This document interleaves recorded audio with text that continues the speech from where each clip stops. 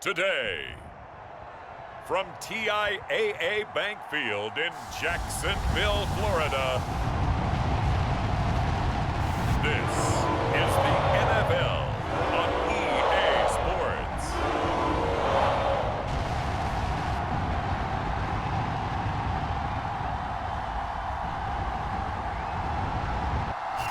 Smack dab in the middle of I-295 that encircles the city of Jacksonville in northeast Florida. There's a good look at TIAA Bank Field. Today, we're set for a good AFC matchup between the Pittsburgh Steelers and the Jacksonville Jaguars. On to get us started now, the kicker, Chris Boswell. And off we go from Jacksonville. Now Jamal Agnew from his end zone. And he'll get this just up past the 20, but a marker is down. Let's get the call.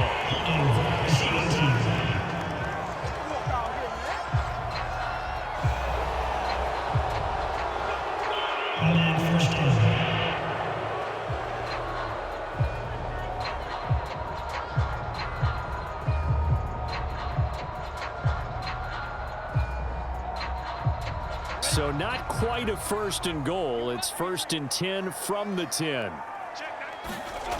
Looking to throw, Lawrence. The catch made by James O'Shaughnessy, the tight end. And able to get it across the 20 before they get to him.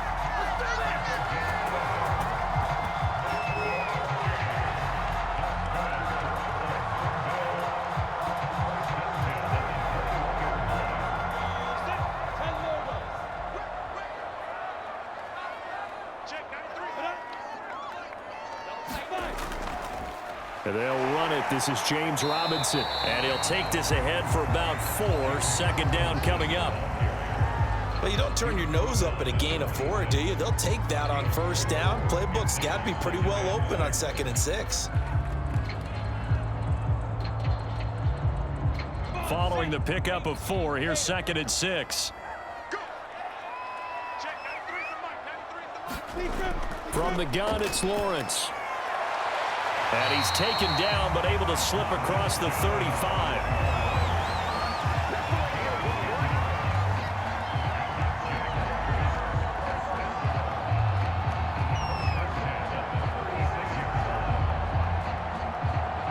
So from the 36 now, 1st and 10. Here's Lawrence. And that is incomplete. Oh, the coverage a little too good there, and it's 2nd down. I think that's how this defense is going to need to play these tight ends. Again, get right up on them and stay physical. And that paid off on that play, helping force that incompletion. So now 2nd and 10 after the incompletion on 1st down. From the shotgun, Lawrence throwing middle, but it's incomplete. They always say that real estate is about location. Well, guess what? When it's a slant route, the quick ones, timing, timing, timing. Got to be able to lead your man with the football. And the timing off right there, threw it behind him. Now they face a 3rd and 10 after back-to-back incompletions. Lawrence will throw. That's caught. It's Dan Arnold, the tight end. And he will have a Jaguars first down as they're able to get the 3rd down conversion. Pretty solid start for the rookie here on this first drive, Charles. Able to have some confidence, step it back into the pocket, move around a little bit, find open receivers, and deliver. That just means his confidence is going to continue to grow because he's getting more and more comfortable with each completed pass.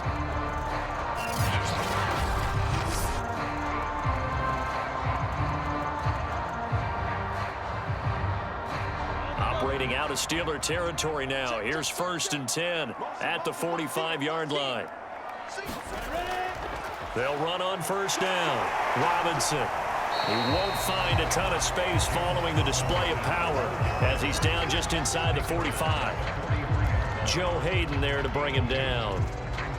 That's a good play by the guys on the defensive side of the ball. Held him to a gain of 2. And that changes the playbook a little bit now for the guy calling plays. 2nd and 8. Now he's got to probably think about going to the air instead of maybe staying with the ground game. Throwing on 2nd and 8. Lawrence finds the open target, Arnold. And they're going to have themselves another first down as the tackle's made at the Steelers' 30. Well, from an offensive perspective, that sure was pretty because the corner route, it's extremely difficult to defend from my perspective. What we just saw there, is that sort of the evolution of the tight end position? Yeah, I think it is because more and more, tight ends are being treated like wide receivers. These are some agile players who can make a play in any spot on the field. 3 yards the gain there, second down. It's vitally important to wrap him up immediately because if you let that big guy get ahead of steam up, boy, then you've got real trouble trying to get him down. But they're able to hold him to a short gain on first down.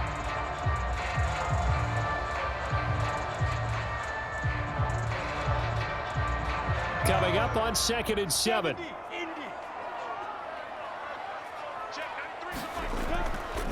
They'll run for the first time with Travis Etienne.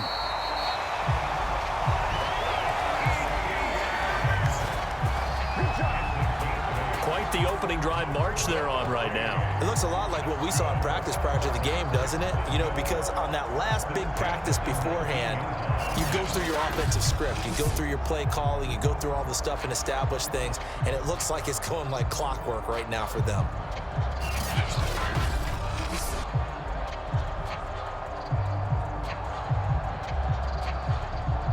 So here's a 1st and 10 now, down inside the 20.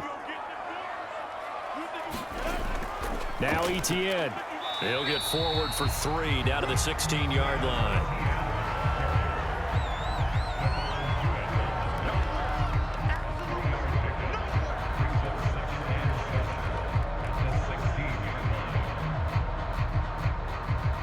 Three yards on that last carry. Here's 2nd and 7.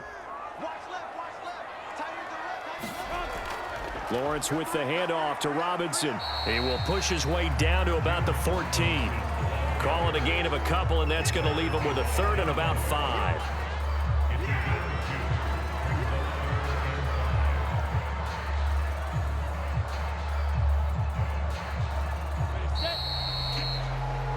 We're scoreless after 1. Second quarter now from Jacksonville, and it's the Jags with the football as they've got it with a 3rd down coming up.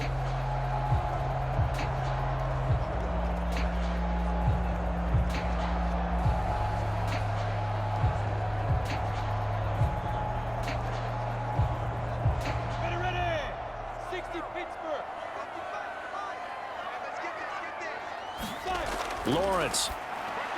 And that will be incomplete. I think that was a good job there defensively. They did allow them to drive all the way downfield, but once they got their backs to the goal line, they really turned up the pressure. Yeah, they let them get all the way down here. Now the field shrinks. They've struggled to convert, and that last incompletion brings up 4th. Now a field goal try coming up here for the Jags.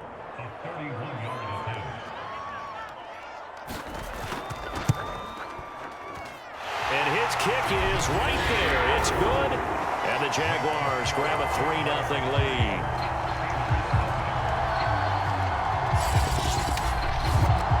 So a pretty good opening drive. That'll make the home fans somewhat happy. They wanted 6, but they got 3 in the early lead. And they should be happy. The guys look good getting down the field. That's got to give them a little bit of hope that good things are in store here today for them.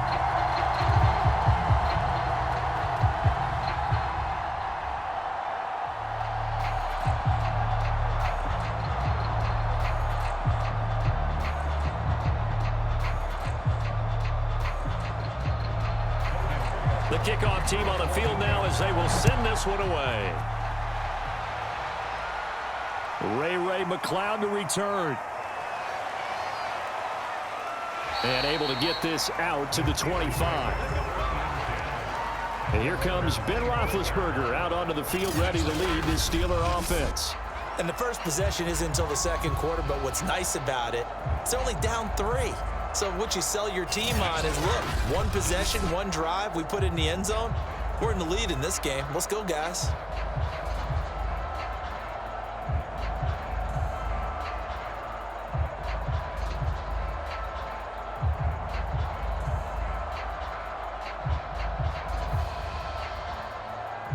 Big Ben and the Steelers with a 1st and 10 at their own 25-yard line. They'll come out throwing here to start the drive. The completion good. This is Eric Ebron. And he takes us beyond the 35 before going out of bounds.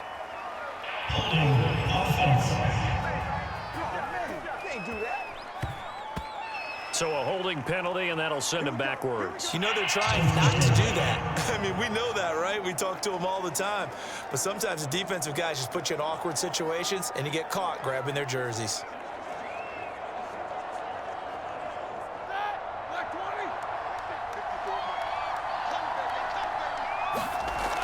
A run with Harris out of the shotgun. And he'll be taken down at the 20 after a gain of just 1. Well, obviously, they would have at least liked to have gotten back to the original line of scrimmage. Instead, now, they're dealing with 2nd and long. I thought they would have passed it after the penalty. Probably wish they would have now. Still 15 yards to go, 2nd down. On the give, this is Harris. Gets this to the 24 for a gain of 4.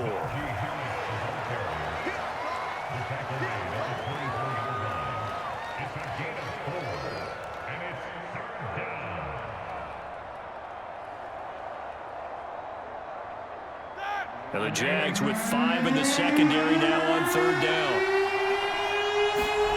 Now Roethlisberger to throw. He gets it complete to Harris. And he's going to be brought down short of the first at about the 31-yard line. Their opening drive here is going to result in a punt. They got 7 yards there, but not enough. That's a nice design there, but sometimes, though, you get so many blockers out ahead of you, they kind of slow you down and force you to adjust. You always appreciate guys trying to help you, but maybe one less there could have turned this into a bigger gain.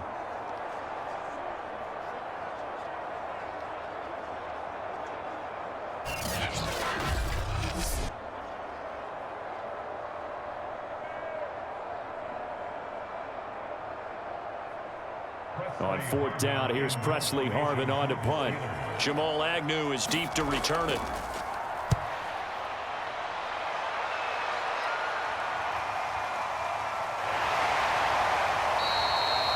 So possession goes over here on the punt. And it'll be Jaguar football as they take over deep in their own territory.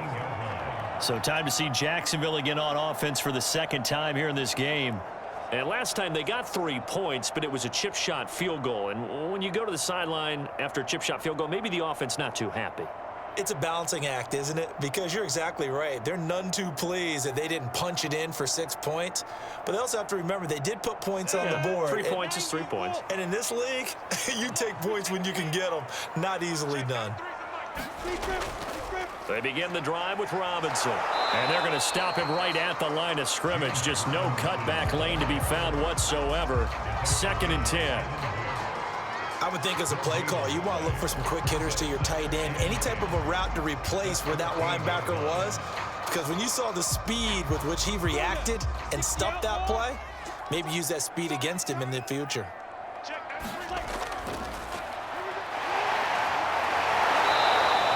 They'll get only 3 there, so it leaves them with a 3rd and 7 ahead. Anytime you decide to use your quarterback as a runner, most of the time when you design a play, you're expected to break a little bit bigger than this one, because when you run him on short gains, your risk reward and him taking hits, I'm not sure that's the payoff they were looking for.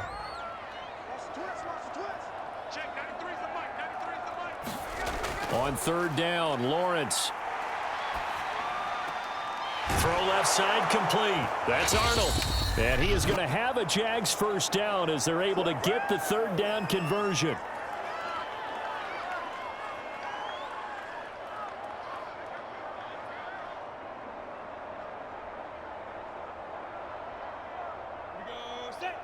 We remind you that coming up at halftime, we'll take you to Orlando and Jonathan Coachman. Coach will have highlights and analysis of this first half, one that's featured no touchdowns as of yet on either side. So his job's a little bit easier for this halftime report. Need to give the coach some highlights here. Yes, we do.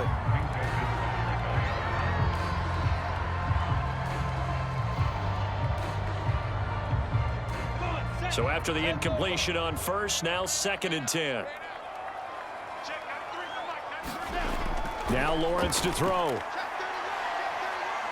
Buying time to his left. And Lawrence going to smartly hit the deck here as he is able to pick up the first down in the process. Partner, as a quarterback, sometimes you just got to know when the clock has gone off in your head, it's time to go. Tuck it and get all you can.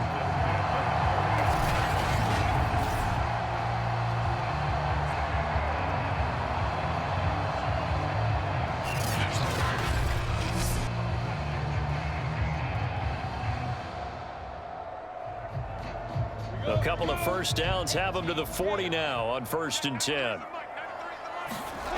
Out of the gun, it's Lawrence throwing over the middle, but it's incomplete. He was trying to find his tight end, Dan Arnold, but it'll be 2nd down.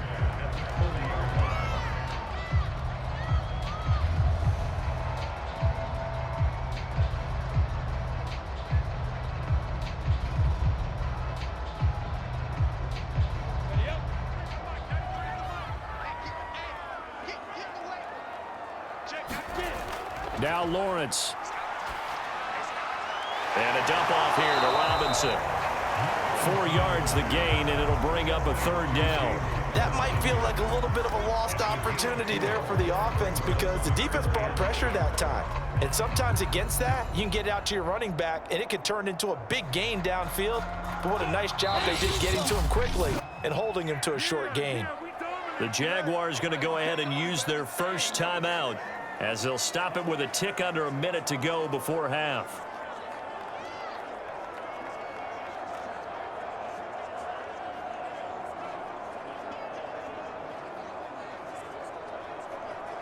Seventh play of the drive upcoming here on 3rd and 6. Here's Lawrence to throw. And that's knocked away and incomplete. Receiver coaches preach to their guys all the time. Separation, that's what's going to make the play successful. That time there was very little, and I think they were actually fortunate that it was only knocked away and not intercepted. On 4th down, on is Logan Cook to punt. Ray McLeod deep for Pittsburgh.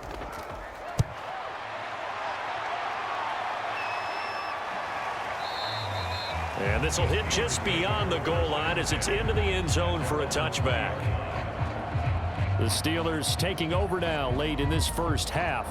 And with them trailing, there is still enough time to try to string a few plays together, maybe get into field goal range.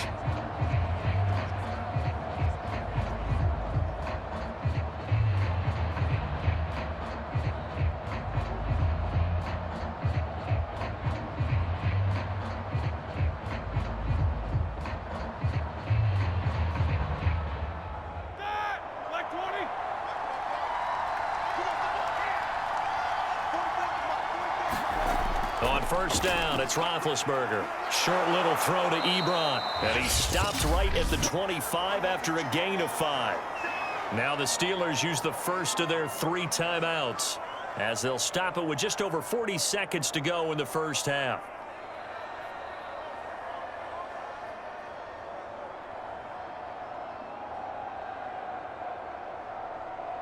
Here's a 2nd and 5 now from the 25.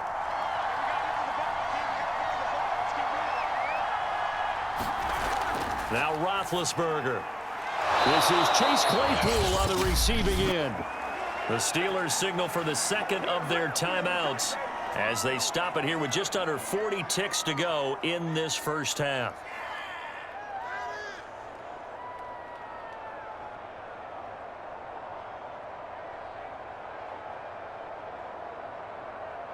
So here's a 1st and 10 at the 38. Here's Roethlisberger to throw. Johnson with a completion over the middle. And taking it across midfield and just shy of the 40. Doesn't matter whether it's a zone coverage or man coverage, the drag route can be effective when it's run well.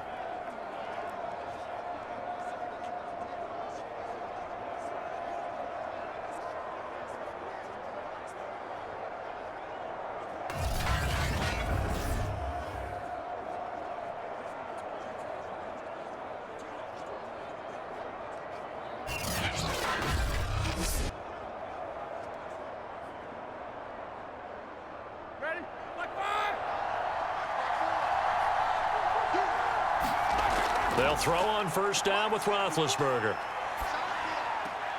Short little throw to Ebron. And he'll go out of bounds after taking it a little further down inside the 40.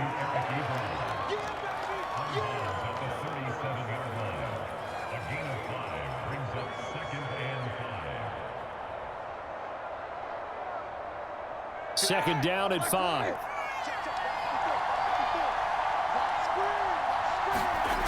From the gun, it's Roethlisberger. Looking left side, and he's got a man. That's Johnson. And with just 4 seconds left in this first half, a timeout call.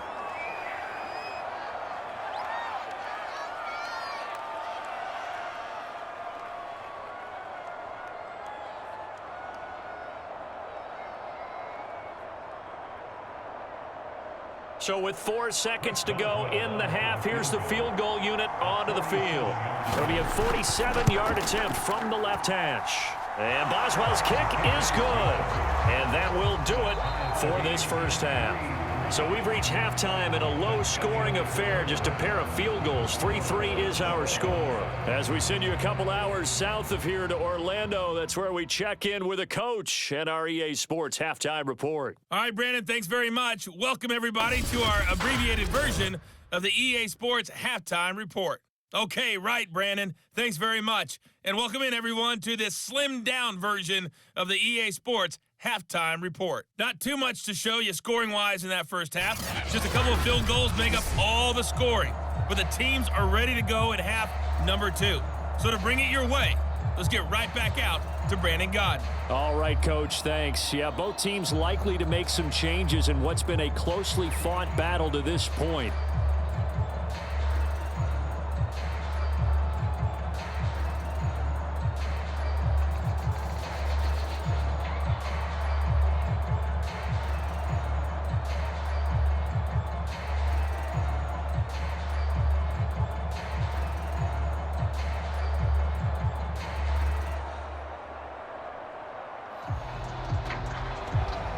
Second half ready to roll. 2 field goals, the combined output in half number 1. Could be first touchdown wins. McLeod now on the return. And up to about the 26-yard line, just across the 25. Well, the Steeler offense ready to get going here in this third quarter. It's a tie football game here. What do you think, Charles, the message was at halftime? Well, I think that they probably just looked at things and said, we're fortunate that this is a tie game. No need to panic, no need to change a whole lot. We didn't play anything close to our best in the first half, so we don't have to go out and win one for the Gipper. Let's just go out and play our best football and win one for us. Big Ben and the Steelers with a 1st and 10 at their own 26. A handoff to Harris to begin the drive. And he's going to get about 7 yards on that one, up to around the 33. First play of the drive, let's give credit all around. Excellent blocking, but the guy carrying the ball, he was the finisher. A really nice run. So they'll come up after the gain of 7 on a 2nd and 3. They stay on the ground. Again, it's Harris. Not much there. Maybe a couple up to the 35. The good run on first down followed up by a not-so-good run on 2nd down. Now let's find out if they're going to stick with the run here on 3rd down. A lot of people would love to see some play action here. I say go with your best running play over your best blocker.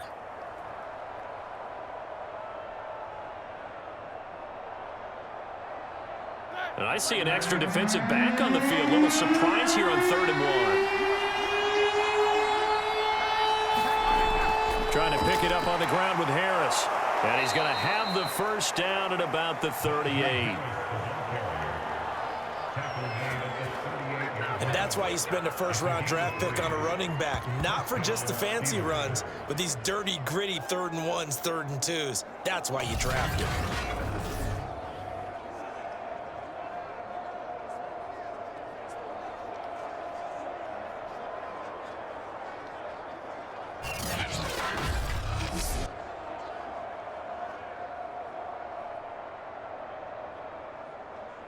So here's a 1st and 10 at the 38.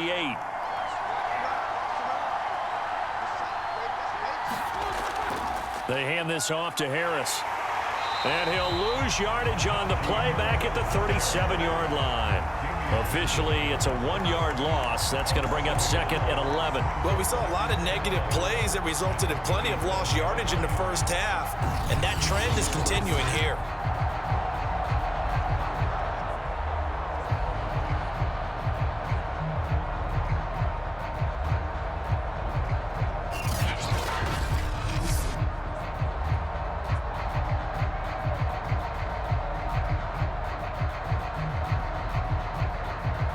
So after the loss of a yard, they'll look to push forward here on second down and 11. Now Harris. And this winds up a pickup of 2, maybe 2.5 to about the 39. Tough day, tough sledding right there, and it's been that way the entire game. Not a whole lot of room to ramble for him. Yeah, you're right. It's been that way all afternoon. Didn't get a whole lot better there.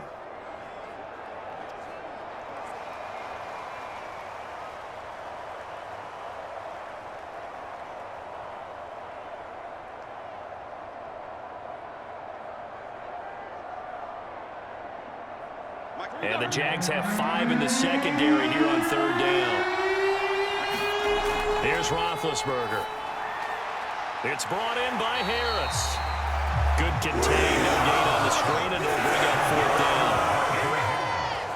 The whole idea of the screen pass is to fool the defense in a big way and create a big play. They weren't fooled. Not 1 second, not one bit. How about them figuring it out, diagnosing it, and spilling it for lost yardage?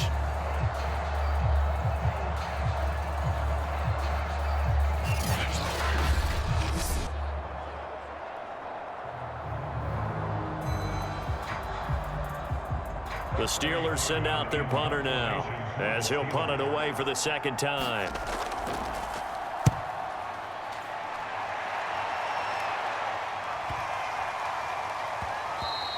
And this one hits at the 3 and then bounds into the end zone for a touchback.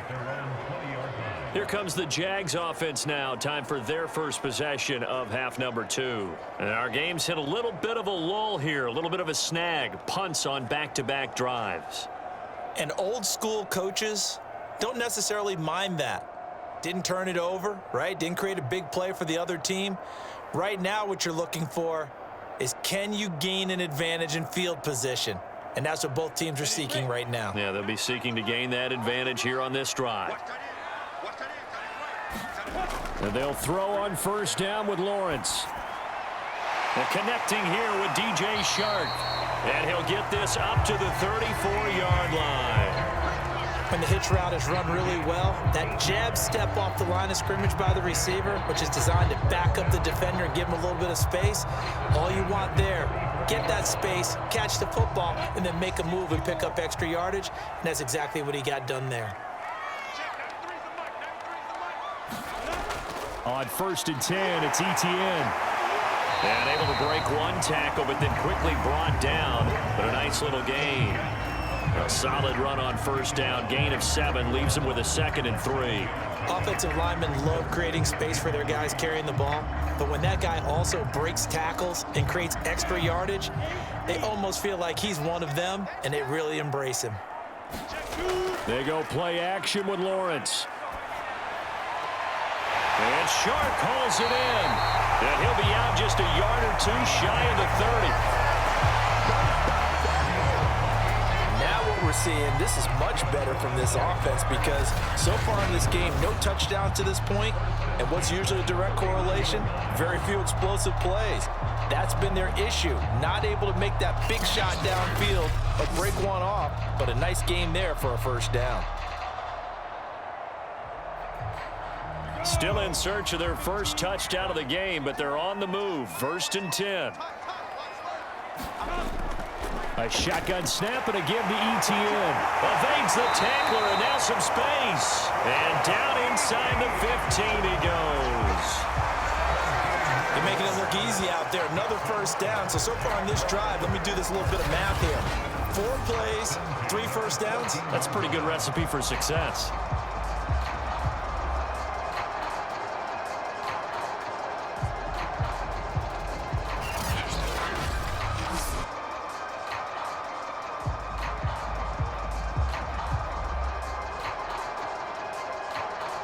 Here's a 1st and 10 at the 14-yard line.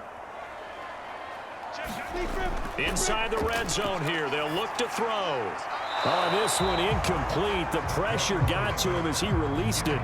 And it's 2nd down. Oh, that's got to frustrate him a little bit because they nearly got to him there, and it would have been the first sack of the game. Instead, they're able to influence the release, and they did force the incomplete pass. And this should be the final play before the quarter ends.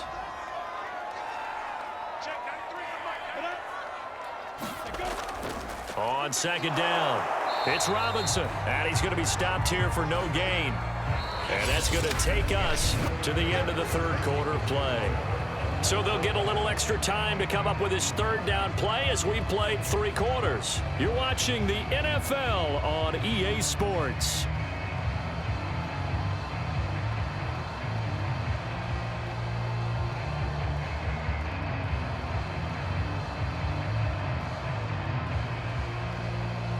An important play right here, 3rd and 10. And I would expect pressure here. From the gun on 3rd down, Lawrence. Got his man, it's caught. Touchdown, Jaguars. Marvin Jones there to make the grab. And the Jaguars have taken the lead. Well, I think we both got to thinking the team that scores the first TD may be the one to win this football game, and here we go. Our first touchdown, and it comes in the 4th quarter. Yeah, and it's a testament that both of these defenses were able to hold the line this long, but now, on the other side of the field, they've got to be thinking if they got it done, we should be able to punch one in ourselves. Extra point attempt here still to come.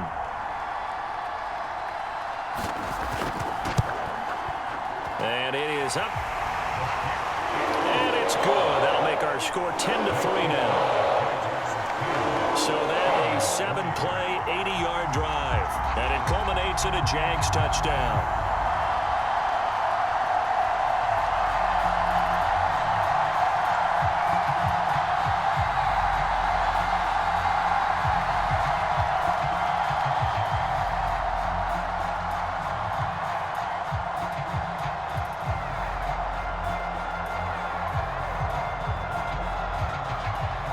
After the touchdown, Cook now to kick this one away. McLeod now on the return.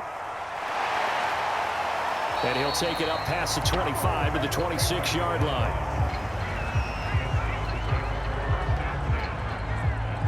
Pittsburgh offense making their way back out. And now, after the touchdown a moment ago, they work from behind in a 7-point game in this 4th quarter. Plenty of time on the clock.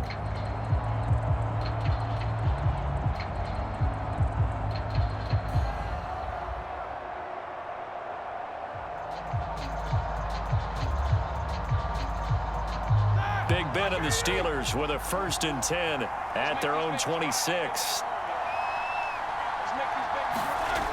They'll try and start this drive in the air. Open man completes it to Smith-Schuster. And he's going to get a solid gain of 9 before being brought down. 2nd and right at a yard. It's a gain of 9. Brings up 2nd and a yard at the 35-yard line.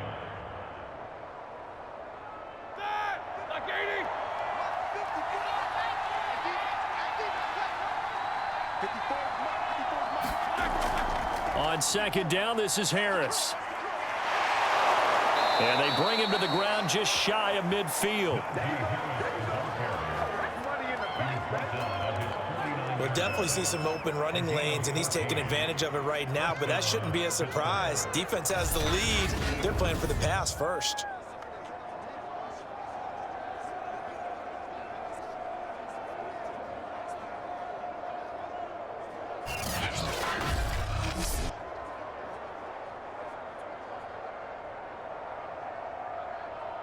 Clock running, under 4 to play now as they come up on 1st and 10.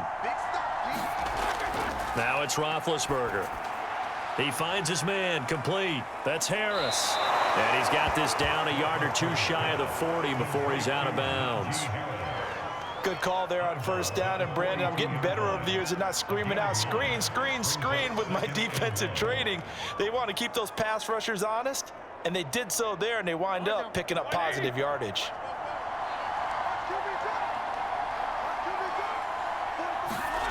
To throw again on second down, Roethlisberger. And here he'll be brought down a little shy of the 35 at the 36.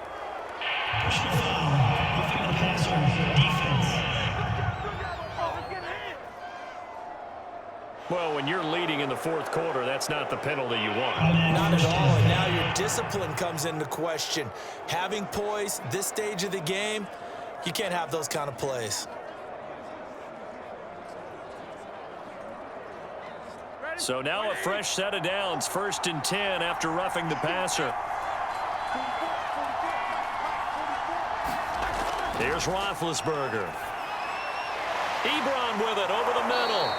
And he gets it inside the 10 to the 9. When this offense can get their tight ends involved, they can move the football. Here, a nice route, able to look it in, and picks up the first down. A looming decision to make on the conversion, down 7, but first things first, they need to score as they come up on 1st and goal. Out of the gun, it's Roethlisberger. Oh, no, he lost the football. And did the Jaguars come up with it? They did. I know one thing, the team that had the ball and was driving, they're going to feel horrible. But the team that was on defense, I think we got to give them a little bit of credit, able to hang in there and force a key turnover. In the red zone, though, had a chance to tie it and an opportunity missed. The Jaguars back with it on offense. They'll be hoping to work a little clock and try to add on to this slim fourth quarter lead. But whatever happens on this drive, certainly a huge fumble recovery by their defense at this juncture.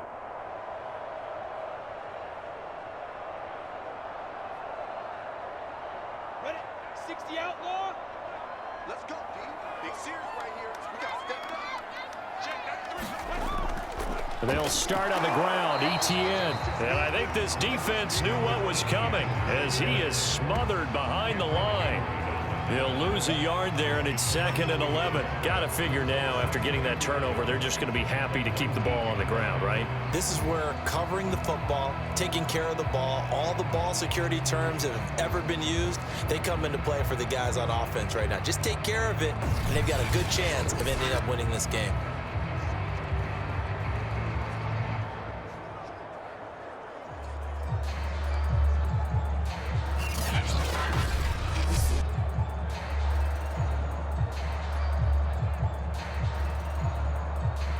Clock continuing to run. They'll probably wind this all the way before snapping it on 2nd down.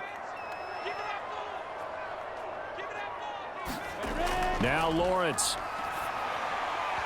And his throw here's incomplete. This a very important drive, and that incompletion leads to a very important 3rd down here if they're going to try and get the football back. Yeah, getting it back, absolutely crucial to their chances to try and win this game. I would expect a lot of pressure here. They can't afford to let them continue to get first downs and eat away at the clock. Possibly a turning point. Big play coming. This is 3rd and long. Lawrence, now this is Etienne on the draw. And he won't be close to a first down as he runs into a wall right around the line of scrimmage. No gain on the play there, and it'll bring up 4th down.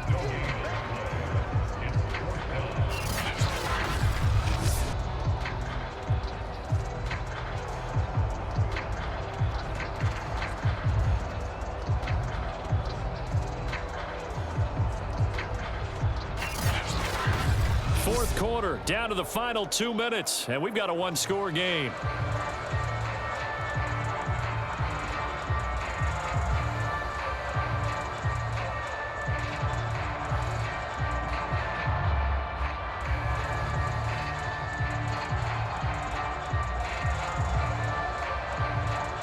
So it's Jaguar football here as we welcome you back. They're looking at a 4th down now as they try to hold on to this lead for dear life. Here's McLeod on the return. And he goes out of bounds just shy of the 45. A nice run back there off the good punt. It's a 16-yard return. And the Steelers will go on offense here, 1st and 10. So Big Ben and the Steelers now trailing 10-3. A minute 52 to play. How will this thing pan out? We'll watch as they come up on 1st down.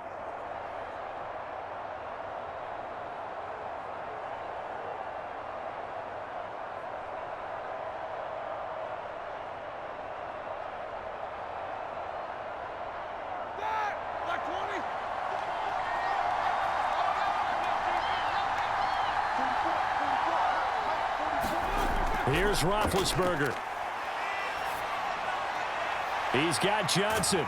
And he gets this to the other side of midfield across the 45 before going out. That's what they need right now. Get the first down, get out of bounds, stop the clock. Just playing smart football, understanding the situation, making the plays necessary, and making sure that clock stops at every opportunity.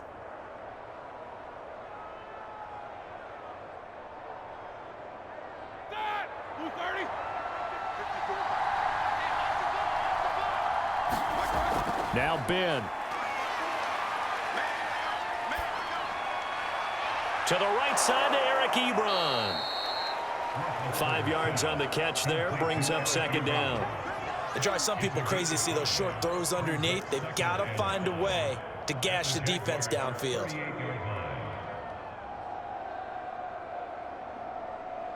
Roethlisberger got to get his guys to the line as quick as he can. Now Roethlisberger. Short little throw to Ebron. Only 3 yards on the catch. It's third down. Gosh, given the time in the short game, would he have been better off just dropping that? Yeah, when you look at the clock, you think so, but it's hard to get a receiver to drop a football. They're trained to catch everything. They'll get to the line here, but remember, it's also third down. Roethlisberger. And inside the 20 before he's brought down. All right, let's just put it on the table real quick here. This is 2-minute drill. You got to know they're looking for their number 1 receiver. Yeah, you think they'd be ready for that? That time they weren't.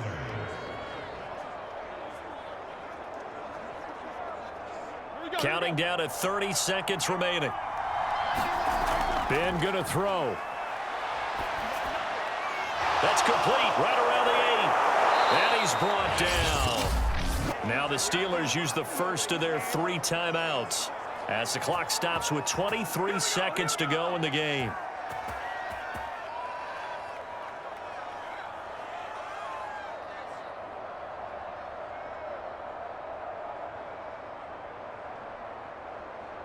A looming decision to make on the conversion, down 7, but first things first, they need to score as they come up on 1st and goal. Here's Ben. Back in the end zone, could he get his feet down? No, it's incomplete. And that one drops to the ground, incomplete. Clock stops here just inside of 20 seconds, 19 left. So an incomplete pass a moment ago, and that leads to 2nd and goal.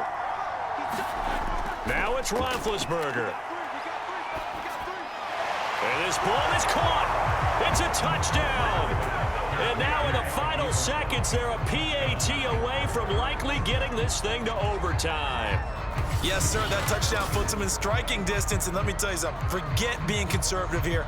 Go for it, go for 2. Well, going for it on the road, want to win it right now. Want to win it right now, have the momentum, go ahead and get it done.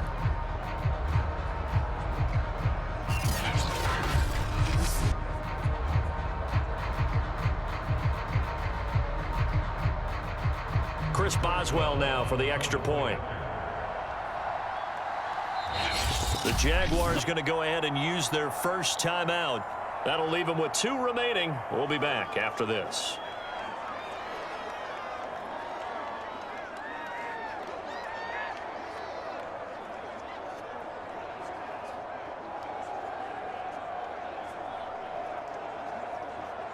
Chris Boswell now for the extra point.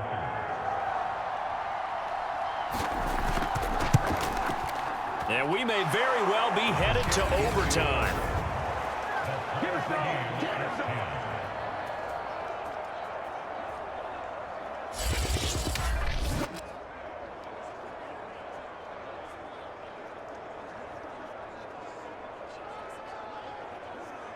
So this drive spans 7 plays. And the touchdown and PAT mean we are tied here in the final minute of play.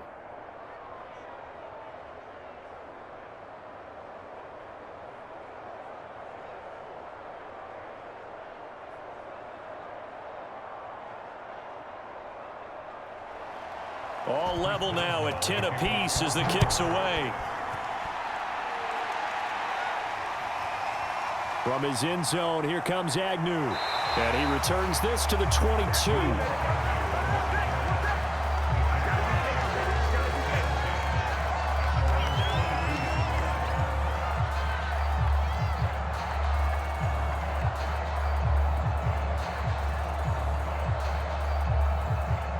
Jaguars come to the line to start their next drive. They have a little bit of time here to get into field goal range, not much. A tie game, you don't want to do anything crazy, right? I agree with you on that one. Risk reward, okay? If you go for it, what is the absolute reward on this? But the risk is probably greater. Run the clock out, get to overtime, and try and win it there. All right, we'll see if they do just that.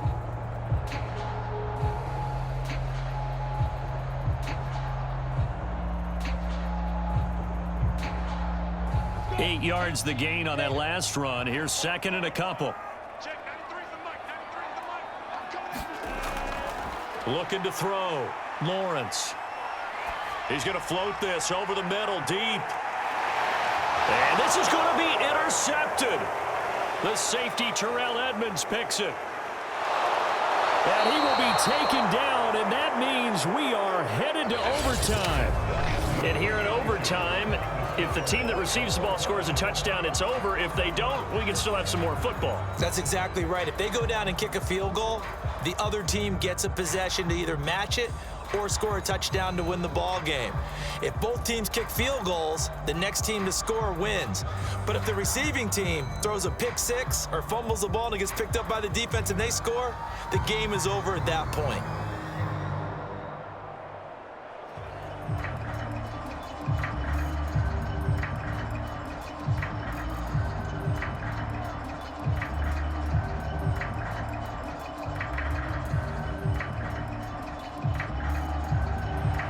So we're right back where we started, all even as the kick's away. Jamal Agnew now to return it. And they'll get him down inside the 30 at the 27.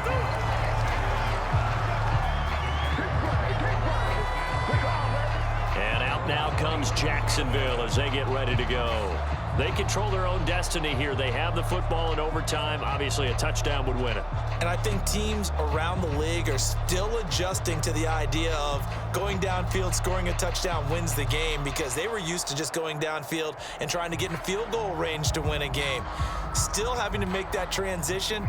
Let's face it now, the ones who are doing it best know they need to go down, attack, put the ball in the end zone, and not leave it up to a field goal and give the other team a chance. Yeah, as we said, they control their own destiny now. They start on the ground with Robinson here. And able to stay on his feet past the 30 to about the 33-yard line. It's a 6-yard pickup, but it gets him to 2nd and 4. He wasn't able to really get anything going in regulation. Maybe it'll be a little different story here in overtime. And it appears that with that call, they want to establish the run in overtime, try and set the tone for what they're going to get done. And you're right, maybe it didn't work so well in regulation. Overtime could be the charm. And by the way, yards count either way. Another nice job there defensively. They've really stymied their passing attempts, and it continues in overtime. And for them to do that, that means they've had to be cohesive on defense. Pressure in the quarterback's face, good coverage of not just the wide receivers, but the tight end, the running backs when they try and slip out, and making sure they're at the point of attack. When the ball's in the air, they get there and help force some of those incompletions. And the throw there going to be incomplete. The temptation to go for it probably there. Always is, especially in overtime. Got to punt it, though. I think you're right. I think that you absolutely have to punt it away and trust your defense, especially play a little field position here. But you're so right about the temptation. Another way to satisfy that, though, line up in punt formation and fake it. That's another way to get it done. On 4th down, the punt team is on as this is sent away. It'll be a 51-yard punt that time. And the Steelers are going to take over 1st and 10 deep in their own territory. And Pittsburgh getting set to take the field. Their defense did its job, got the stop. All they need is 3, and this is over. Couldn't have done much else other than score themselves and end it. But they turned it back over to them, and now all they need is a field goal to win the game. An excellent job by the defense. Can the offense finish things off? Yeah, part 1 is done, now part 2. Big Ben and the Steelers with a 1st and 10 at their own 14-yard line. They'll start the drive with Harris. And a nice gain there as he'll be taken down just shy of the 20. It's a 6-yard gain on the ground, and that'll make it 2nd and 4. Well, that kind of run on first down, that's a winning type of a run. That just sets things up for them moving forward as they begin the drive.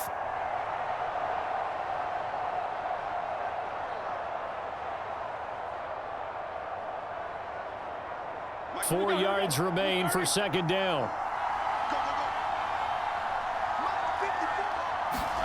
Now what can Roethlisberger do here in overtime?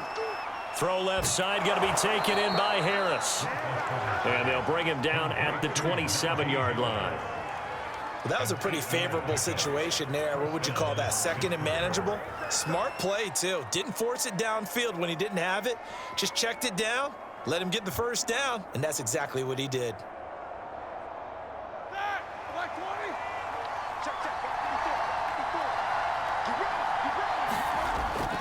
Now a first down carry for Harris. And he'll push his way forward to about the 32. Miles Jack there to make the tackle. That's a really nice, tough run inside, and they gained 5 yards on it. And to be frank about it, most offenses don't expect to get 5 yards on a play call like that. So when they do, they go back to their huddle with a little pep in their steps. They're starting to think that they're starting to dominate the line of scrimmage. Off the play fake. Here's Roethlisberger. Right side, Claypool's got it. And able to get this one across the 45 before he's brought down. A gain of 15. And the Steelers first down.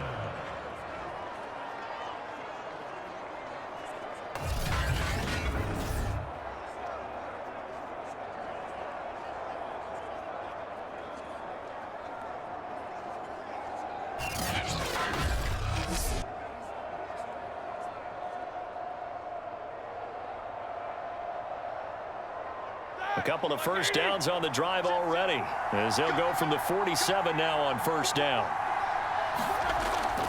Going to run the toss here to Harris. And very little running room there. He did get a couple up to the 49. Well, they always talk about playing great team defense, and that was an excellent example right there. Everyone on assignment, no one in the wrong spot, everyone filling their gaps. The last run good for 2. Here's 2nd and 8.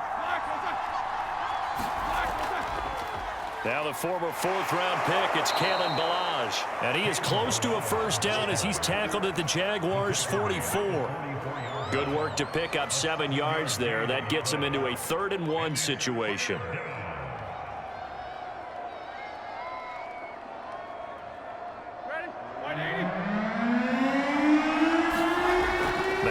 Roethlisberger. That's caught by the 6'8" tight end, Zach Gentry. And he will have a Steelers first down, and comfortably so, as he gets 5 there on 3rd and a yard. He did not have a catch till that moment. Pretty good time for his first one, though, here in OT. I would agree with that, and just think about how they had to cycle through all the play sheets, right? Tried to find ways to get a lot of people the football. In this case, as you said, he hadn't had a catch all game. Now they find him in a key moment. Really well done.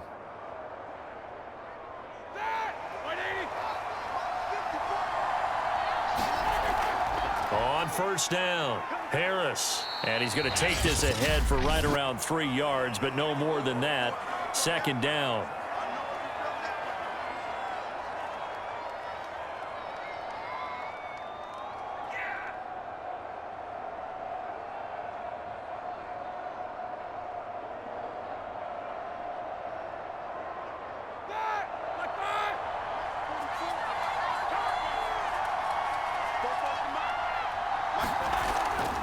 They'll keep it on the ground. Harris again.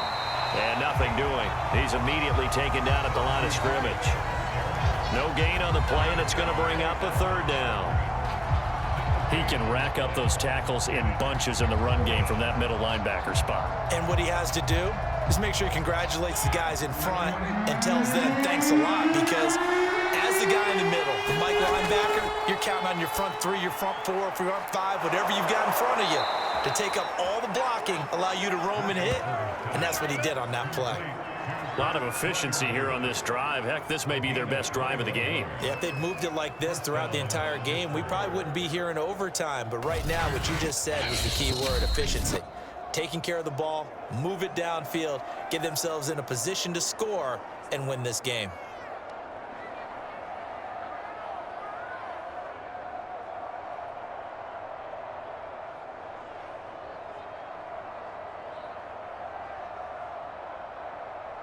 So the ball down to the 16 here for 1st and 10.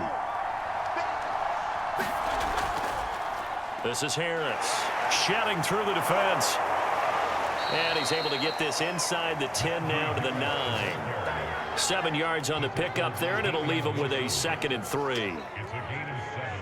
Brings up 2nd and 3 at the 9-yard line. So the OT clock hits 0, and we're still not done. We'll switch sides and need at least one more OT to decide it after this.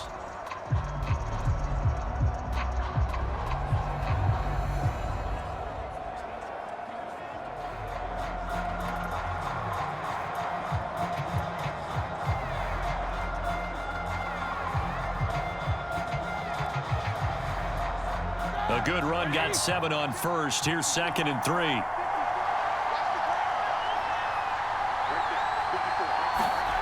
Roethlisberger.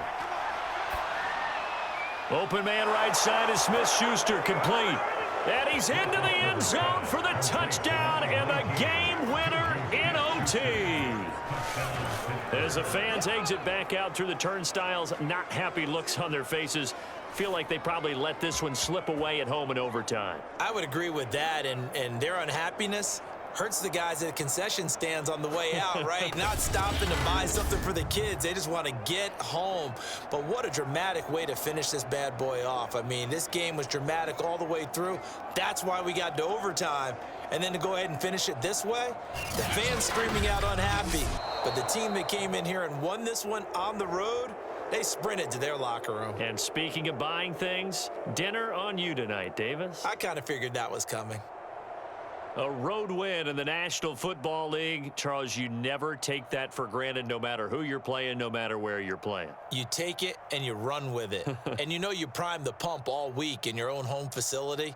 No one thinks we can do this. Only people who believe are right here in this room. And then you go on the road, band together, and get it done.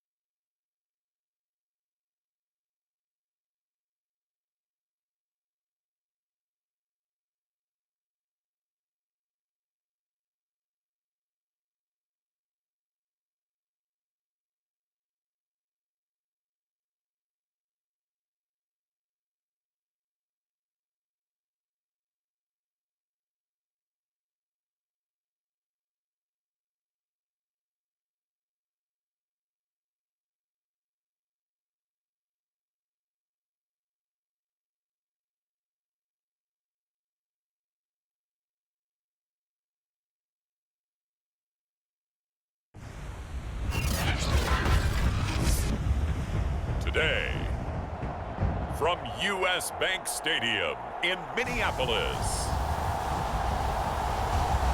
this is the National Football League.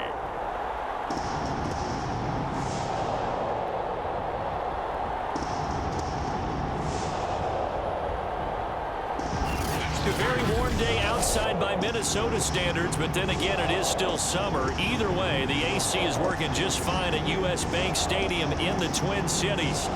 Today, we've got a good NFC matchup on tap between the San Francisco 49ers and the Minnesota Vikings. The veteran kicker, Robbie Gould, set to get us started, and we are underway from downtown Minneapolis. And he takes this near the 25. Just a little pass there. Call it the 26. Under center for the Vikings, out comes the former Michigan State Spartan and longtime veteran Kirk Cousins. Not bad for a fourth-round draft pick. Well over 100 career starts now. And the chemistry with his top targets, really on point. They spend a lot of time in practice and after practice making sure the routes are run well, and he knows exactly where they're going to be on the field. And when they get open, he delivers.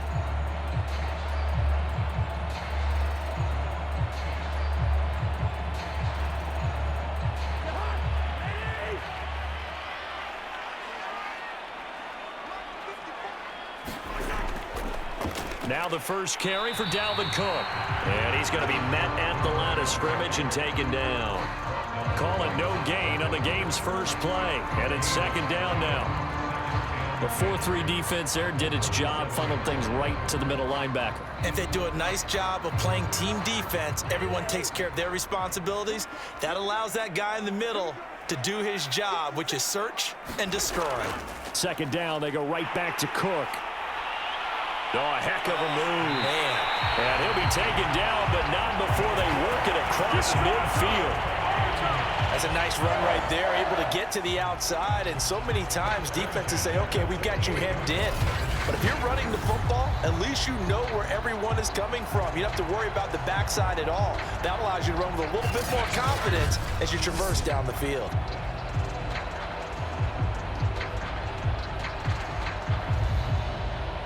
So from inside Niner territory now, this is 1st and 10 at the 48-yard line. Cousins gives way to Cook. And he'll be taken down right around the 41-yard line. It's a 7-yard carry to set them up with a 2nd and 3. A nice run here early on. It doesn't take a great play caller to realize you want to establish a guy of his caliber with runs like this early because they'll pay dividends as the game progresses.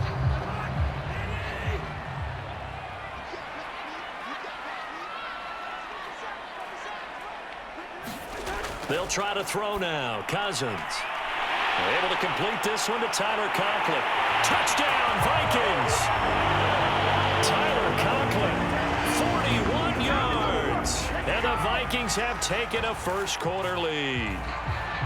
For a big tight end, he can sure move like a slot receiver when he gets a head of steam going. And as a defensive back, you've got a big decision to make when he's moving like that.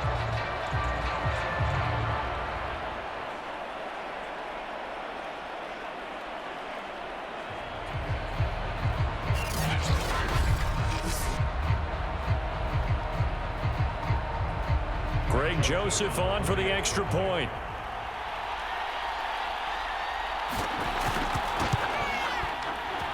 He's got it, and the Vikings take a 7-0 lead. So that drive, 4 plays, and it's polished off by a Viking score.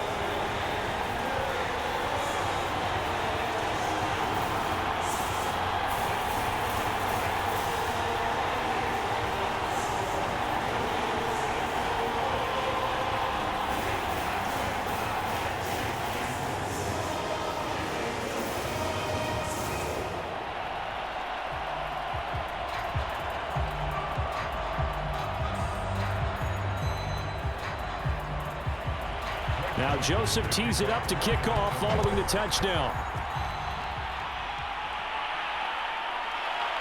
From a couple yards deep, he'll bring it out of the end zone. And ultimately cannot get this out to the 25-yard line as he's dropped at the 23. Out comes the San Francisco offense as they are led out by their quarterback, the man known as Jimmy G. That's Jimmy Garoppolo. And Jimmy Garoppolo has shown that he can be a Super Bowl quarterback, but his biggest problem, his ability to stay healthy and remain on the field.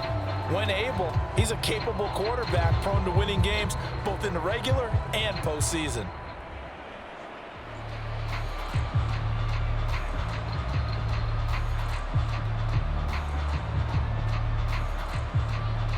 Garoppolo going to bring the Niners up here 1st and 10 at their own 23.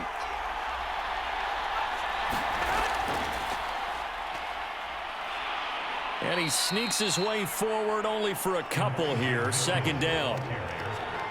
The That was a pretty good job defensively to hold them to a 2-yard run, but I've got to think this offensive line, they're asking their quarterback for a different type of a run, one that they rely on, one they have confidence in, one they feel like they can block. The last run got a couple. Here's 2nd and 8.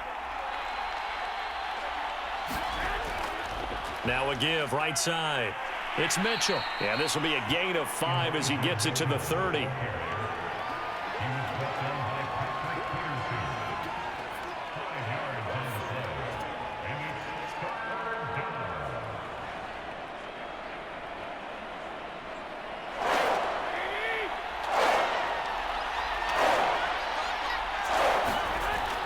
On 3rd down, Mitchell. And he's going to be stopped up right at the line of scrimmage. Calling no gain there, and it leads to a 4th down. An ideal start defensively. They already have the touchdown. Now they get the stop. Just like they drew it up on the chalkboard. Does that sound dated? Right? Am I out of touch a little bit? It's all right. All right, grease board, heck, computer, exactly what you want, though. Score on your first drive, stop them on the first drive defensively.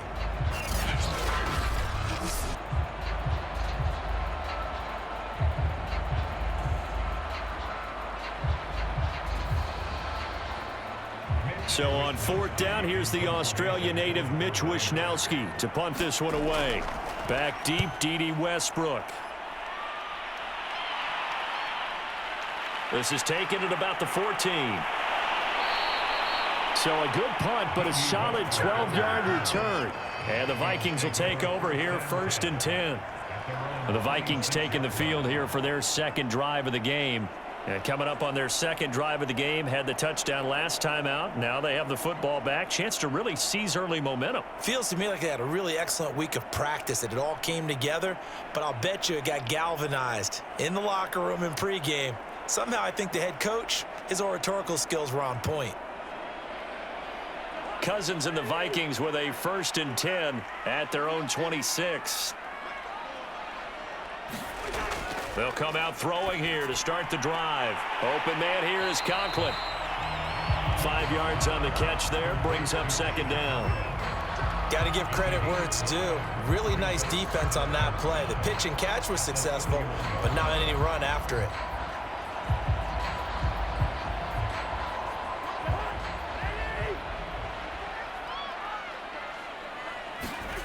Looking to throw again on 2nd down. Cousins. And that's complete to K.J. Osborne. Someone sharp in this game. I mean, a touchdown pass in the first drive and comes right back, and he's flinging it around really well here. Really nice throw there to pick up the 1st down. You kind of just feel a laser focus and confidence about him, and I think we saw that this week, didn't we? Talking to him and the coaches, they felt good about his performance coming up. Yeah, I was really impressed with that last practice we saw when they went through 2-minute drill, when they went through all the different situations. Ball hardly hit the ground, and I thought, yeah, he might be locked in for this one. Cook on the 1st down carry there as he works his way forward for a gain of about 4. Not a run that you're going to write home about, but still a good 1st down run. That's what an offense calls staying on schedule. 3 to 4 yards on 1st down, you're set up very well for the rest of the drive. The run got 4. Now they deal with a 2nd and 6. Here's Cousins. And able to rip off a big chunk of yardage before being dropped inside the 40.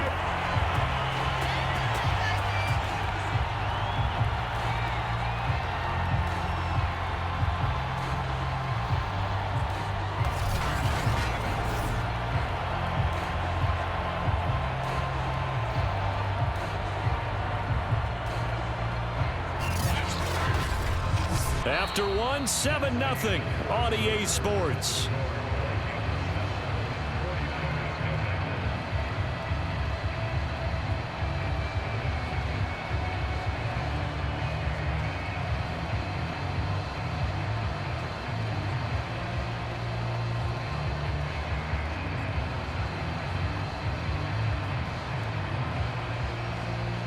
So from inside Niner territory now, this is 1st and 10 at the 38. From the pistol, they run it with Cook. And he stopped immediately there. No gain on the play. It'll be 2nd down.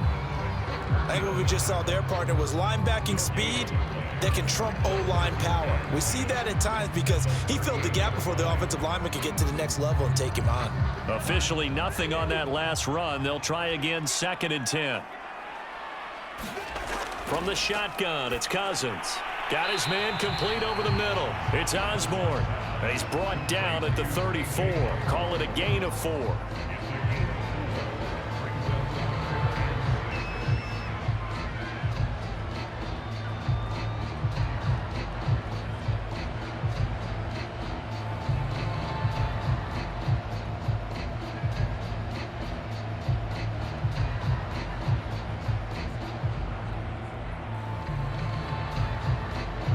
So 3rd down, they need to get to the 28 for a first.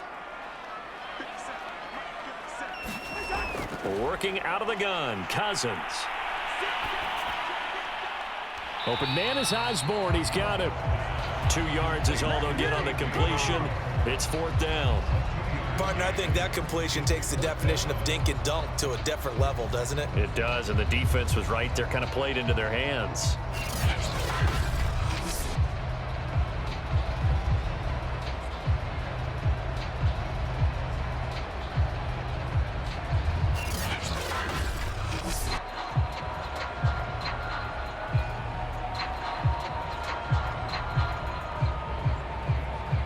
Now the Vikings will send out the special teams crew here for a field goal try.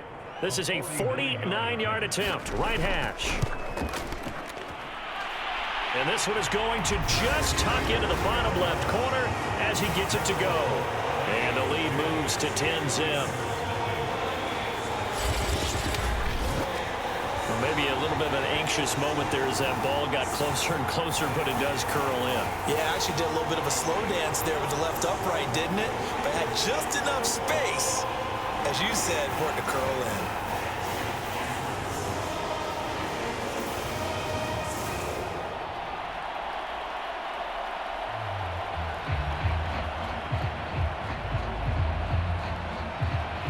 Joseph now to kick this one away. This fielded right at the goal line. And able to get this across the 20, but not much further as he's dropped it to 23-yard line. Yeah, this is going to put him back with not great field position. So they really got zero benefit at all, right? Sometimes you can absorb a penalty when you get a big return, then the penalty brings it back, but you still have great field position. As you pointed out, not in this case. Garoppolo going to bring the Niners up here 1st and 10 at their own 13. Now a handoff here to his running back.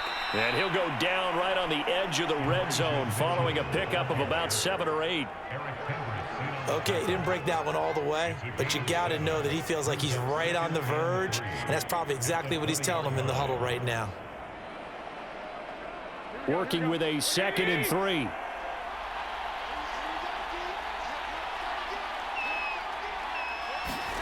They fake the give. Now Garoppolo looks to throw. He's airing it out for Sanu. And got his man complete. And he'll be taken down, but not before they work it across midfield. A big play that time through the air. 31 yards. We always talk about the guy who paid off the play, don't we? A guy who caught it or ran it. But how about the elements that go into making a big play? This one in particular, able to scan the field, pocket held up nicely. What a terrific job by the offensive line. The route well run, and the football right on the money.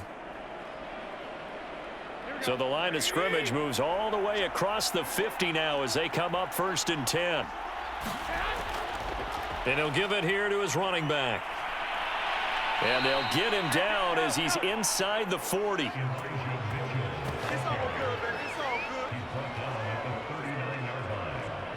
a gain of 10. First down, San Francisco.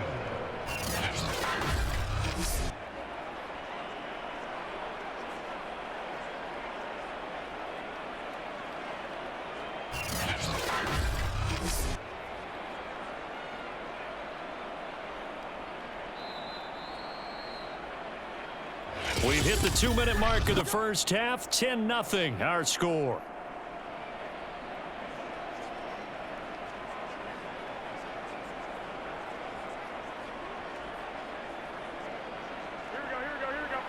We remind you in just a couple of minutes, we'll get you to Orlando, and our good friend Jonathan Coachman. Coach will run through some of the numbers and the next-gen stats from this first half of football so far. And he's going to get this inside the 30. A gain of 12. And the 49er first down.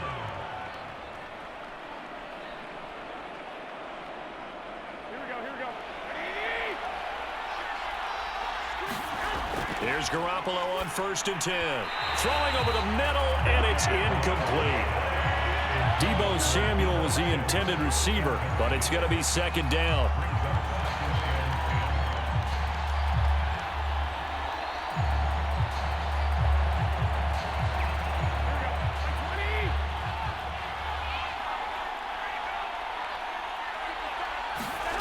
Garoppolo looks to throw. Nowhere to turn here, and he's going to go down. Back at about the 37-yard line. Dalvin Tomlinson forced his way through, drops him for a loss of 10 yards.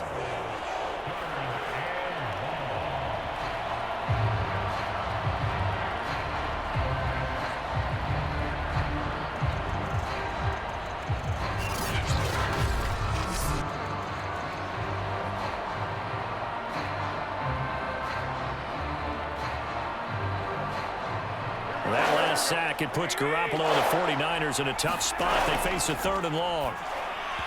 And that is incomplete. This Minnesota D up to the task on the 3rd down pass play.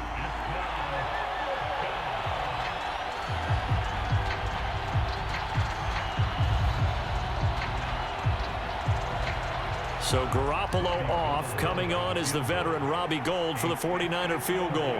This from 54 yards away. And no, it doesn't get there. Hits the crossbar, bounces back out. He had it on line, but it comes up about a rotation short.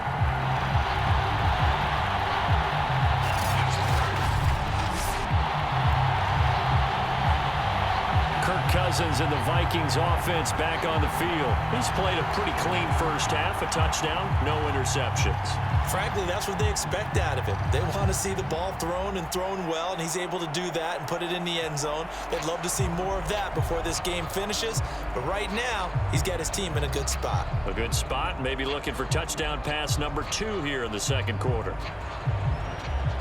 Good starting field position for the Vikings as they have it 1st and 10 at their own 44.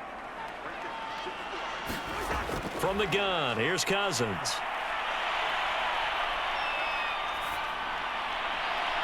And he's got this to Jefferson. The Vikings going to signal for the first of their timeouts as they get the stoppage with a little over 50 seconds to go in the first half.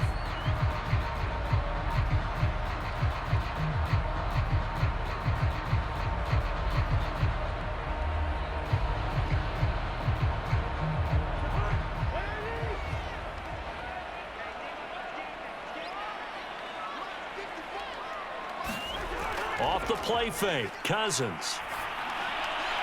20! And he's brought down after a very nice gain. Now the Vikings will use the 2nd of their timeouts as the clock will stop with 45 seconds to go in the first half.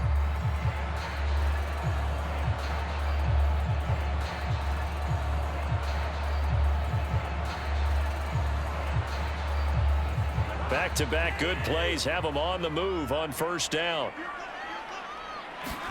From the red zone now, Cousins. He's going to get this one down to Cook. And he's brought down just outside of the 10 at the 11. Give him a gain of 5 on the completion. And it'll bring up a 2nd down.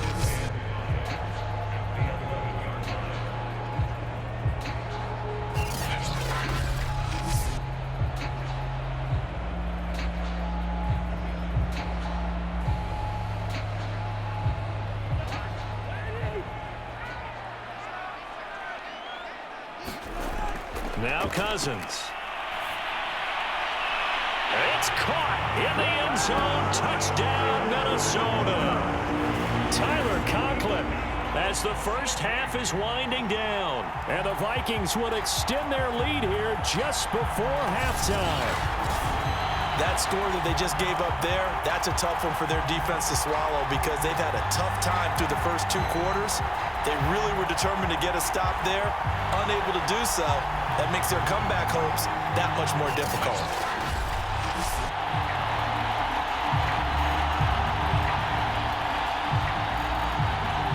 Joseph now to have the PAT.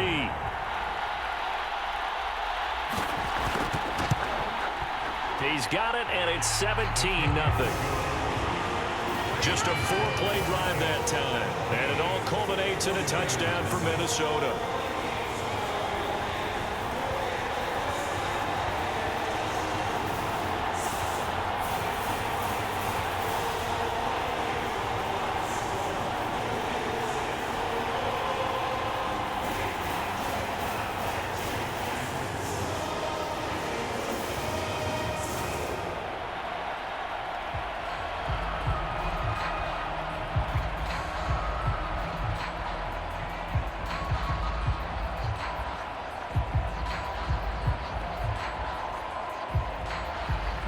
So not much time to speak of remaining in this first half as the kick's away.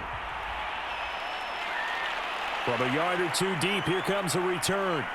And ultimately cannot get this out to the 25-yard line as he's dropped at the 23.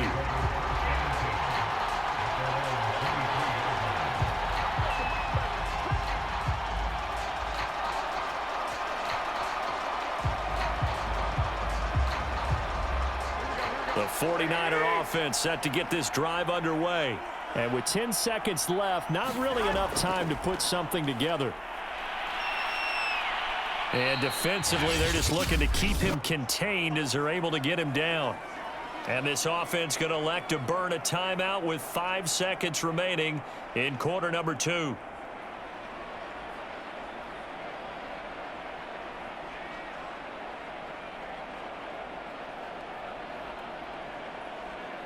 Second down and 3.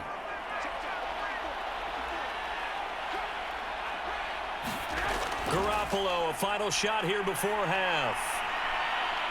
Looking deep for Jennings. And that will be incomplete. Trying to dial up the long one way out there, but it'll be 3rd down. So we reach halftime in what's been a fairly one-sided game so far. As we'll head down to Orlando, that's where we find our man Jonathan Coachman at our EA Sports Halftime Report. Coach. Okay, Brandon, thanks very much. And welcome in, everyone, to an abbreviated version of the EA Sports Halftime Report. Okay, Brandon, thanks very much. And welcome, everyone, to this abridged version of the EA Sports Halftime Report. This one is maybe not exactly in the bag yet, but there is definitely a big mountain to climb in this 3rd quarter. The teams are already back out there, so let's not waste any time as we'll turn it back over to Brandon Godden. All right, Coach, thank you, and we welcome everyone back for quarter number 3.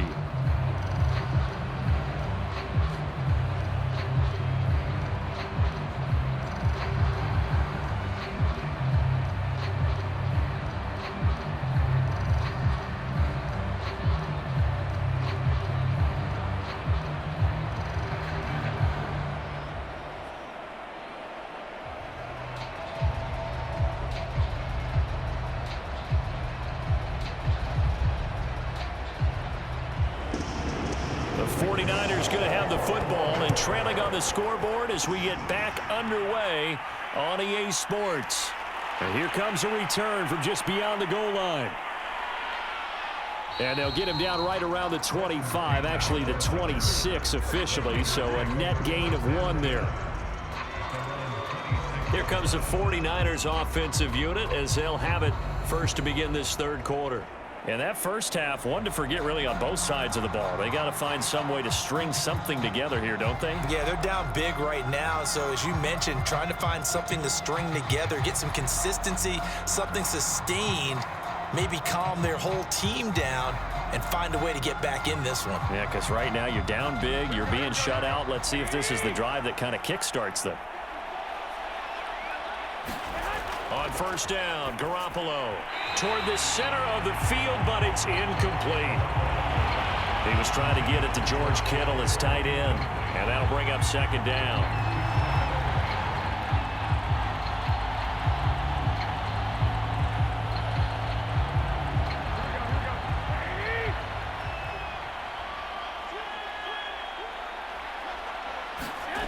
A shotgun snap for Garoppolo.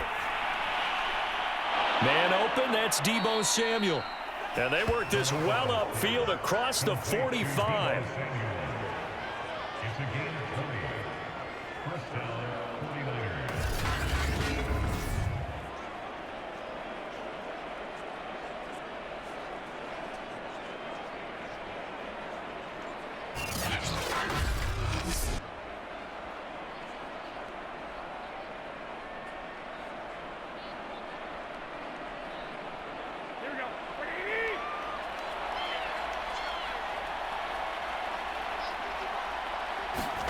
Now a play fake. Garoppolo. And the throw left sideline here is caught, but they'll rule it incomplete.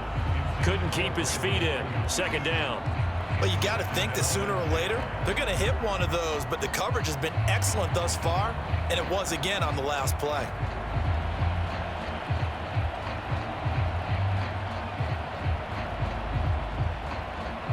An incomplete pass on first down. That leads to a 2nd and 10.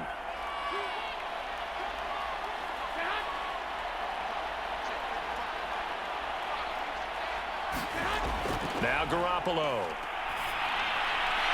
And his throw's going to be incomplete. Well, his struggles continue. Open targets, and he keeps missing them, pressing way too much. He may have a big arm, but until he learns how to harness it and have some touch, he's going to continue to struggle. This offense in desperate need of a conversion as they come up on third down.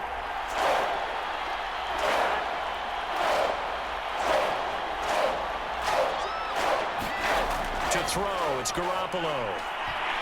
And that's going to be incomplete. The contact there enough to jar that ball free, and it brings up fourth down.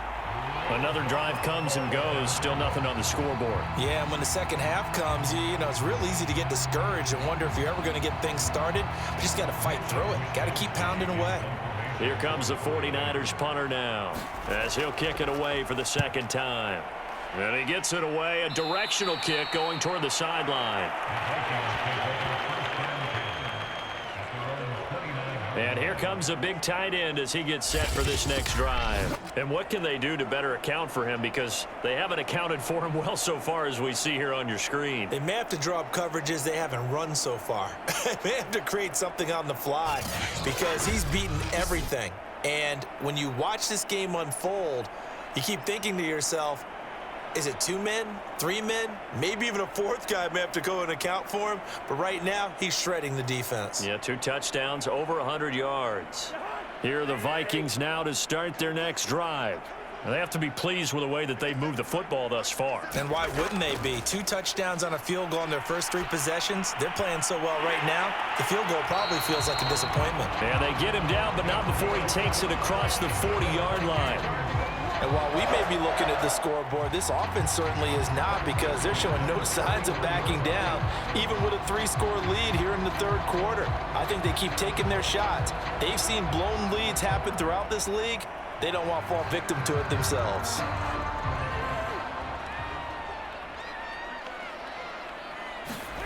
On 1st and 10, Cousins. It's a short one here, complete to his tight end. They'll contain him to just 4, second down.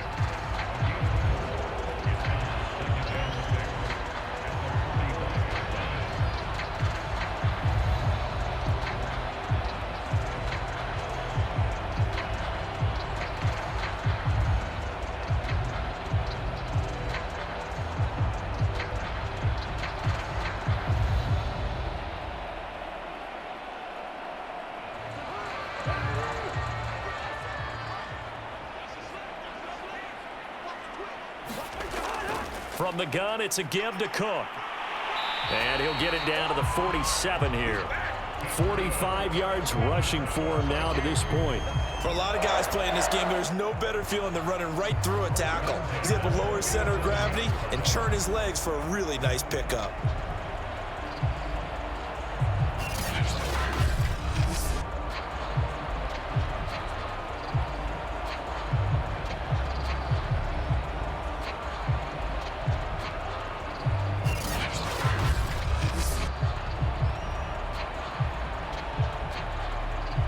Following the good run by Cook, here's another 1st and 10. From the shotgun now, here's an inside give.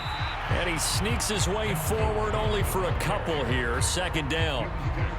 I do know from experience that when you slow down someone's running game, you're now doing the dictating on defense. And guess what? Now you're getting ready to tee off on their quarterback because they have to throw it all the time.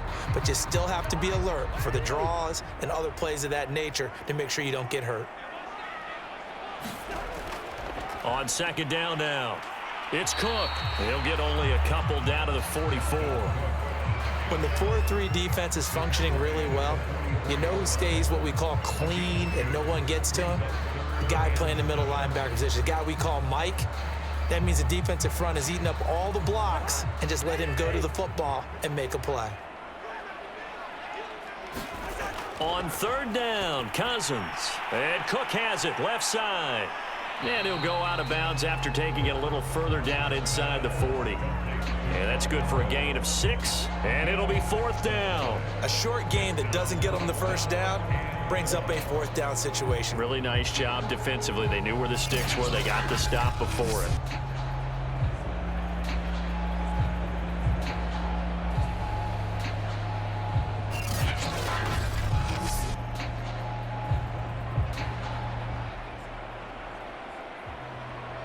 So out comes a field goal team now for the 2nd time here today. This officially a 55-yard attempt. And he put enough leg into it, but it's well off to the right and no good. And this score will stay right where it is.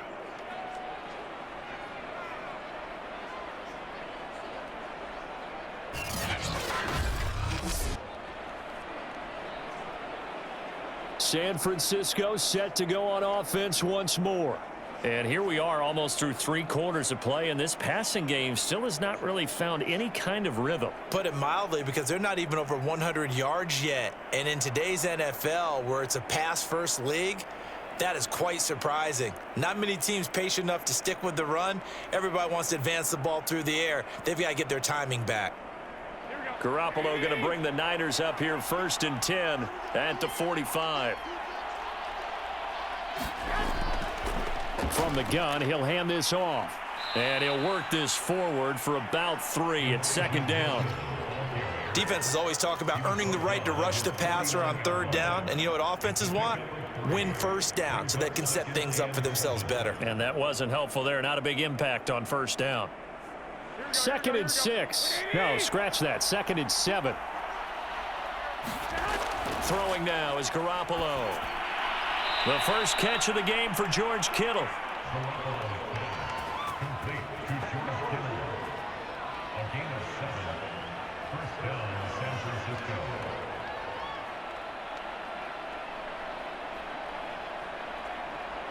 Here we go.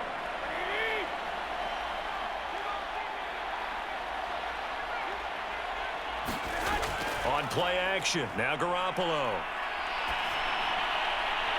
This will be caught at Samuel. And he goes down, but not before getting this inside the 25. A gain of 41 yards. And the 49er 1st down.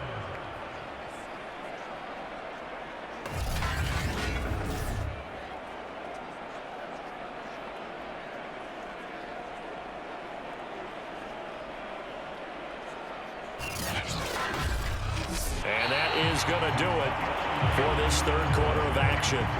This is the National Football League on EA Sports.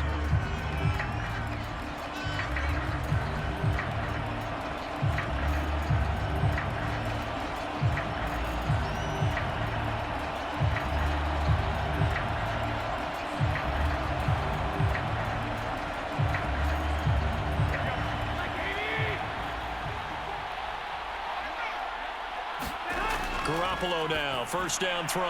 Over the middle, the catch made by Mitchell.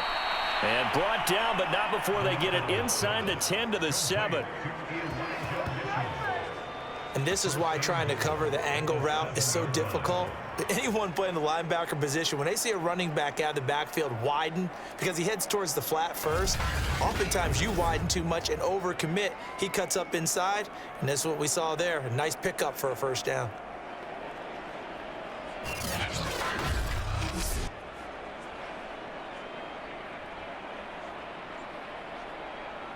Two big plays in succession. Not sure this D knows what hit him, but now they got to get ready. It's 1st and goal.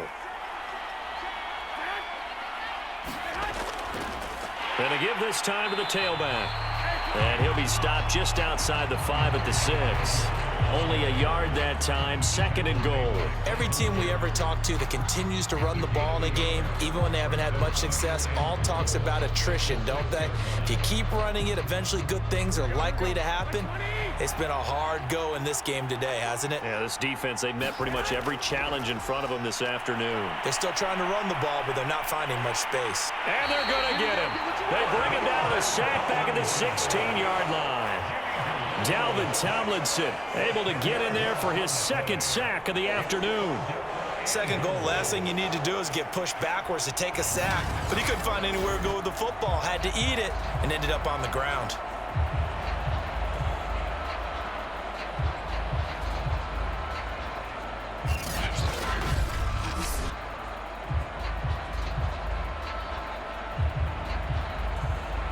This defense has not surrendered a touchdown yet. You better believe they're determined not to here on 3rd and goal. From the gun, it's Garoppolo. And he'll be hit as he releases it, and that'll fall incomplete. Tell you what, partner, after he ices down, he's going to need a nice long soak in a hot tub after this one. He's been under duress the entire game. Oh, yeah, once again, hit as he throws. Fortunate that one wound up incomplete.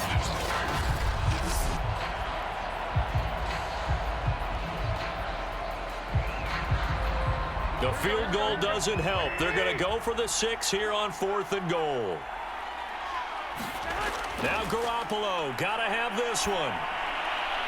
And he hauls it in the end zone. Touchdown, San Francisco. Mohamed Sanu there to make the grab. And the Niners are finally on the board here in the 4th quarter. Well, they needed 3 scores to have any chance. There's the first of the 3 as they get into the end zone. Yeah, Brandon, I think that our guys at Next Gen Stats in charge of the win probability are probably saying your chances still aren't great. But now, you still got more than 3 minutes to go. You got to focus on the task at hand, which is going to be getting the football back as quickly as possible. Robbie Gould on for the extra point. And it's 17-7. So that drive in total 8 plays. And the end result for the 49ers, a touchdown.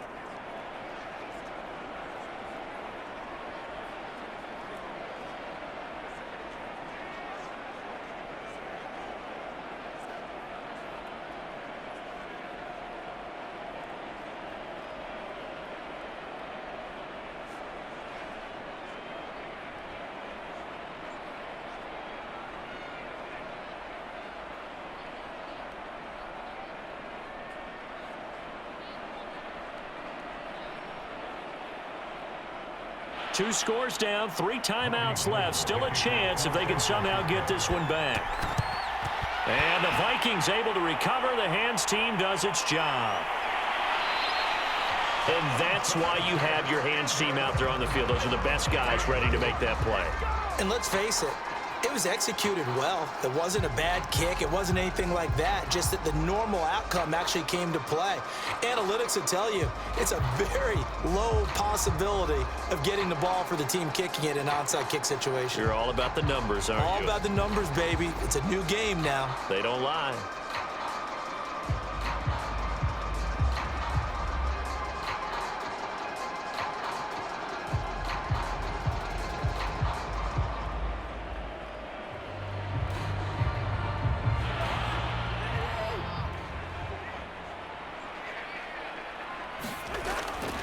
First down, here's the run with Cook.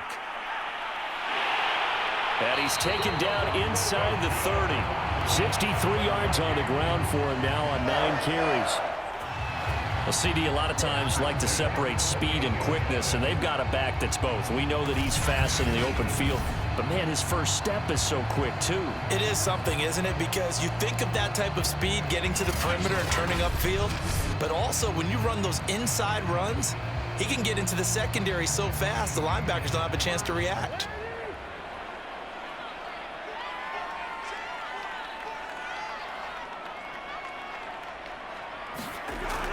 They run again on first down. Cook. And inside the 20 before he's brought down.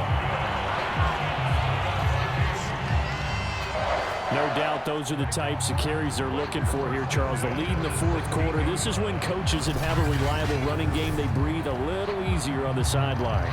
Yeah, they love the idea that they can take the air out of the football at this point of the game. That means they're really counting on that offensive line, counting on the runners, taking care of the football. Because you're going to tell your quarterback, hey, no time to be a hero. We're not going to throw it here. Just eat up that clock. And if you have the ball, they can't score.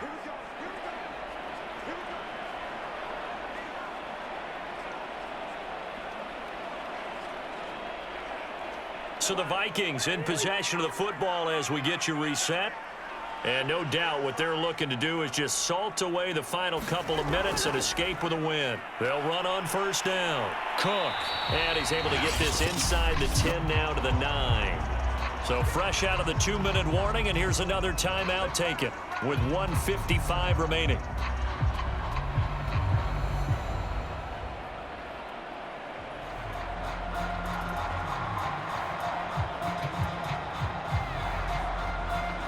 So they come up on second down. If they can get another run like we just saw, would likely put an end to this thing.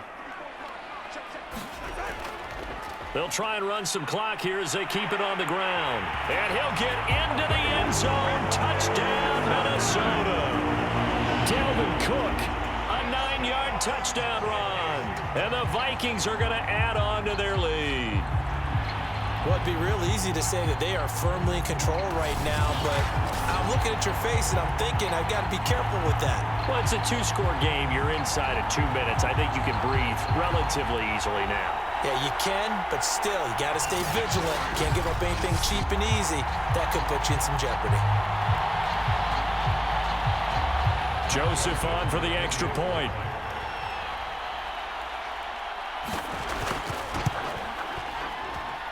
And that'll make this a 3-score game as the lead moves to 17. A drive there of just 4 plays. And it's capped off by the touchdown run coming from Dalvin Cook.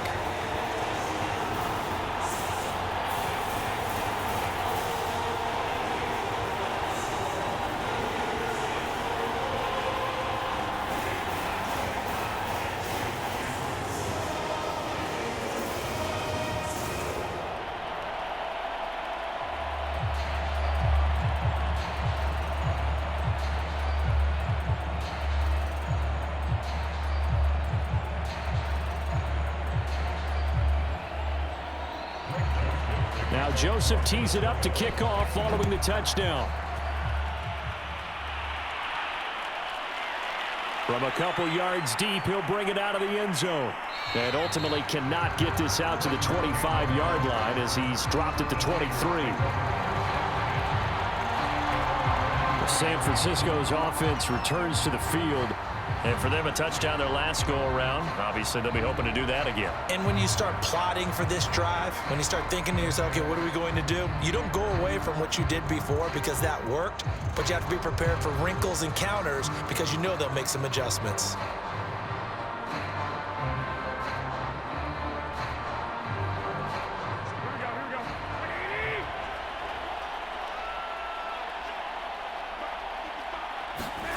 Garoppolo on first down.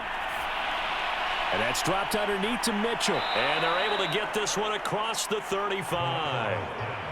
As a passer, you're always trying to find that open window to throw the ball downfield. How about this one? Right in the middle of the field, right in the heart of a defense. Now they got to get to the line quickly.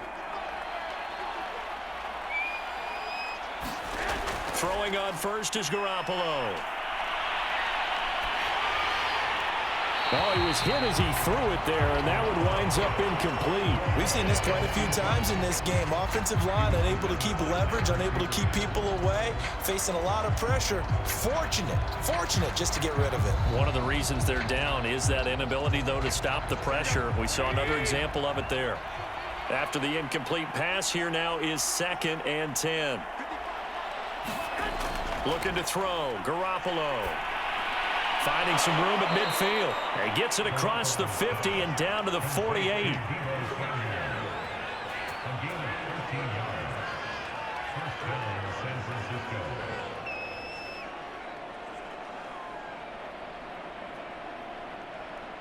Looking to speed things up here, going with some tempo. To throw is Garoppolo.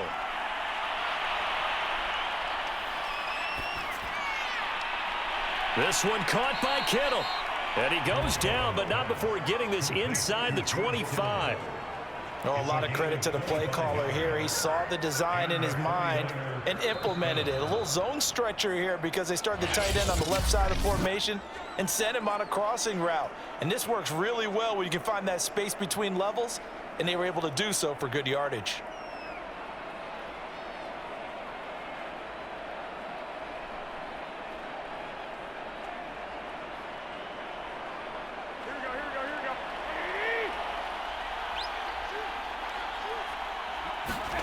Garoppolo.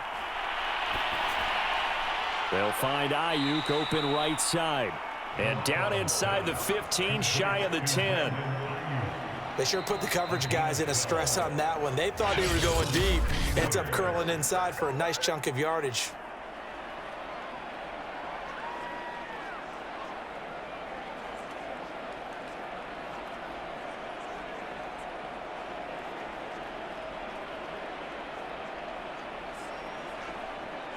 Now a 1st and 10 at the 11. Looking to throw, Garoppolo. That's to the right side, complete to Kittle. 3 yards the gain there, 2nd down.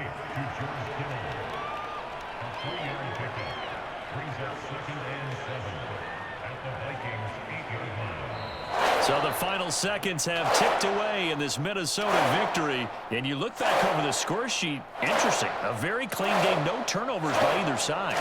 An absolute rarity when we watch games now because defenses have put such an emphasis on taking the ball away. But what we saw here was offenses spending their time saying, look, you know they're coming for it. Ball secure.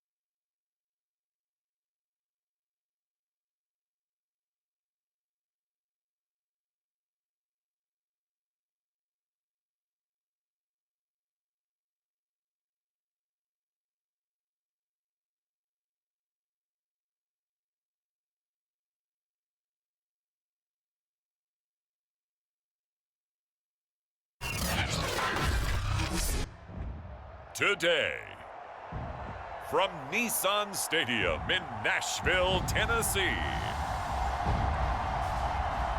this is Madden Football on EA Sports.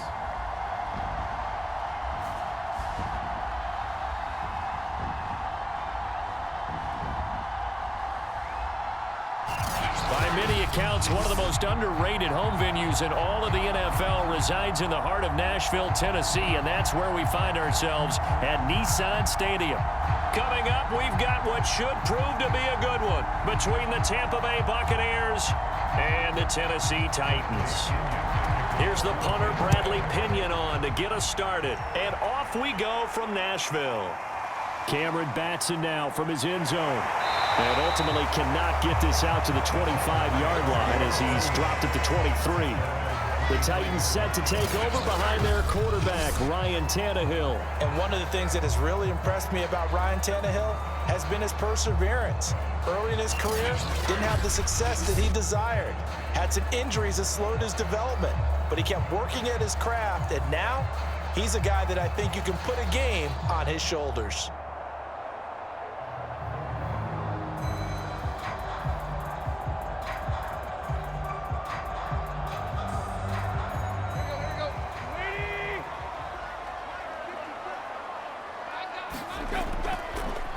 Now a first carry for Derrick Henry.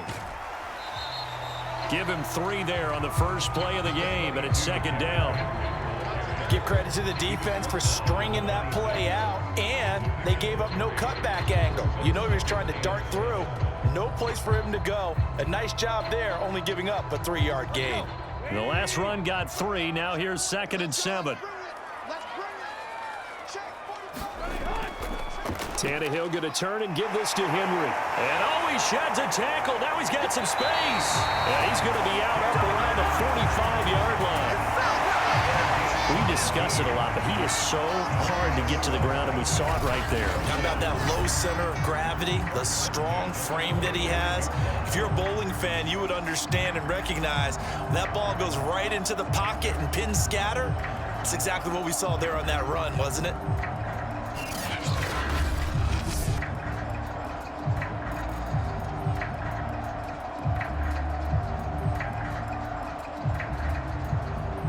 A solid run by Derrick Henry, and here's another 1st and 10. Here's Tannehill.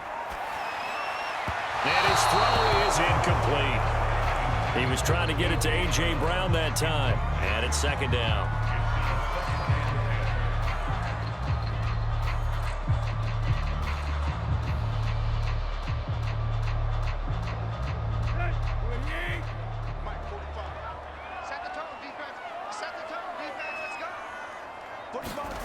From the gun, here's Tannehill. He'll get this one complete. That's A.J. Brown. And this is going to lead to another first down as the tackle's made at the Bucs 43. Now that was pretty. They executed that curl route versus zone coverage, and that changes things a little bit because against man, it's often a tight curl, tight, sharply run route. Against zone, you're just looking for that open spot, that dead area, so you may curl it a little bit wider just to get to that place. And usually a tight window. He fired a bullet in there for the completion. He sets to fire deep, and this is going to be intercepted. Picked by Antoine Winfield Jr. And the Bucs are going to take possession here. It's a touchback, and they'll take over at the 20-yard line. First try on offense for the Bucs and their veteran quarterback, Tom Brady. Well, we've all seen what Tom Brady can do on a football field for a couple of decades now. But how about his most impressive accomplishment? Moving to a different franchise and taking them to a Super Bowl title as well. Not many players can continually stiff-arm Father Time the way that he has.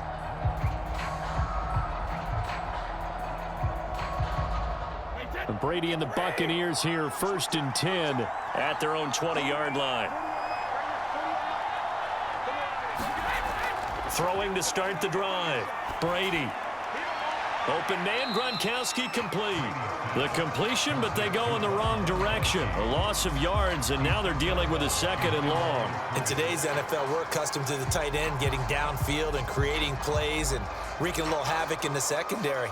Not on this one, though. They diagnosed that one really well. Tried the dump off, lost yardage. Throwing again on 2nd down. Brady. He's got Gronkowski yet again. And able to break one tackle, but then quickly brought down. But a nice little gain. And they'll get 9 there as that sets them up better for 3rd down. These guys hooking up right away here, Charles. 2 plays, both passes in his direction, and both catches. And in our time together, have we not seen the tight end position continue to develop in the passing game? You know, at some point, we may not call them tight ends anymore. We may have to come up with an entirely different way of designating that position and what they do on the field. Because when I hear tight end, I think of the old school, hand in the dirt, blocking on the line. Pressure comes, and the Titans able to bring him down. That's sacked by the DN, Danico Autry. Just held on to the football too long there, Charles. That's point blank, right? Yeah, I agree with that totally. You've got to have that internal clock that goes in your head that says either get rid of the football or flush and go and use your legs and try and pick up the first down. I think he hung in there too long, and the blitz got to him.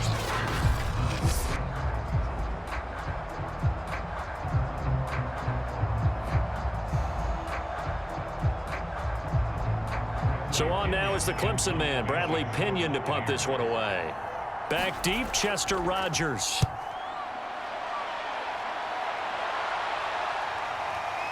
Fielded just inside the 30. We'll call that a punt of 54 yards. Well struck. And it'll be Titan football. The Titans coming back onto the field for their second drive. Well, they were intercepted the first time they had the football, but now they get it back, and it's still 0-0. And because of that, you know what the thought process is? Interception. What interception? It didn't really happen because they gave up no points. So go back on the attack. Go back and run the offense you believe will be successful. Find your playmakers and give them the football. They've got good starting field position as they come up here 1st and 10 at their own 37. Trying to shake off the interception from the last drive. He'll look to throw. A leap, and he's got it. He got it. And they're able to get this way down there inside the Tampa 20. A big play that time for the Titans. And that was a high degree of difficulty on that one, but to me, it goes back to fundamentals and determination.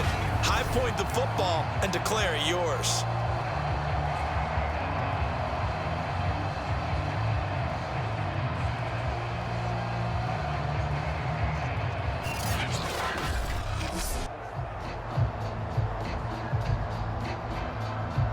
So the big play means just like that, they'll operate from the red zone now on 1st down.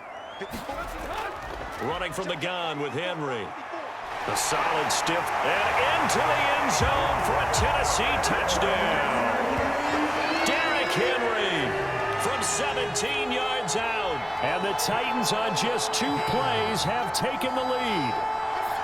Well, I think Josh Norman can sympathize. He knows a little something about a run like this from Derrick Henry. I mean, that stiff arm might be the best in the business. Oh, there's no doubt about it. We'll see that Josh Norman play forever and ever, won't we? Because at Derrick Henry's size, 6'3", nearly 250, you know he's not shying away from contact. And here he just kept the defender at arm's length as he barreled his way into the end zone. I mean, just put that arm into the chest. And there he goes. On for the point after is Randy Bullock.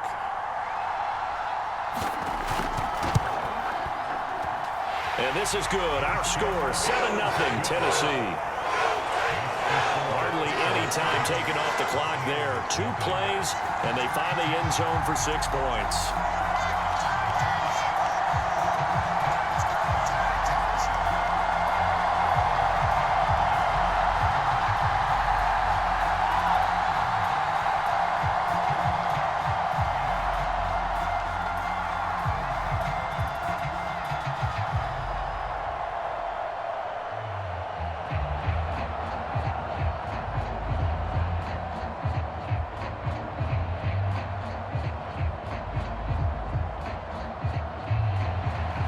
Now Bullock will send this one away after the touchdown.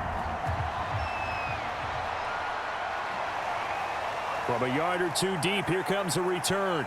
And the decision to come out of the end zone is going to cost him 5 yards as he's taken down right at the 20. Tampa Bay, they're getting ready to set up shop here for their second drive. And the last drive, the first drive for them, not very good. 3 and out. What do they go to here? Well, you don't look down at your play sheet and say, this is what the problem is.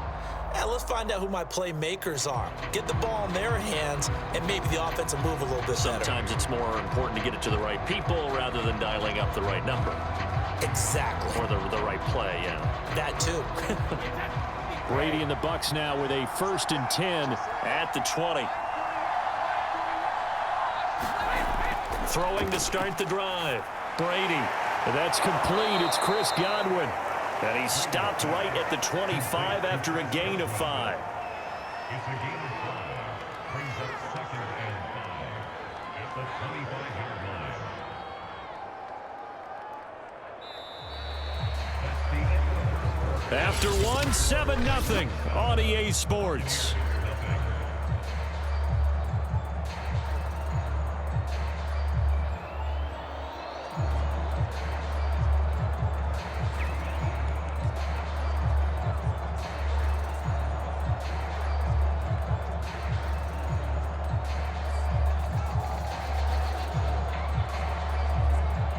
Here's a 2nd and 5 now from the 25. Brady now to throw. It's caught by Mike Evans. And he takes us up to the 40-yard line before being corralled. When Mike Evans sees man coverage, I don't think he's the only guy who gets excited. I'll guarantee the guy throwing the ball does, because guess what? He's got a lot of options about where to place it because of Mike Evans' size and frame.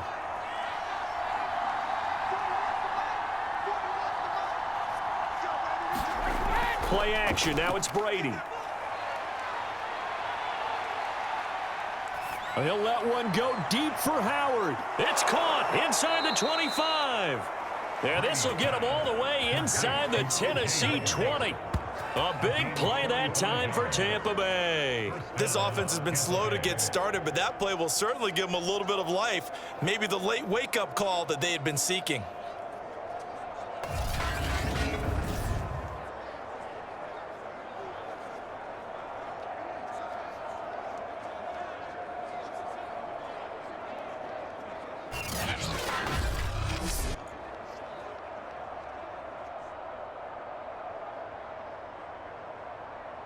So the big play means just like that, they'll operate from the red zone now on 1st down.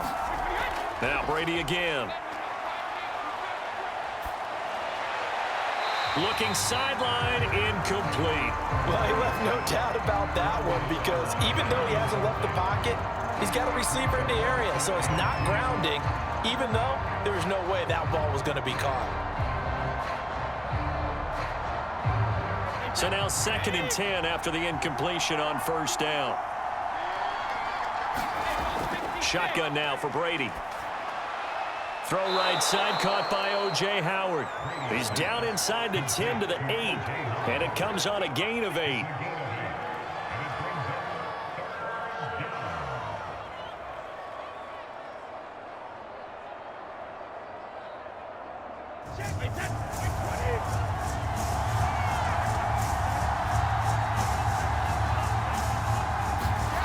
Brady looking to throw on 3rd and 2. This is caught. And in for the Buccaneers touchdown. Tyler Johnson from 8 yards out. And the Buccaneers are an extra point away from tying up this football game. As a former defender, I would be angry as well. Could not get off the field. Well-executed offensive drive. No matter what the defense tried, they couldn't stop them.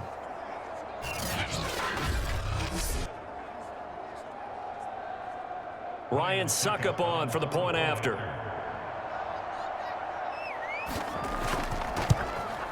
It's up and good, and we're tied at 7 here in quarter number 2.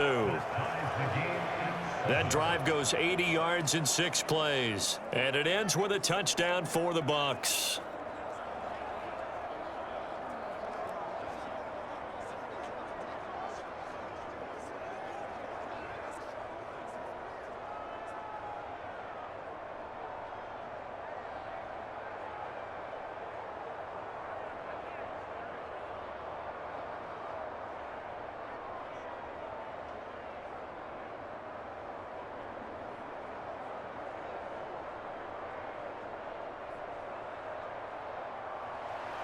So all even at 7 now as they kick it away.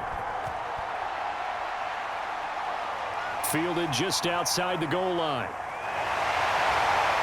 And a good return as he'll be stopped just shy of the 30-yard line.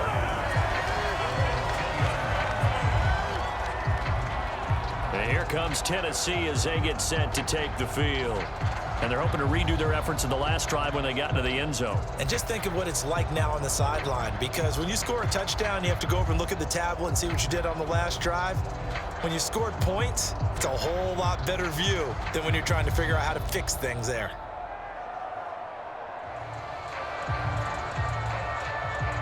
Tannehill and the Titans come up now 1st and 10, just shy of the 30. The play action fake. They'll look to throw. He's going to wind up and air it out. And the throw left sideline here is caught, but they'll rule it incomplete. Couldn't keep his feet in. 2nd down. Well, when you've got a tight end who can run, you've got to give him a shot to unlock the defense. Want to see what they can get, taking the big shot downfield. That one winds up incomplete. So after the incompletion on first, now 2nd and 10. Out of the gun, Tannehill. Man open left side is Brown. And they'll get it up just short of the 45 at the 44.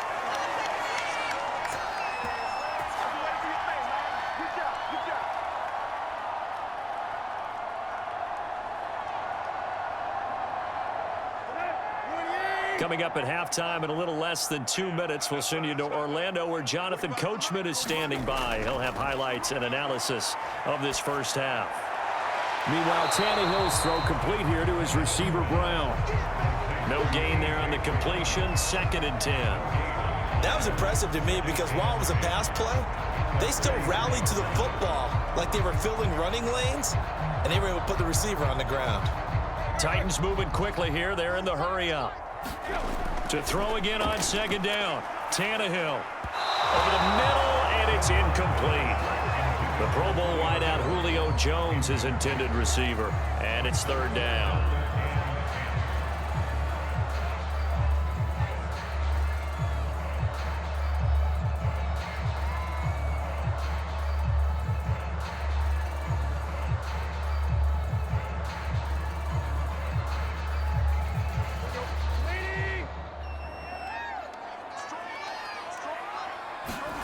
Now it's Tannehill.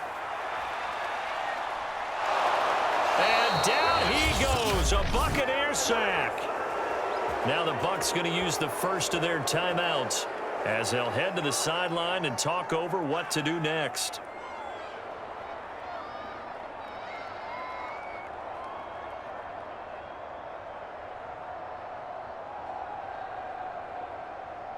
On 4th down, here's Brett Kern to punt the football away.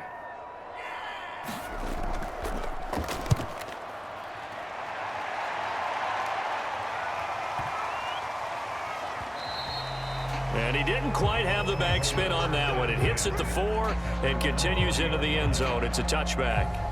Well, time to get another look at this Buccaneer offense. There was still more than a minute to go in the half. Time to try to mount a drive. And I would think that they would have to. This is today's NFL. You got to push it whenever you get an opportunity. You can never have enough points with the high-powered offenses that you face. And analytics will tell you, try and score when given the opportunity.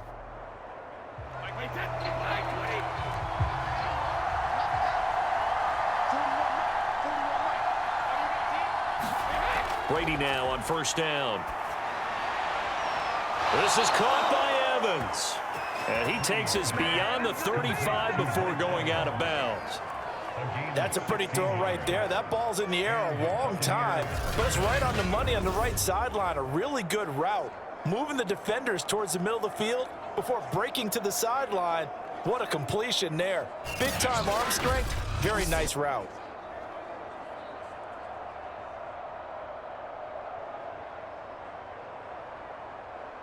So from the 36 now, 1st and 10.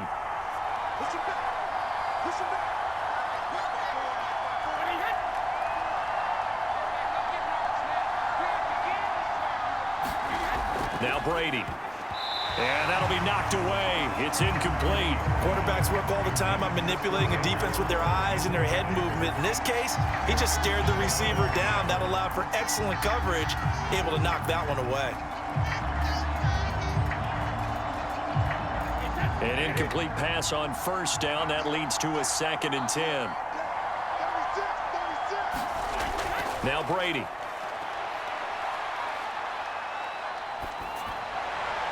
Here's Johnson with a reception. The Bucs going to go ahead and use the 2nd of their timeouts as they'll stop it with a tick under a minute to go before half.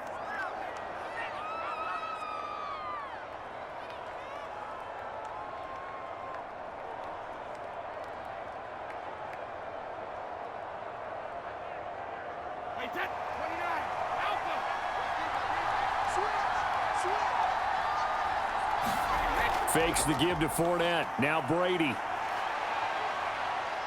He'll let this go for the end zone.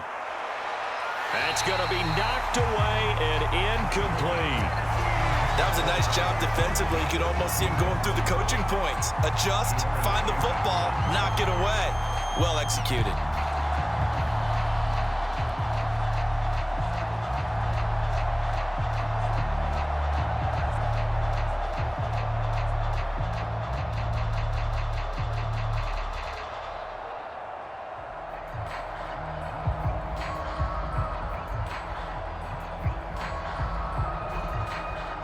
So they'll come up after the incompletion for second down. Working from the gun, it's Brady. And this is caught by Evans. And they are into field goal range now as he's got the first down at the 26. A gain of 19 yards. First down, Buccaneers.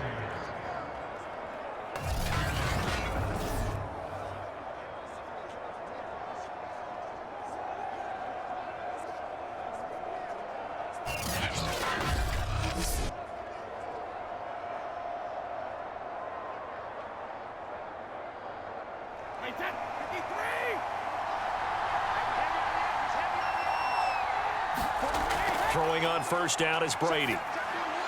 And Gronkowski's got it, complete over the middle. And they'll get this down to the 10. The Bucs forced to use their third and final timeout as they stop it with 16 seconds to go in half number 1.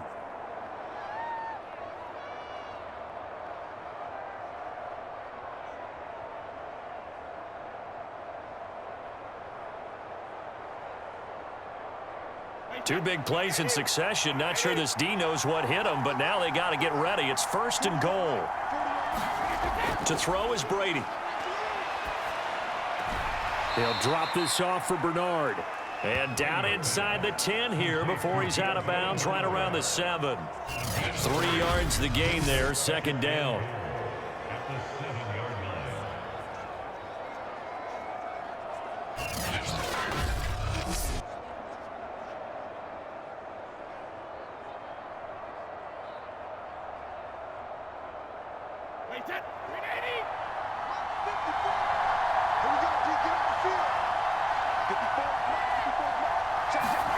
Again, it's Brady. Godwin's got it. Touchdown, Tampa Bay. Chris Godwin in the final seconds of the first half. And the Bucs have taken the lead. So that really an almost perfect drive as they chew up some clock and wind up scoring late in this first half. And remember, they've got a chance to double dip here because they're going to get the ball first to start the third quarter. So they potentially could go up 2 scores before the other guys get a chance to do anything.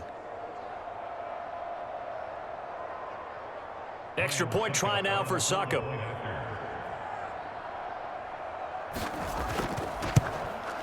And he's got it. It's now a 14-7 ball game.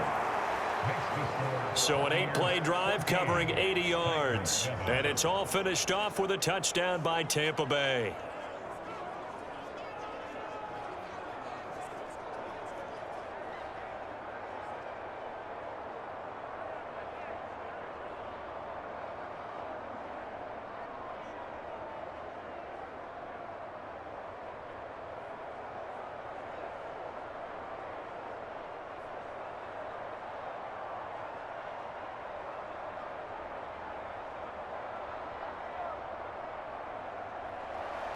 So 6 seconds, all that remains of this first half as the kick is away.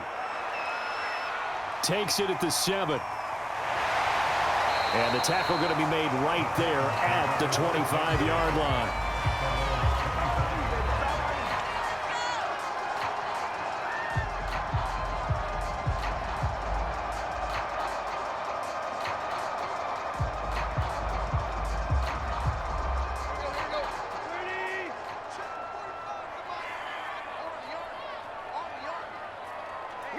All that remains is to snap this once, and that'll do it for the first half of play. So we have reached halftime here with the visiting Buccaneers out on top. As we'll send you down to Orlando, and we check in with... All right, hang on. We'll jump over halftime.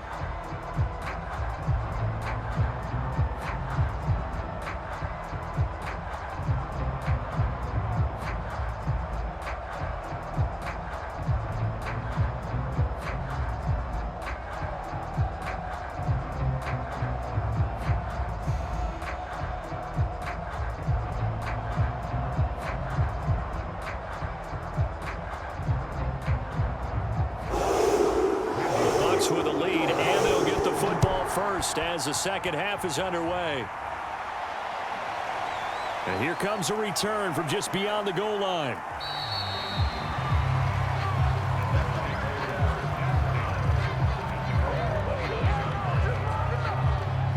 come the Buccaneers. They'll have it first to start in the third quarter.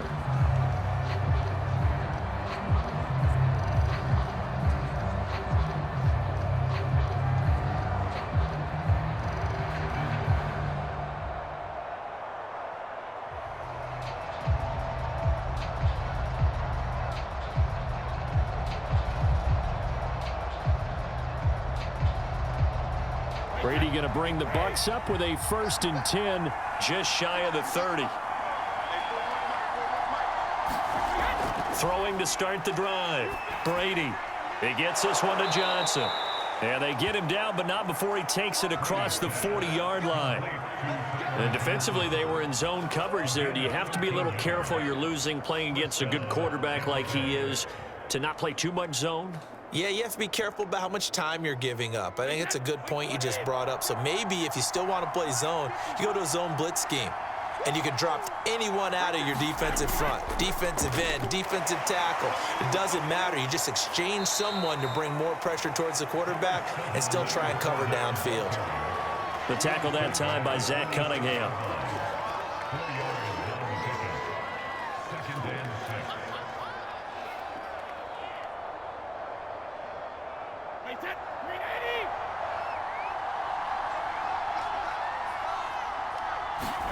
They fake the handoff. Now Brady.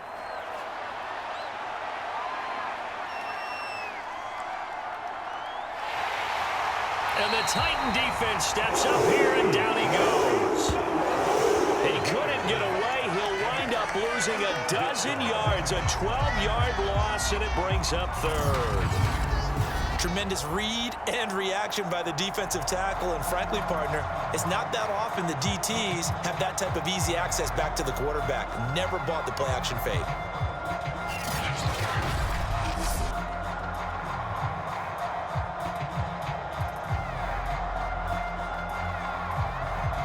The sack backs him up, 3rd and long. Tough challenge for Brady and the Bucs.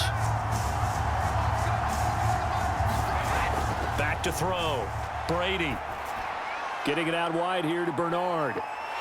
And to the 46 he goes and no further. So he is well short of the first down marker. It'll be a gain of 12, but it will also lead to 4th down. I wonder what was going through his mind when he got the play call. He just got sacked on the previous play. He knows they're coming after him again. A little bit of guts to stand in there, take the hit, and successfully complete the screen pass. Really well done. Here's Bradley Pinion now as he's on to punt for Tampa Bay. And the kick's away as he angles this one for the sideline.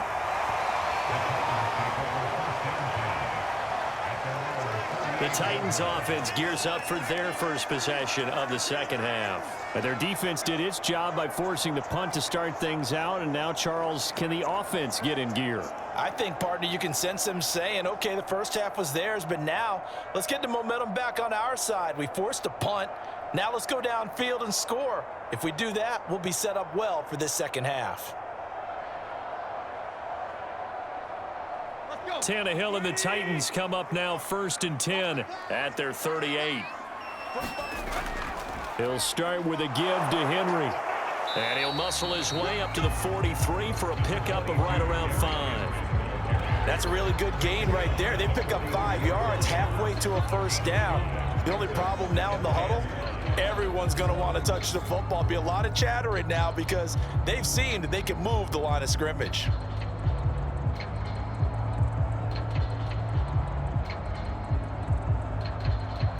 After the pickup of 5, here's 2nd and 5.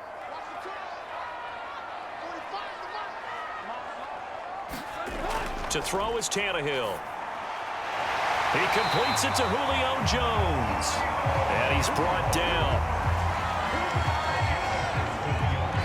And until that point, we haven't seen Julio Jones. That's hard to believe here this late in the game. And no one more frustrated than Julio Jones because receivers feed off of catches. That's their fuel, and that's also their affirmation. And he hasn't been getting much of that in this game, and their team is losing, and he wants to have a better effect on the game. Just the first connection. Ryan to Jones there.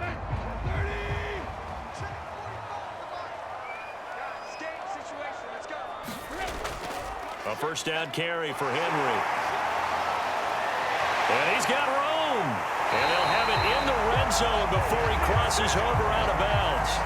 68 yards rushing for him now in the ball game. I remember watching Derrick Henry come out of Alabama and sitting with some scouts, and one of the debate points with him was, while at Bama, how often did he have to deal with contact near the line of scrimmage? They were so good up front that he often got to the second level pretty easily. I think he's starting to answer those questions with runs like that. He's a physical guy. So from the 17 now, here's a 1st and 10. Derrick Henry. And they get to him quickly here as he stopped right around the 13. Tackle made that time by Vita Vea. They went right back to him, but he pretty much had nowhere to go on that play. Now, the previous carry looked pretty good. That one, maybe he was a little tired. I don't know. Yeah, maybe he should have tapped out and had a second back come in and maybe make that run. Who knows?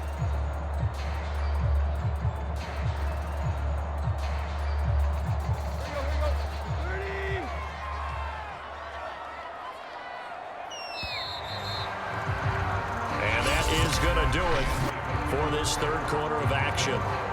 We'll return with more after this. You're watching the NFL on EA Sports.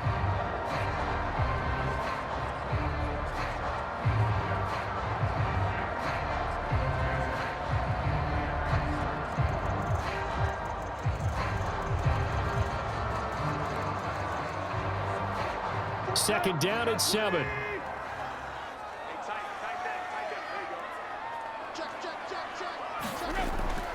A shotgun handoff to Henry. And he will score. Touchdown, Titans. Derrick Henry, his second touchdown of the afternoon. And the Titans are an extra point away from tying this game here in the 4th. He's having a nice little game. Maybe already has an eye on that 3rd touchdown. And how about what our producer, Christian McLeod, likes to say when they've scored touchdowns like this? He's put a tent up in Touchdown City.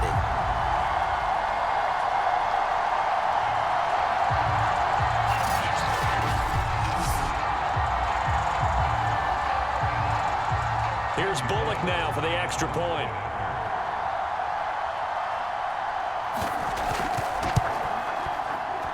And an important one that is, as we are tied now early in this 4th quarter. So that drive spanned 5 plays. And Derrick Henry able to finish it off with a touchdown run.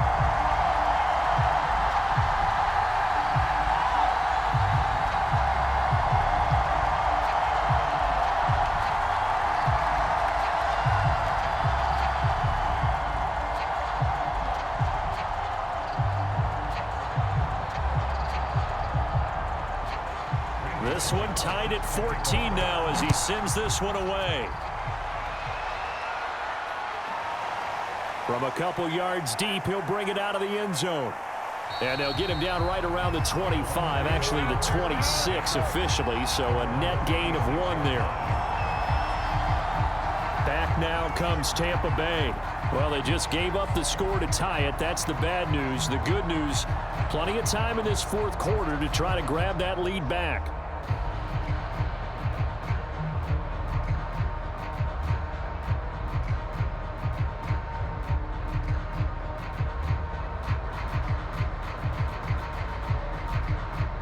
Brady and the Buccaneers here, 1st and 10 at their own 26.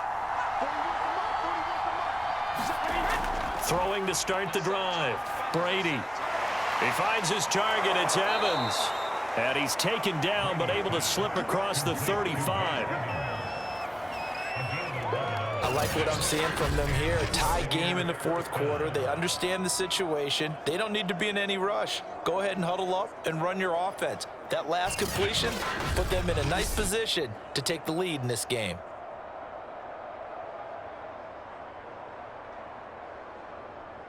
So here's a 1st and 10 at the 38. On the draw, this is Fournette. And he'll manage to pick up about 4. It's 2nd down. A gain of 4. It's now 2nd and 6.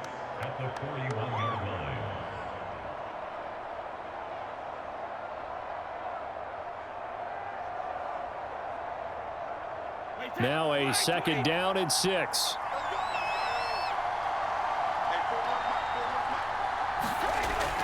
They'll run it again with Fournette.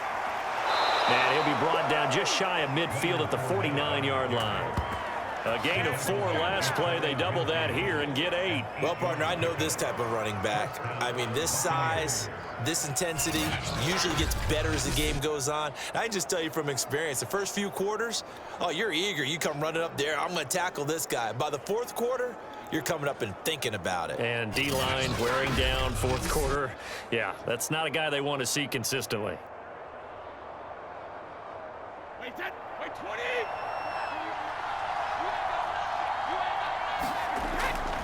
Fournette, a first down carry. And this will be stopped at the 44. That one good for 7 yards. This drive is turning into an extended one, and the guy carrying the ball, he's becoming more like a body blows guy. Every carry is putting some damage on the defense. So after a while, I'm not too sure how many guys are going to want to run up and tackle him. Getting down to the good stuff, all tied with 2 minutes remaining on EA Sports.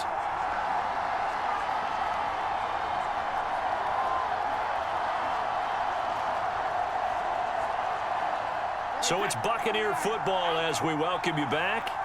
They've got a second down now as they search for a score to break this tie. Brady's throw on target to Godwin here. And he's going to have another first down as the tackle's made at the Titans' 24-yard line. He's been quiet all afternoon. He may have just come up with a play of the day right there, though. Obviously, it's not the volume in what you get done. It's the quality, and that was a quality catch right there.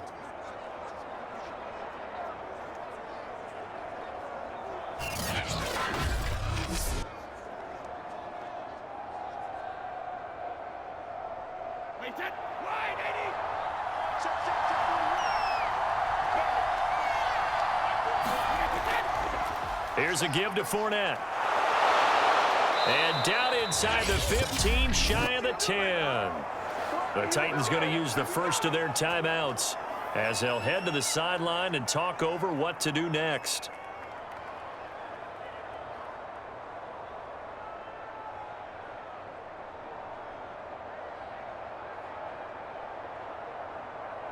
From down at the 12, it's 1st and 10.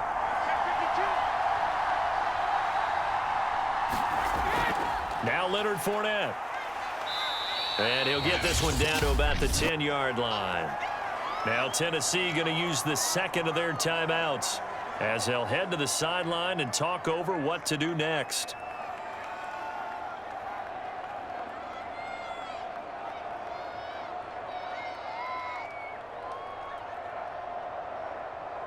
Eight yards to go on second down.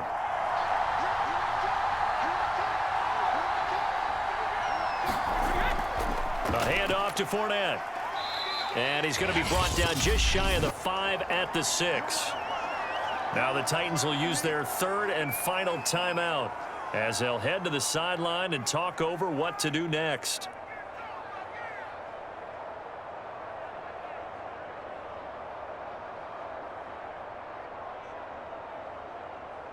This will be the 8th play of the drive here. 3rd and 4. They'll run with Fournette. And he won't be close to a first down as he runs into a wall right around the line of scrimmage. No gain there on the play, and that's going to leave him with a 4th down. Have to kick this field goal, don't you? No question about it. Look at the clock. Look at the situation. Kick the field goal.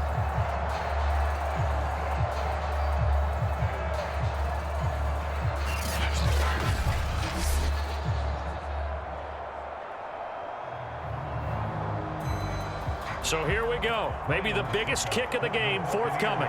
This to take the lead here in the final minute. And Suckup will put this one right through. And the sideline celebrates as they have taken the lead in the final minute. All right, so time to reset here. It's a huge kick there, gives them the lead, but they've got to be careful that their celebrations aren't a little too premature. You're exactly right about that, because there still is time for the other guys to run a few plays and get into field goal position. So this defense is going to need to come up with one final stop if they're going to get out of here with a victory.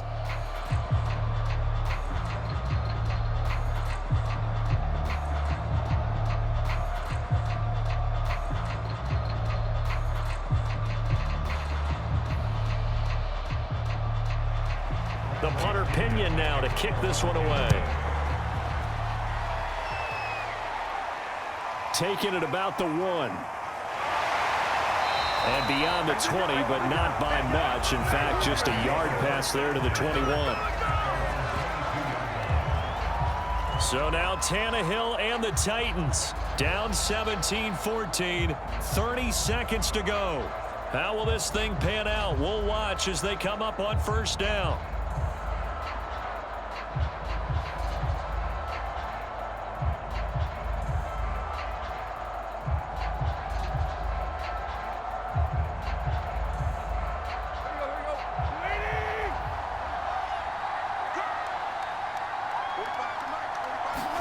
Here's Tannehill. He's got Ferkser. Oh, and the tackle comes quickly. That's only going to get him a couple. That catch good for only a couple.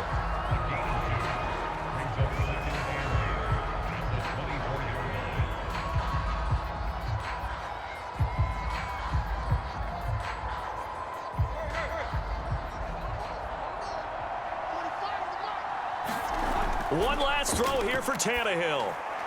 Able to find Jones. And down he goes, but he takes it up to the 40.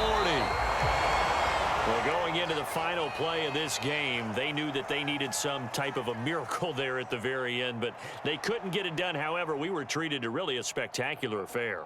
Even though they didn't finish it off, you're exactly right. They took us down to the last play. We're still, you're wondering, could it happen? Possibly, even though we both knew it was a long shot.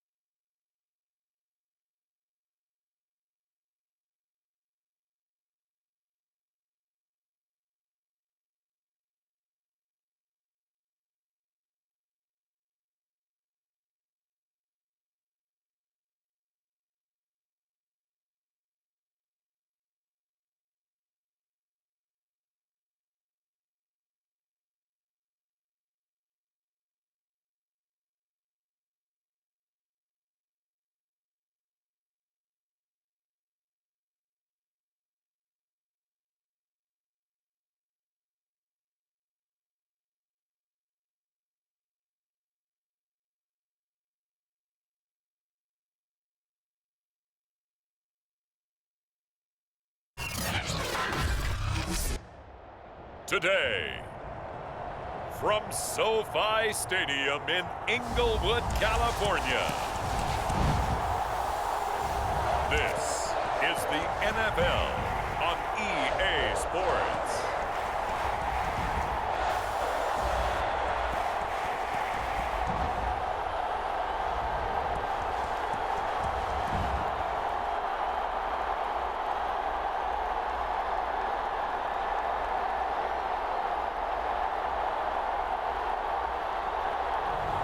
We'll see Justin Herbert and the LA Chargers taking on Dak Prescott and the Dallas Cowboys.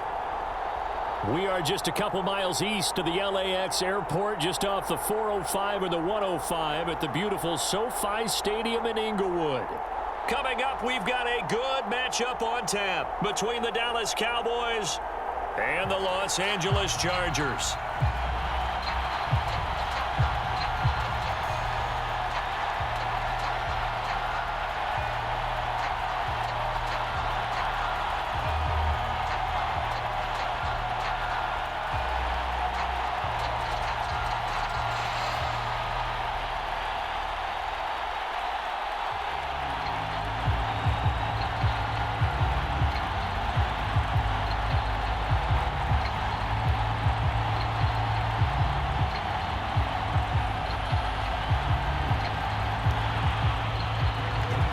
Zerline now. He'll handle the honors to get us started. And we are underway in Southern California.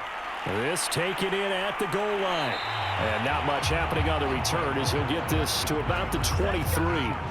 Here are the Chargers ready to go on offense, led by their first-round pick in 2020, the man out of Oregon, Justin Herbert. And he is just absolutely marvelous to watch throw a football. That's something I could do all day long, watch him throw routes versus air. But he's even more impressive when there are bodies on the field, and he's creating with big throws downfield.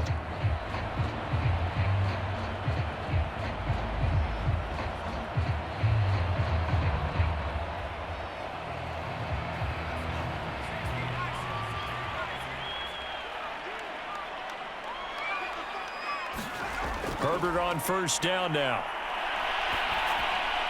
His throw incomplete. One thing I have learned, receivers don't mind high throws so much to the sideline, but do that over the middle to them, and not only are the DBs going to throw a little verbal trash their way, when they get back to the huddle, they're going to have a few words to say to their QB, aren't they? Yeah, hung out to dry a little bit there on the high throw. Luckily fell incomplete. To throw once more on 2nd and 10. Herbert. Got an open man. It's Josh Palmer. And he's got this almost to the 40 before going out.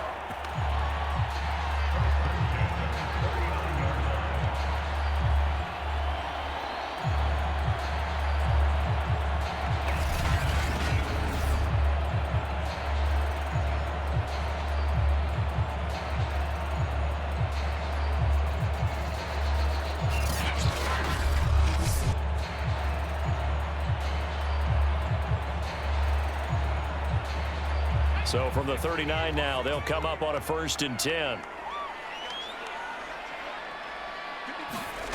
A shotgun snap for Herbert. Now he's flushed out right. And he'll slide to a halt here. Still a little shy of the first down marker. They'll wind up getting right about 4 there on the scramble. And it's 2nd down. Nice job there defensively. A great time to dial up a blitz. And give him credit under center instead of throwing it away. Actually a pretty good job of getting past the line of scrimmage, not losing yardage. Looking to throw again on 2nd down. Herbert. Flush to his right. And he'll even avoid the contact in the end as he will finally slide to a halt. A big gain that time for the Chargers. Partner, it's often that man coverage is easier for a quarterback to run against. You get your receivers going downfield. Those guys are staying with them, and oftentimes they have their back to the quarterback, which opens up a lot of space and room, and they don't even know that he's taken off with it. What a big-time pickup on that play. So now then, the big play has him all the way inside the 30 now, 1st and 10. Back to throw here, Herbert. He'll get this over the middle here to Palmer. And they'll work it inside the 15-yard line before it's all said and done.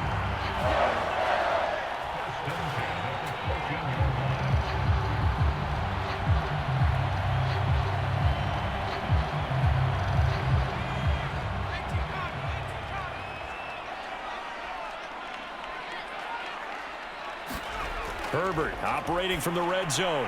Got a man over the middle. It's Williams. And the Chargers are going to be set up with a 1st and goal on a pass play that moves them all the way down to the 1. Well, he did everything but get him in the end zone there, but now they're set up. Golden opportunity, strong opening drive, and they're knocking on the door. And the way that they did it, now look where they are on the field. All right, this is naturally set up for a running play, isn't it? But with his ability to throw the football, his accuracy on this drive. And he's in for a Charger touchdown. A 1-yard touchdown run from Austin Eckler. And the Chargers take the ball down the field and score on their opening drive. That's just a solid, methodical drive to start this game. And how about how it culminated? Doing exactly what they wanted to do, getting the ball downfield, and then running it into the end zone. I'm just telling you, partner, when you run it in rather than throw it in, that hurts a defense psychologically a heck of a lot more.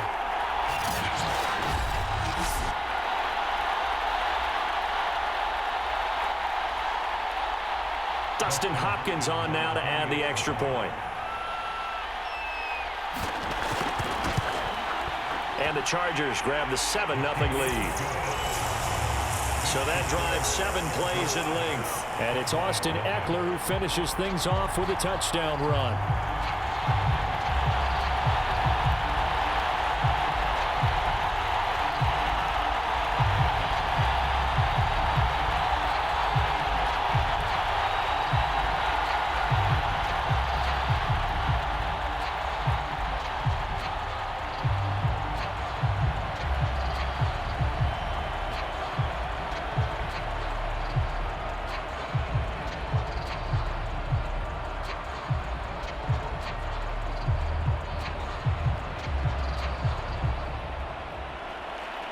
Following the touchdown, Dustin Hopkins will kick it away. Now Pollard. And able to get this out to the 25. Now we'll see what the right arm of Dak Prescott has in store as the Dallas Cowboys offense sets up shop. It's been a lot of fun watching him advance in his career. Many people question his ability to throw the football coming out of Mississippi State. He's conclusively answered that question. In addition, a very strong runner and an even better leader.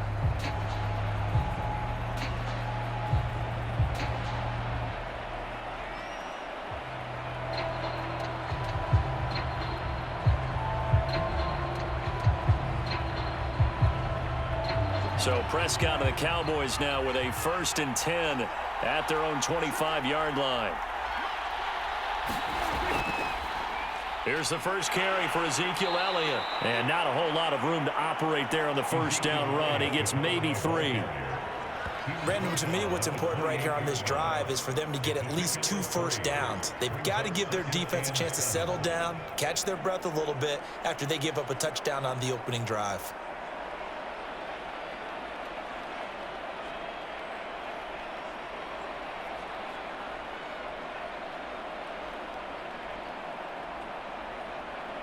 Second and 7.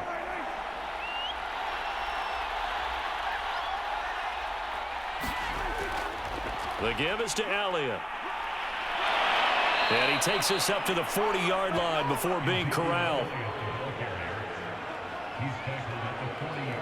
A tough run by Ezekiel Elliott, the 4th overall pick in the 2016 draft. If you watch tape of him in college, you saw plenty of those runs because I know the highlights showed him in the open field breaking away from people, but that's how he wore down defenses, those exact type of runs.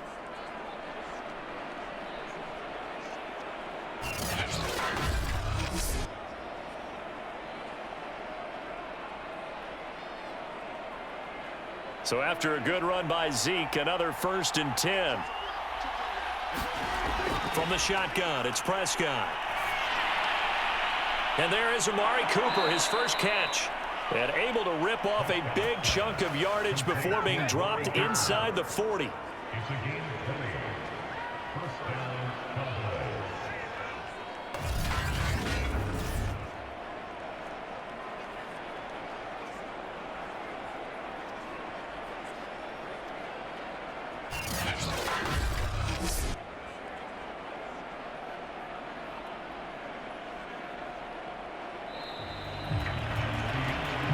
After one, 7-0 on EA Sports.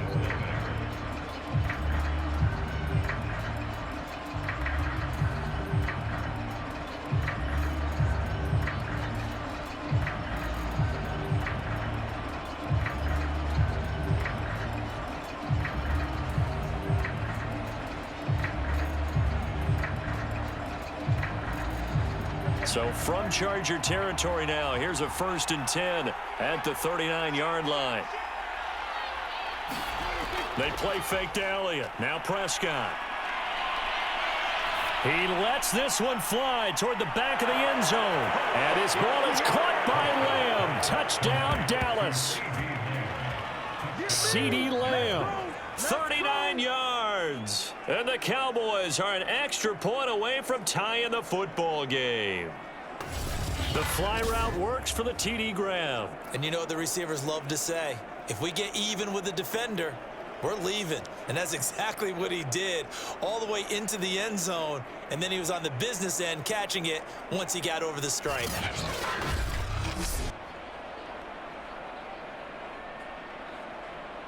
Now Greg Zuerlein on for the extra point.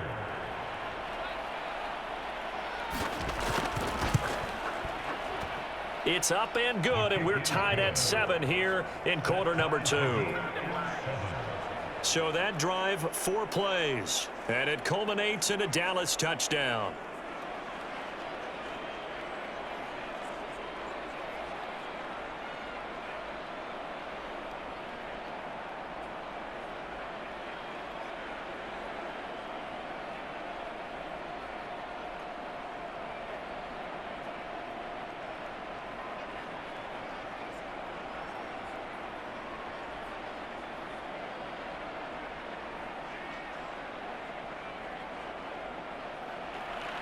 Each team's had it. Each team has scored. 7-7 here as the kick's away. On the return, Andre Roberts from his end zone. And it's a pretty good return here as he'll get this up to the 29.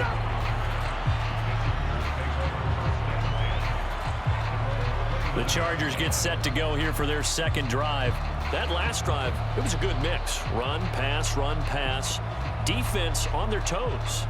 And what really helps out in a big way is when you're doing the run-pass mix and everything's working, that means that they're guessing wrong every time on defense. They think you're going to pass when you run and vice versa. I would continue that, and when they finally draw a bead on you, maybe you mix it up a little bit, a little play action and throw the ball. And will they maintain that balance? Time to find out. Herbert and the Chargers now with a 1st and 10, just shy of the 30. He'll hand off here to Eckler. Just a yard on the first down carry, so it's 2nd and 9. Nice run defense presented there, and what I mean by that is discipline. Guys filling the right gaps in the right holes, no one over-pursuing, and making a very nice play. The run only got a yard. Here's 2nd and 9. Justin Herbert looking to pass. Over the middle, complete. That's Williams.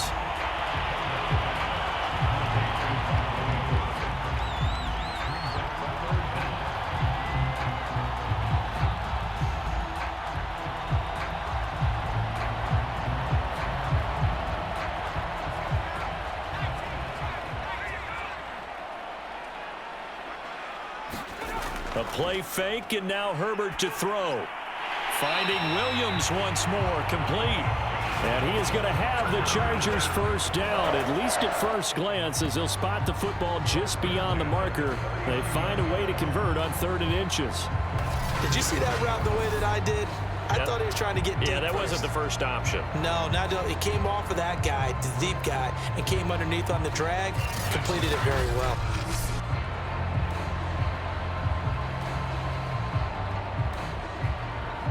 So from the 39 now, they'll come up on a 1st and 10.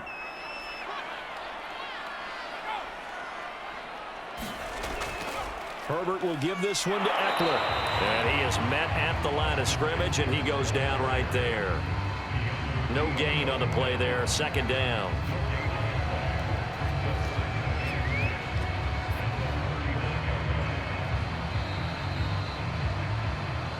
Second quarter, 2 minutes to go. Tie ball game.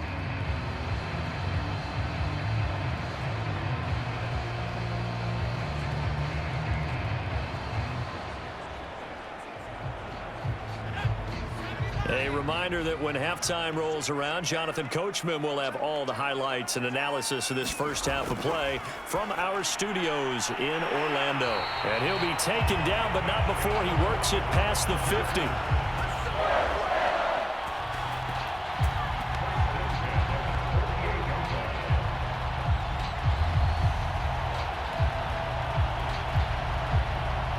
First down now, but that clock rolling. Here's Herbert. And this is caught. First catch for Keenan Allen. And he is tackled inside the 40, not quite to the 35.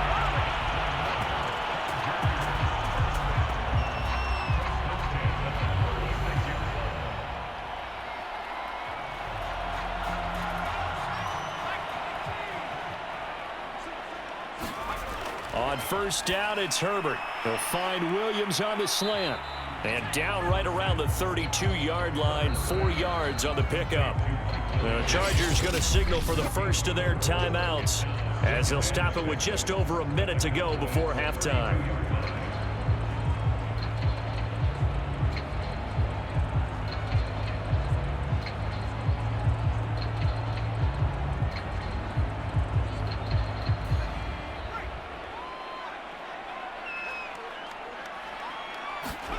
To the air again, Herbert. And an incomplete pass. That'll stop the clock here with just under a minute to play in half number 1.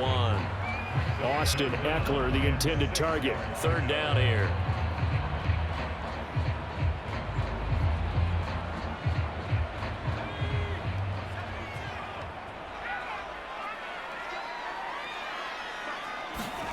Herbert.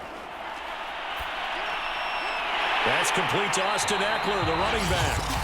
Now the Chargers will use the second of their timeouts as they get the stoppage with a little over 50 seconds to go in the first half.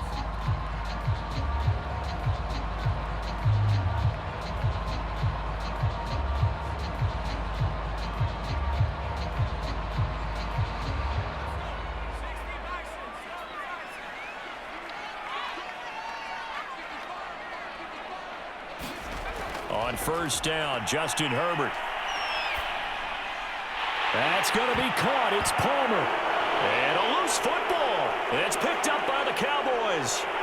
And he'll be stopped shy of the 15 at the 14-yard line on the return. A lot of talk this week about ball security. In fact, they added an extra period in practice to be more secure with the ball. It didn't work out there. Well, sometimes you just get overexcited during the game. You may all of a sudden make your catch, see some open field, and decide you're going for it, and not realizing that danger lurks while you're doing so. And there's your end result right there.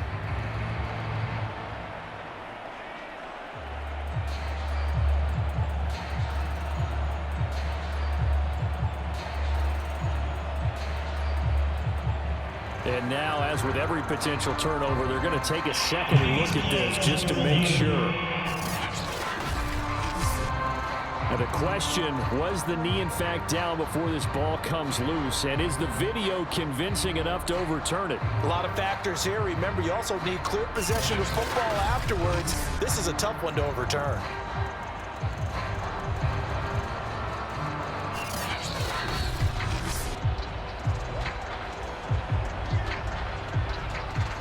After review of the play, the ruling on the field is reversed. So that challenge, a successful one.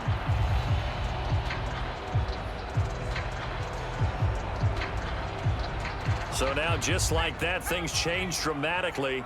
It's 1st and goal. Now Herbert following the turnover. Got a man, it's Allen for the Charger touchdown. As the first half is winding down, and the Chargers have taken the lead.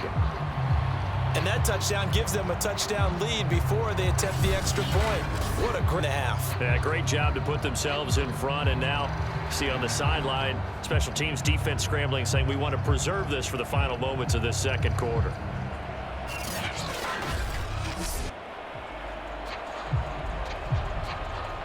On is Hopkins now for the extra point. And he's got it. It's now a 14-7 ball game. A nice, tidy little drive there, getting the ball in excellent field position, and only one play to score it.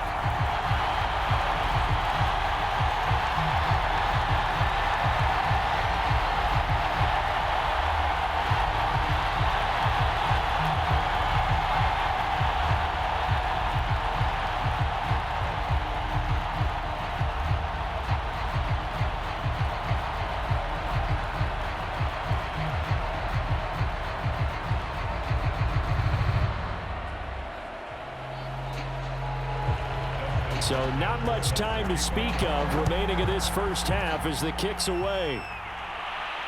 Now Pollard. And out a little across the 25 to the 27.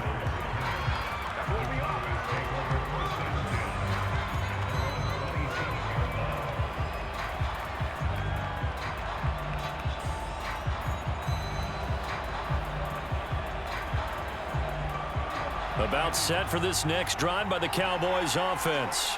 And with 8 seconds on the clock, really not a lot of time to try to put anything together. And they're just going to run it here up the middle. And he's going to lose yardage. Not that it matters as the final seconds tick away.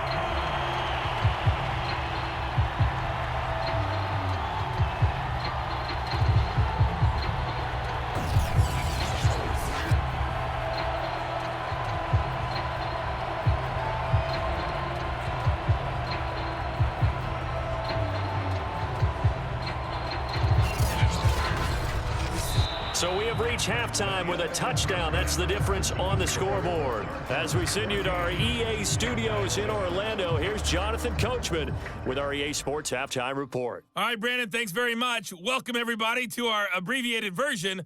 Due to time constraints, we move you forward in today's broadcast to the beginning of the third quarter.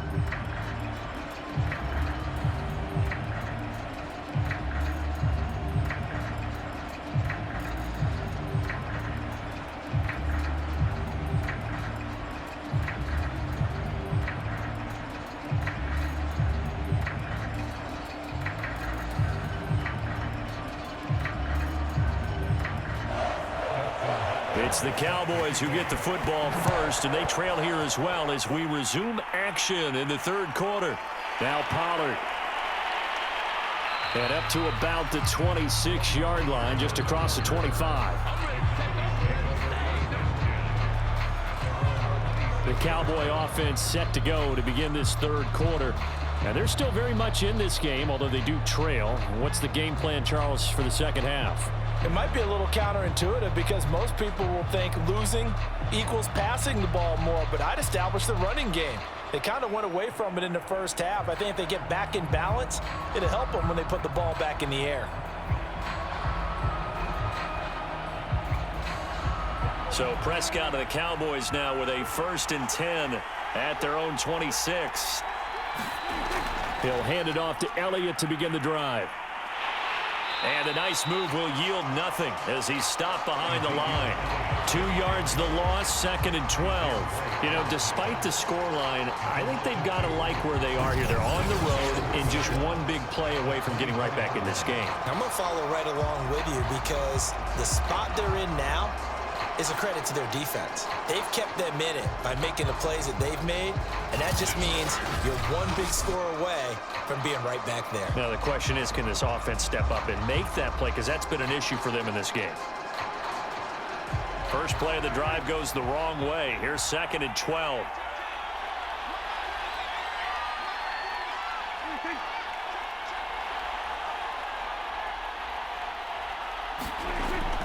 They go to Elliott again. And he finds some space past the 25 to the 27. They'll get 4 on 2nd down, but it leaves them with 3rd and still 9 to go.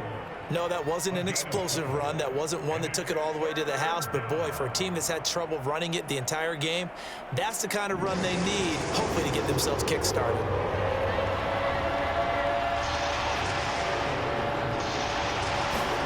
On 3rd down, it's Prescott. Letting one fly deep for Cooper. Launches deep. A jump ball, and this is caught. A big play here for Dallas. Hey, you need a big play? Go to your big play guy. Listen, that's football 101. When you have to have it, you expect that guy to step up. A lot of people call these receivers divas. Sometimes just leadership when they get in the huddle and say, get me the ball. I'm about to make a big play.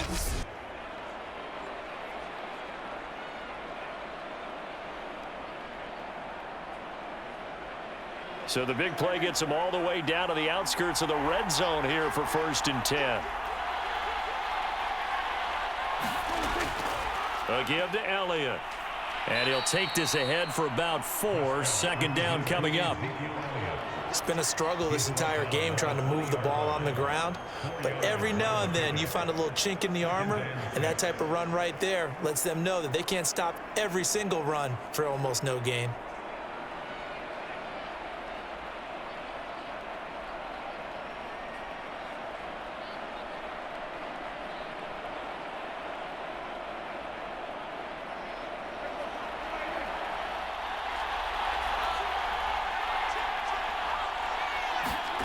To throw on 2nd and 6. Prescott. They'll set up the screen to Elliott. And this one goes nowhere. Losing yardage back at the 22. It'll be a loss of a couple on the play, so now 3rd down coming up. Well, that play really didn't fool them. They completed the screen pass, but for lost yardage, a really nice play by the defense.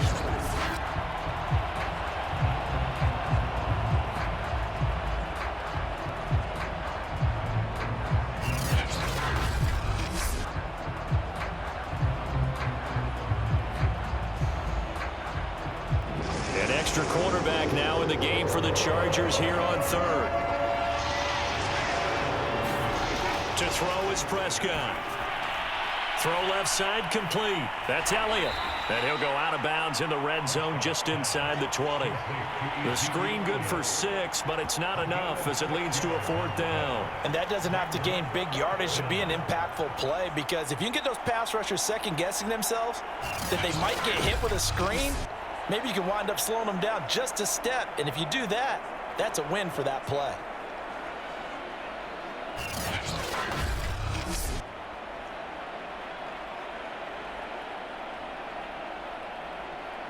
The offense staying out. They're going to go on 4th and 2. Here's Prescott.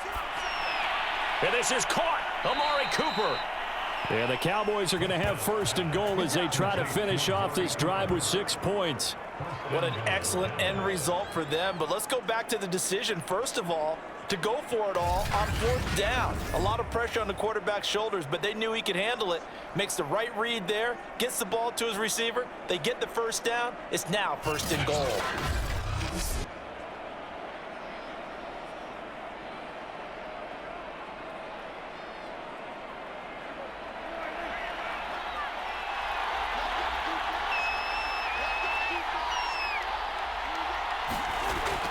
They'll try to run it in with Elliott. And he'll take it into the end zone for a Cowboy touchdown. Zeke Elliott able to find his way in from a yard out. And the Cowboys have a chance to tie the ball game here in the final minute of the 3rd.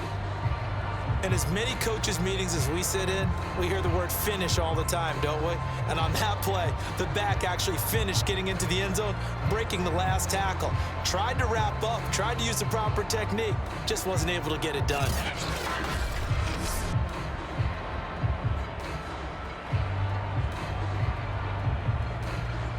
Now Zerline on to add the extra point.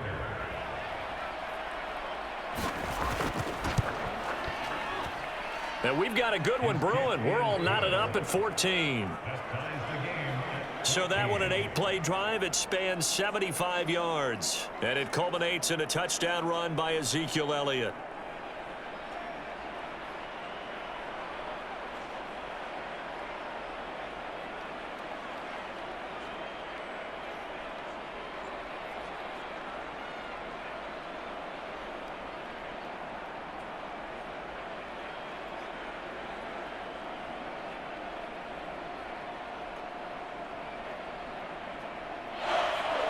So a tie ball game here as the kick's away.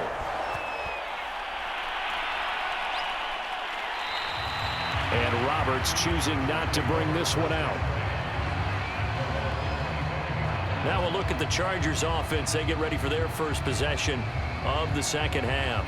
Their halftime lead now evaporated. We're back to level following that touchdown a moment ago. And that shouldn't change the mindset a whole lot from an offensive perspective, because they already knew this was going to be a hard-fought game. Now they just need to go out, execute their game plan, and keep moving. Herbert going to lead up the Chargers here, 1st and 10 at their 25-yard line. They started on the ground with Eckler, and not much to speak of. Call it a 1-yard gain up to the 26. Well, it's hard to have vision as a runner and find a hole when there's nothing but defenders in your way. They stacked that one up really well. But give him credit. Instead of trying to bounce it out and turn it into a big play, which might have turned into a big loss, kind of just took his medicine there and took the 1 yard. Eckler going to get it again on 2nd down. And he'll fight forward to about the 27-yard line. 2 runs in a row, but only 2 yards to show for it. So they'll get a little extra time to come up with his third down play as we played 3 quarters. You're watching the NFL on EA Sports.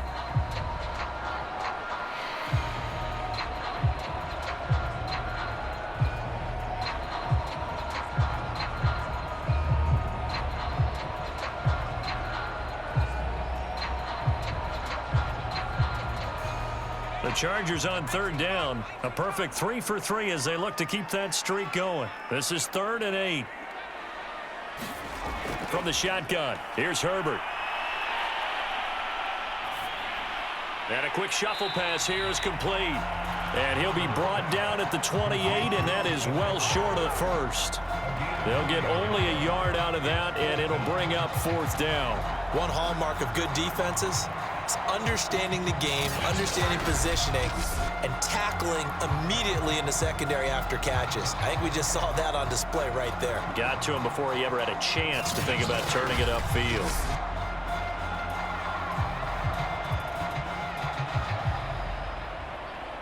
Here's Ty Long now. And surprisingly, this is the first punt of the game for either team.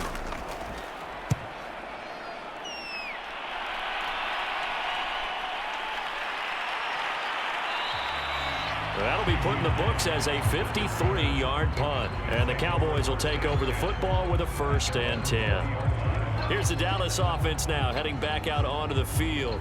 Excellent job by their defense to force the punt and provide them with this opportunity, all tied in the 4th quarter.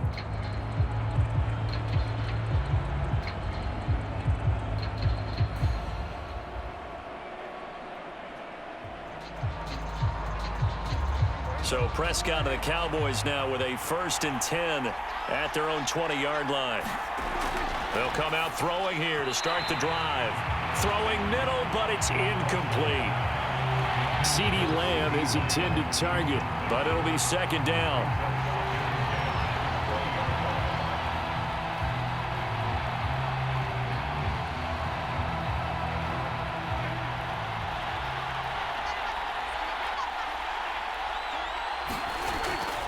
From the shotgun, a give to Elliott.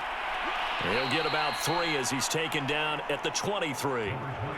Seems pretty obvious defensively a key was stopping the run game. How have they done it so successfully? To me, it seems that these guys really did a nice job of paying attention during the scouting report meeting. And you know, Brandon, when they do those, they talk about the top plays that these guys like to run. The best runs for the top running back, those are the ones you focus on and want to take away. And they've done that pretty successfully in this game. Throwing, Prescott. Oh, he's going up top for Wilson. He's got a man, complete. And they finally do get him, but not before he reaches the 27. A big play here for Dallas. Well, I think it's about time I took my eyes off of the secondary or the guys with the football. How about the offensive line on that snap? They took care of business. Absolutely, and when he can stay in the pocket like that, you're going to get big plays like we just saw.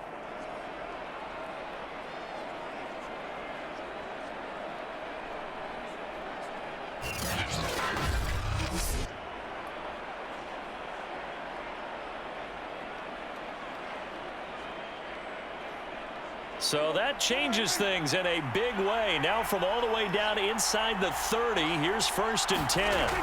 Now Prescott. He's got his man. It's Gallup.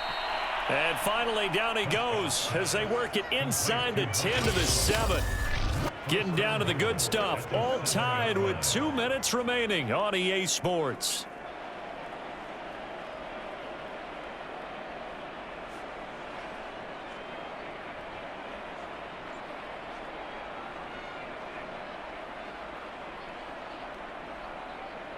So the Cowboys in possession of the football here as we get you reset. They've got it 1st and goal, looking to take the lead here in the late going. And he is into the end zone for a Cowboy touchdown. Ezekiel Elliott, his 2nd touchdown of the afternoon. And the Cowboys have broken the tie. Hey, that score deserves our respect, deserves our excitement. But I'm looking at the clock, and I'm thinking, there's a long way to go in this one. Ideally, they would have liked to milk a little bit more time off. Now, on the other sideline, you start to get the crew together and say, this is what we practiced the 2-minute drill for, right? Yeah, you hope you've been in that situation before, and if you haven't, you just have the confidence, hey, let's go down there and get this thing done. But, boy, that's a big score right there to give them the advantage. They get one more as the extra point's up and good, and the lead is now 21-14. Chargers 14.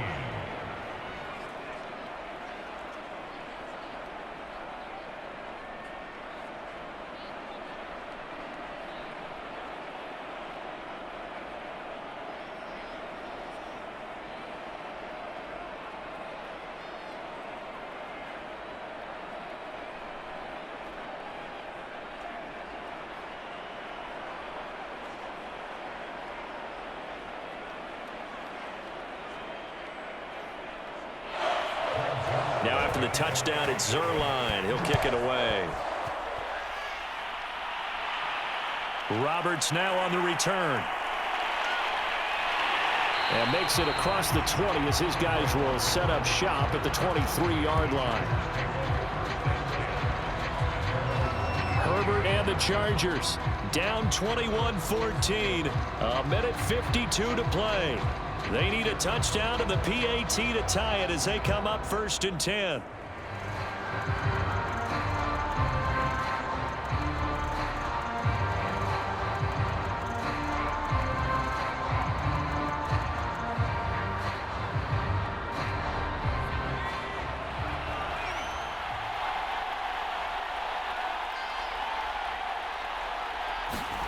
Herbert. He's got Eckler. So no gain on the play, and that'll make it 2nd and 10. Not good. They didn't move the football an inch, and precious time ticking off the clock.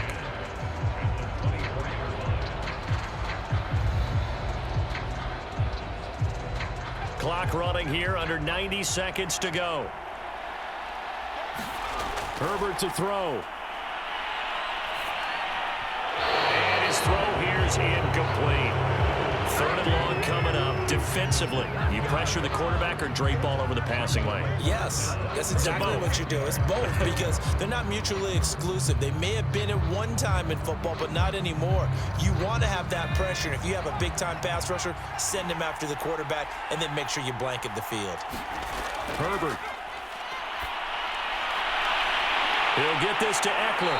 And past the 40 before he's out of bounds. I'm not sure that was necessarily a safety valve or a check down throw on 3rd down. Sometimes just try and find the open guy and get him the ball. He did exactly that and found a way to pick up a 1st down.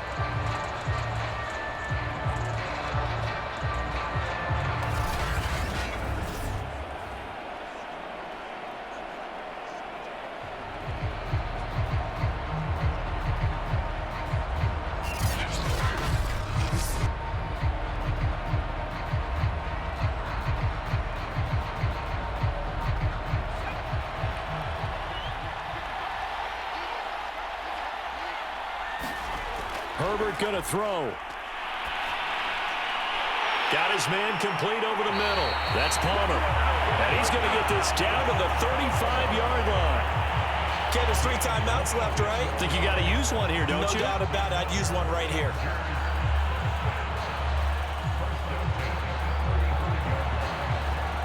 First down now, but that clock rolling. Now Herbert.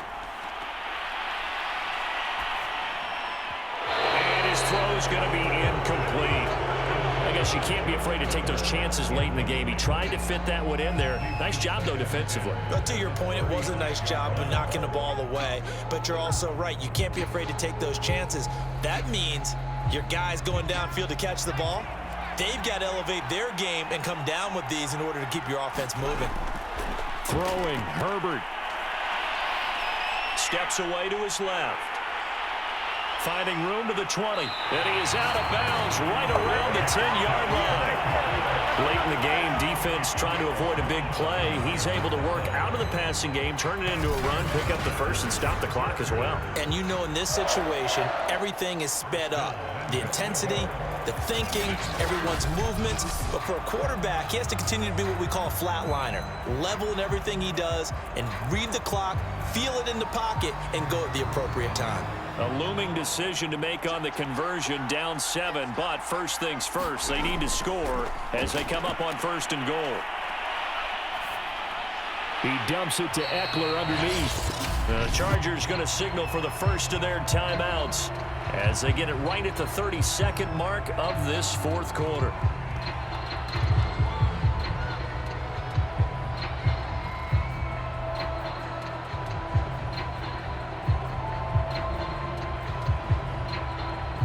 The line of scrimmage, the 7 now on 2nd and goal.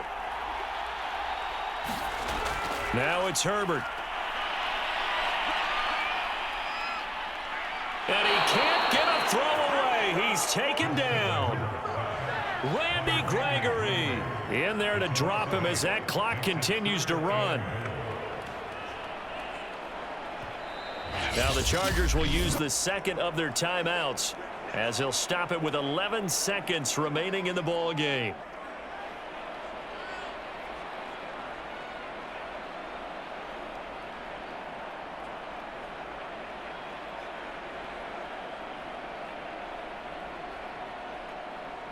Third and goal, and keep in mind, very possibly 4-down territory. Herbert. This is swung out to Eckler. And he'll be out of bounds, taking it just shy of the 10 at the 11 or the 12. 3 yards, all they could muster there, and it'll bring up 4th down. It didn't check off every box, but the most important one, got the clock stopped, getting out of bounds. It may be a little short of the 1st down, but I thought that was the key. Likely the play of the game here, trailing in the final quarter and going for it on 4th and goal. 4th down for Herbert, desperation time. And he's in for the touchdown with the clock reading triple zeros. And the extra point, if they hit it, will send this thing to overtime. Don't forget the extra point. It's up and good. And, partner, we've got a tie game here in the 4th. It's a little teaching moment here. Overtime rules. Remind us how this goes, partner. Okay, so in the past, we had sudden death. First team to score wins, but no longer. Now, if the team receives the ball, scores a touchdown, they win the game. If they kick a field goal, though, or don't score, the other team gets a possession. And after both teams get a possession, then we're into sudden death. First team to score wins the game.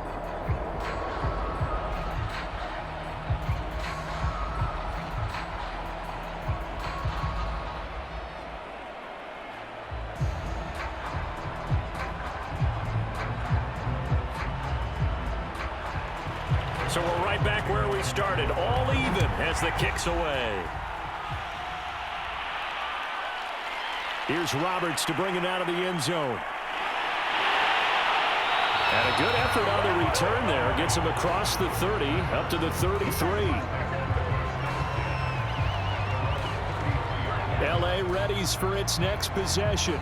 And that last drive, a long drive, but not just that. They had a great air attack going. Do they stick with that? I would think that they would, because if they were confident enough to do it on the last drive, starting backed up in their own territory, why would you change anything? They've got to be confident about what they're presenting and continue to do so. Yeah, because the secondary, they really looked clueless.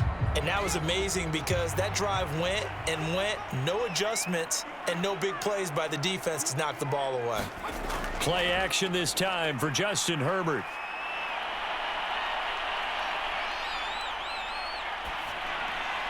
Got his man, it's Williams. And now look at this, big gain but a fumble. And it's picked up by the Cowboys. And his guys will take over at their own 44-yard line. And a costly mistake. Coaches talk so much about ball security, and in overtime, so paramount. Partner, do you ever wonder if maybe they talk about it too much? Too much, yeah. Doesn't seem like you can, but maybe by discussing it time and time again, and you know they overemphasized it here, that almost became self-fulfilling. And any points beat them here. Field goal or a touchdown now.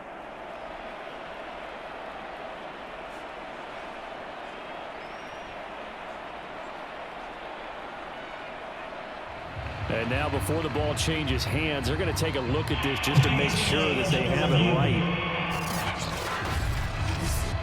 Now the question, was the knee in fact down before this ball comes loose? And is the video convincing enough to overturn it? A lot of factors here. Remember, you also need clear possession of football afterwards. This is a tough one to overturn.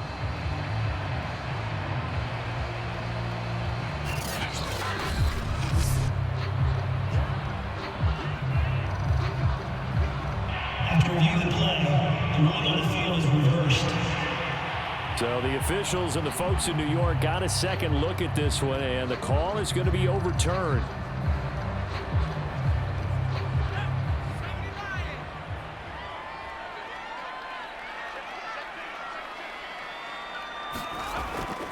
Running on first down, Eckler. 5 yards on the carry. Good pickup on first down. And that's exactly what you want on a first down run. Pick up 5 yards, bring up 2nd and 5. The defensive line, though, they've got to figure out a way to out-leverage the guys up front because the offensive line is winning at the point of attack. 2nd and 5.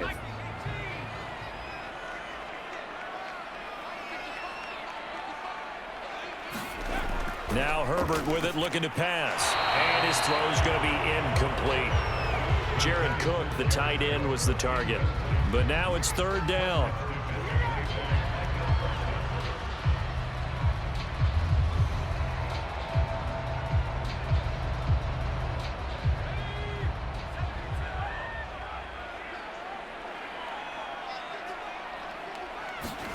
Out of the gun, Herbert. This is caught by Williams. And he is going to have the Chargers first down as he's able to get 8 yards there on 3rd and 5. Charles, you get into these overtime situations, that's not a bad guy to dial into. Well, when you have to have plays, especially in a spot as you just described, we're in OT, you've got to go to the guys you can trust and you know are going to make the plays. Well, they say, it's not the X's and the O's, it's the Jimmies and the Joes. Line of scrimmage, the 31 now on 1st and 10. On the give, this is Eckler. And he'll work this forward for about 3 at 2nd down.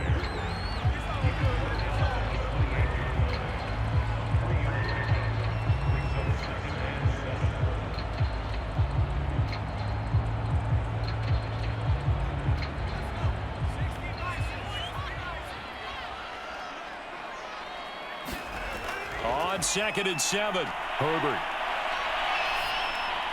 And that's into the hands of Eckler. That'll go for a gain of 7. And that'll bring up a 3rd and 1.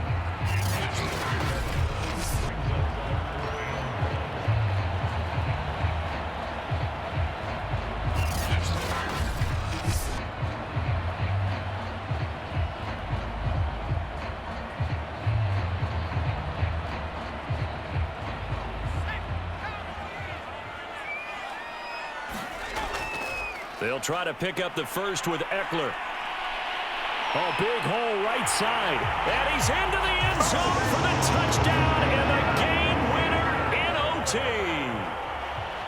We needed extra time to decide this one. The rushing score in OT finishes it off, but all throughout, really just a great game to witness. I agree, and the whole time we were watching and working on this game, I had it in the back of my head. We could get to overtime. Just the way this game went, the ebb and flow of it all.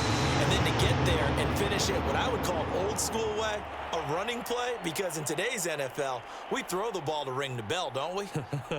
Not there. They ran it in. And again, just a great, great game that we bore witness to. Well, as always, partner, an extreme pleasure to share a booth with you. I have to say, I am impressed at your discipline because you came here and you said you were not going to eat any of the media buffet. You made it to the end. You didn't consume a single calorie. I appreciate that. What you missed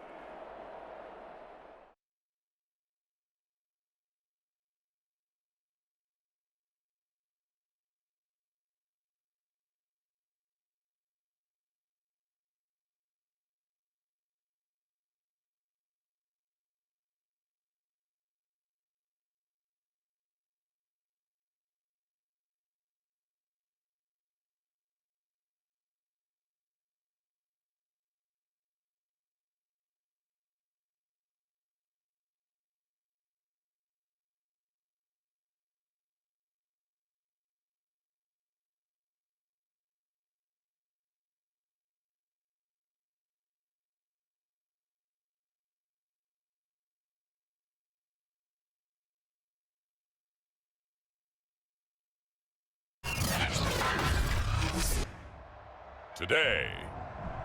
From First Energy Stadium in Cleveland, Ohio, this is the National Football League. First opened in 1999. There's a good look at First Energy Stadium here in Cleveland, Ohio.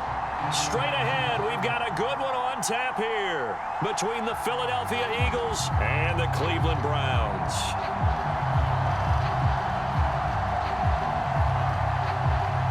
Here's the Browns kicker, Chase McLaughlin, set to go, and we are underway now from Cleveland. And no run back on the opening kickoff. It'll come out to the 25. Philly's offense getting ready, and Jalen Hurts ready to lead them. The second-round pick who started his career at Alabama, then finished with an electric senior season at Oklahoma. Tremendous production in college at 2 different universities, and this is a guy who was a finalist for the Heisman Trophy. Still much more of a runner than a thrower, but has plenty of arm and is capable of making the big throws downfield. And don't underestimate his ability to think the game. Remember, he's the son of a coach.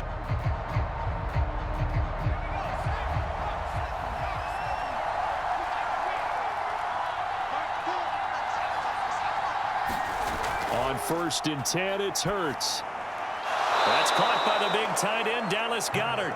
And he's taken down, but able to slip across the 35.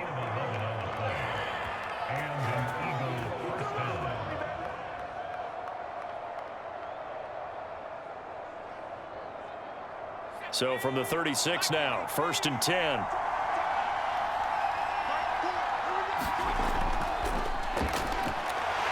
And he sneaks his way forward only for a couple here. 2nd down.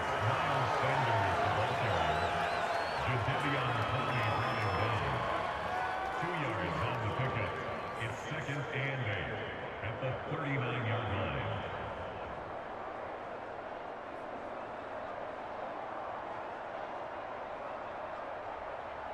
Second and 8.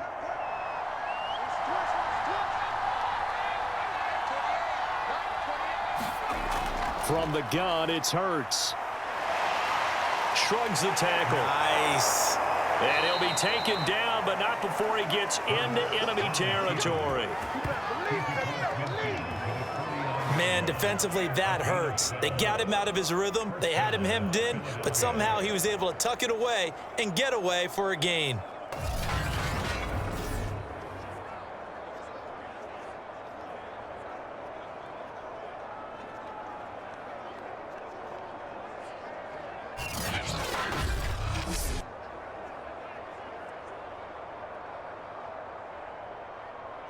So a 1st and 10 upcoming from Browns territory now at the 49-yard line. They go play action with Hurts. And he's taken down. This will be a Brown sack. Sione Takitaki. It'll go as a loss of about 8 as he gets in there to drop him. Well, remember, they had the nice gain on the previous play, but they just gave a lot of it back right there on that sack. Yeah, they get the sack, get back some real estate. Felt like the type of play that can spark a defense and swing some momentum. Almost felt like a take that type of a play, didn't it, partner?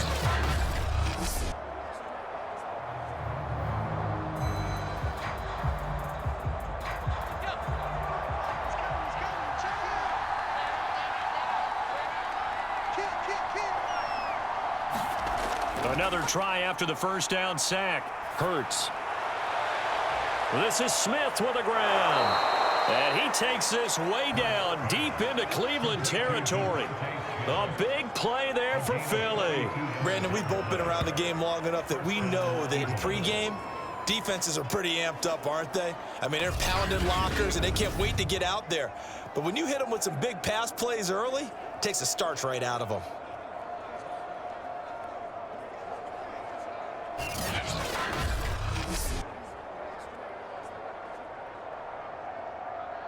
So after the big play, look at this, all the way down at the 15 now on 1st and 10. Hurts a handoff to Sanders. And they get to him quickly here as he stopped right around the 13. They had the huge play last time. Here it is a much smaller gain of 2. Brings up 2nd and 8 at the 13-yard line.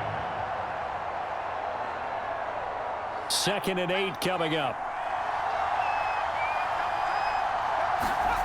Throwing is Hurts.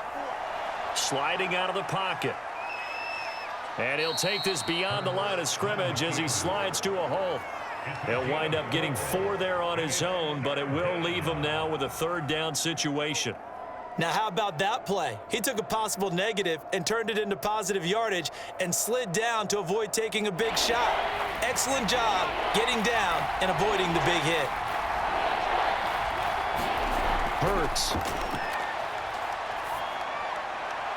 Open man is Goddard, the tight end. And he'll get nothing out of that one. The completion there winds up a wash, and it'll bring up 4th down.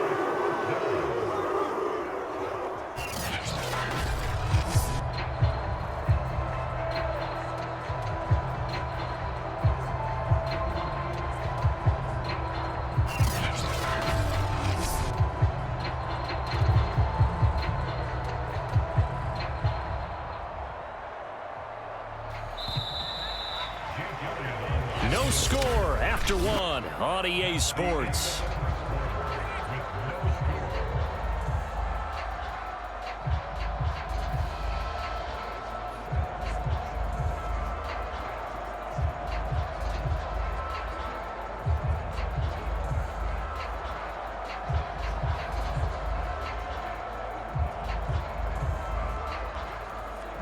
And the first play will be a field goal try.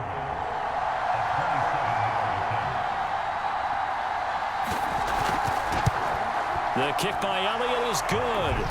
And the Eagles, they take a 3-0 lead.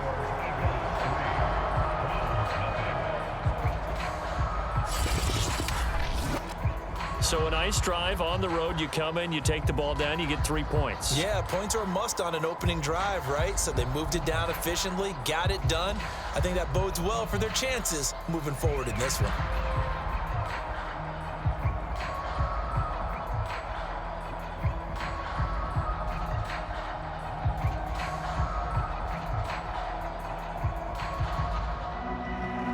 After the field goal, here's Elliott to kick it away. This fielded right at the goal line. And able to take it past the 25 and up to the 28-yard line. The Oklahoma product, Baker Mayfield, trotting out there now with the rest of this Browns offense. And the first possession isn't until the 2nd quarter, but what's nice about it, it's only down 3. So what you sell your team on is, look, 1 possession, 1 drive, we put it in the end zone. We're in the lead in this game. Let's go, guys.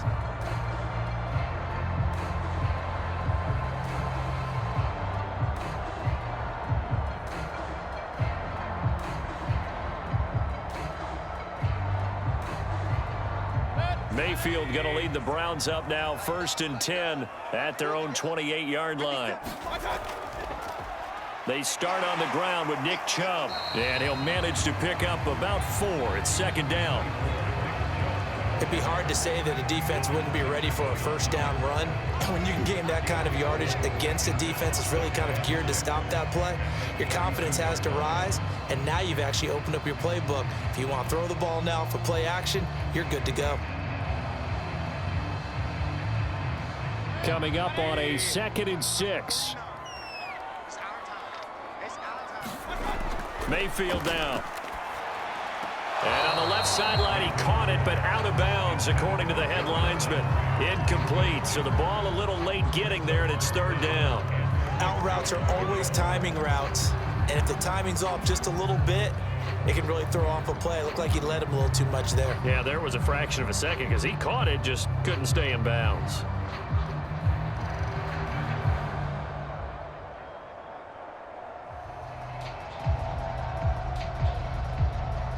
So after the 2nd down incompletion, they'll come up now against a 3rd and 6.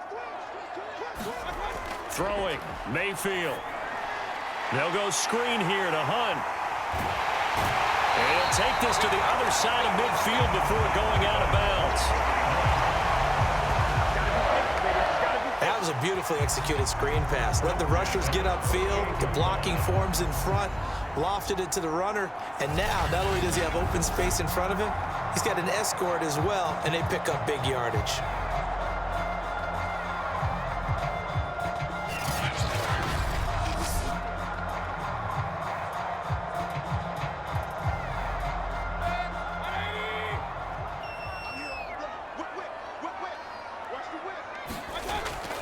On first down, they'll run with Chubb. Uses the stiff arm. And he's got this down a yard or two shy of the 40 before he's out of bounds. He'll get a nice chunk there on the first down run, and it's 2nd and 4. And once again, leverage wins. The offensive line, lower than the defensive front. They moved them and found some good space for the guy carrying the ball.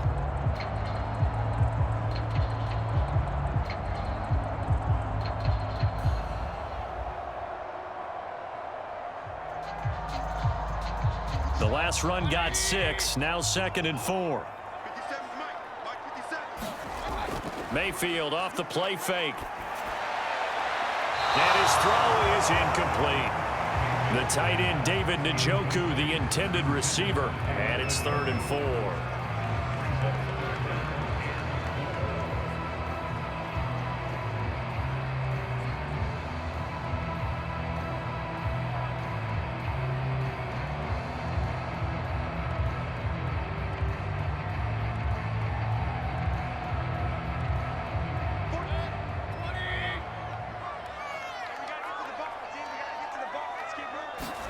To throw, Mayfield. And that will be incomplete. Had the right idea there, trying to throw it to the sideline, but he let him just a little bit too much, trying to get it out to his receiver. Ends up falling to the ground, incomplete.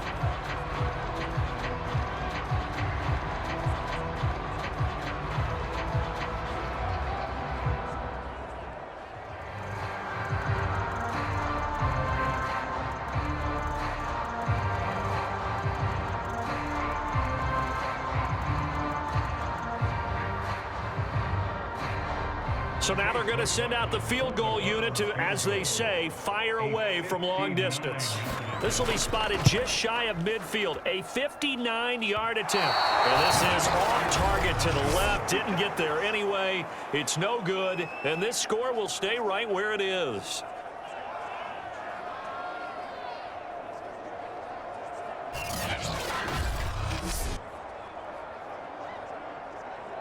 So back onto the field, here come the Eagles for their 2nd drive.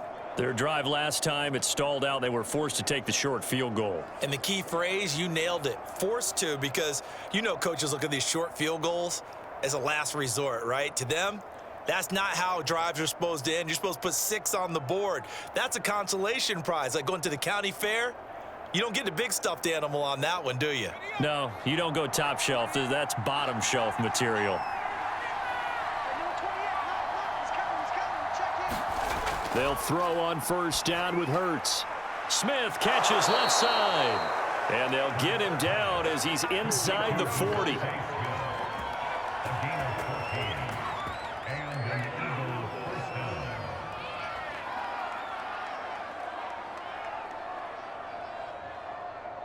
So here's a 1st and 10 at the 38.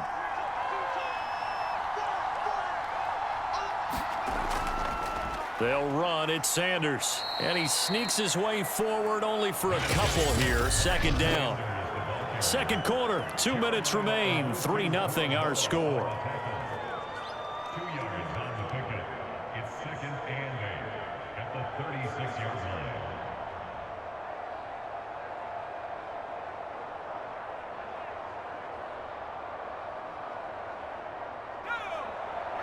We remind you that coming up at halftime, we'll take you to Orlando and Jonathan Coachman. Coach will have highlights and analysis of this first half, one that's featured no touchdowns as of yet on either side. So his job's a little bit easier for this halftime report. Need to give the coach some highlights here. Yes, we do. That throw good for only a couple. It brings up 3rd down.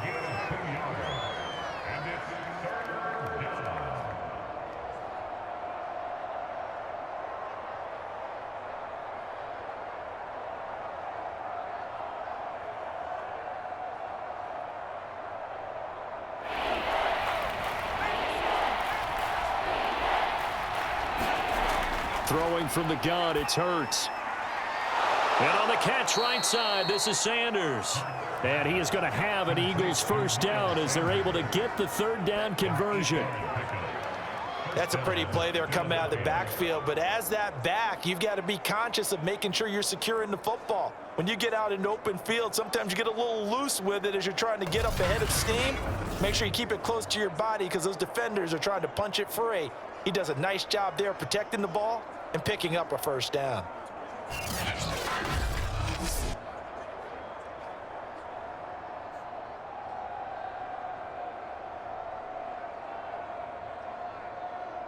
They had to settle for 3 last drive, hoping this second go-around ends in 6.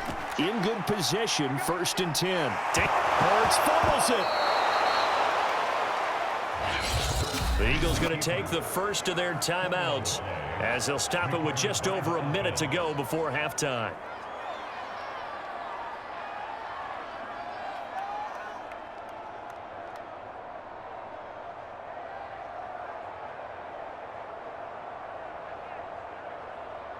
The fumble on first down. Now here's second down.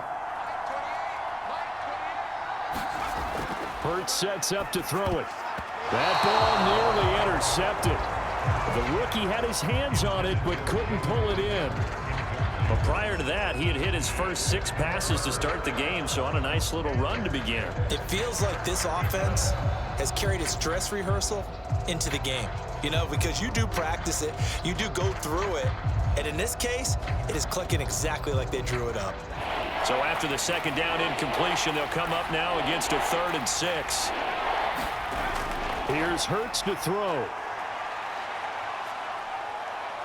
And Hurts able to show off some of that elusiveness as he slides to the ground there, and in the process picks up the first down.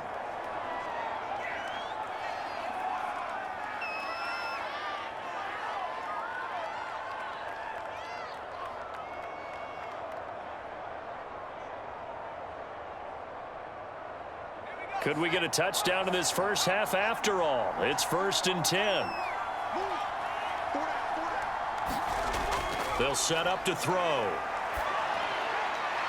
And that is caught, but the back judge right there to say incomplete. Toward the back corner of the end zone, but he could not get the feet down. This will wind up incomplete.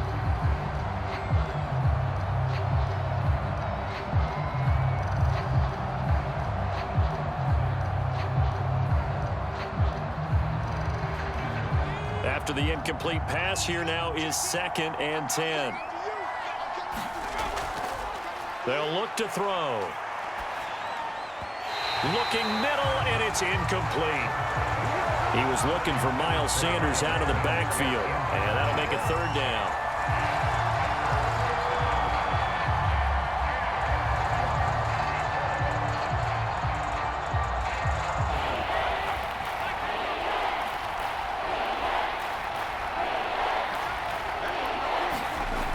Now back to throw. And Rodgers has it over on the right side. Now the Browns will use the first of their 3 timeouts as they stop it here with just under 40 ticks to go in this first half.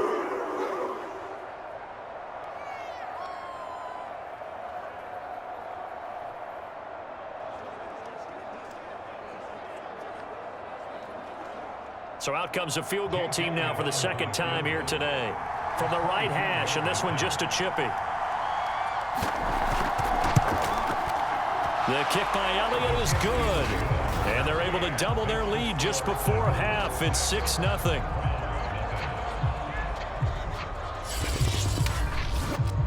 So scores on their first 2 possessions, but 6-0, so field goals probably not what they were hoping for. Yeah, you're exactly right about that. Not what they were hoping for, but they should be happy that they have points on the board.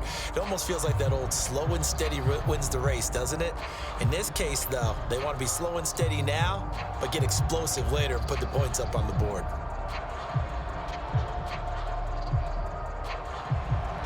After the field goal, here's Elliott to kick it away. Taken at the goal line. And he'll take it up past the 25 to the 26-yard line.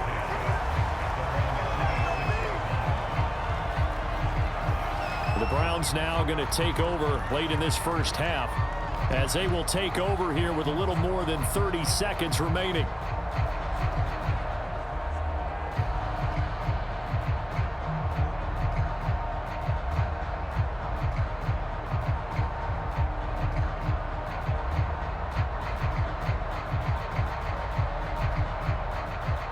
Just over 30 seconds to go in the half. They've got it 1st and 10. Mayfield looks to throw. That's into the hands of Donovan Peoples-Jones. Now the Browns signal for the second of their timeouts, as they'll stop it with 27 seconds remaining here in the second quarter.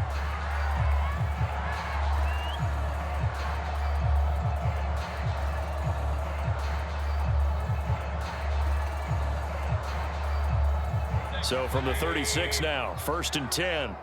That's right, baby. They don't want it. Mayfield to throw it. Got a man, that's Rashard Higgins. And able to rip off a big chunk of yardage before being dropped inside the 40.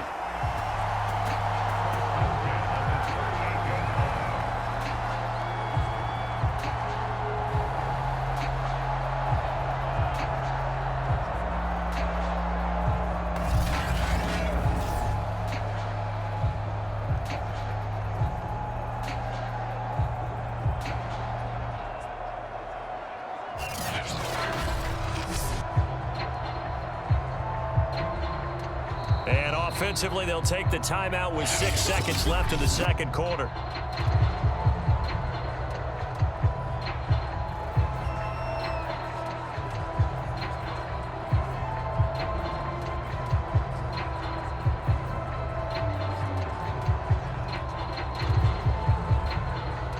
So even though it's first down, here's the field goal unit on now to try to get 3 before halftime. This officially a 55-yard attempt. And no, it doesn't get there. Hits the crossbar, bounces back out. He had it online, but it comes up about a rotation short. So a couple of field goals, that's all we've been able to muster through 2 quarters of play. 6-0 is our count at the break. As we send you down to Orlando, where Jonathan Coachman has our EA Sports half. No, I'm not mad at you for skipping halftime, but can I just have a sip of water real quick, please? Thank you. All right, let's go.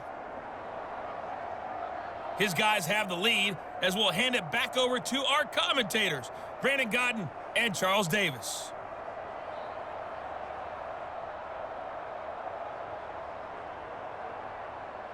The Browns going to see the football first, but they trail here as we resume play on EA Sports. This taken in at the goal line. And he's up across the 25 and down at the 28.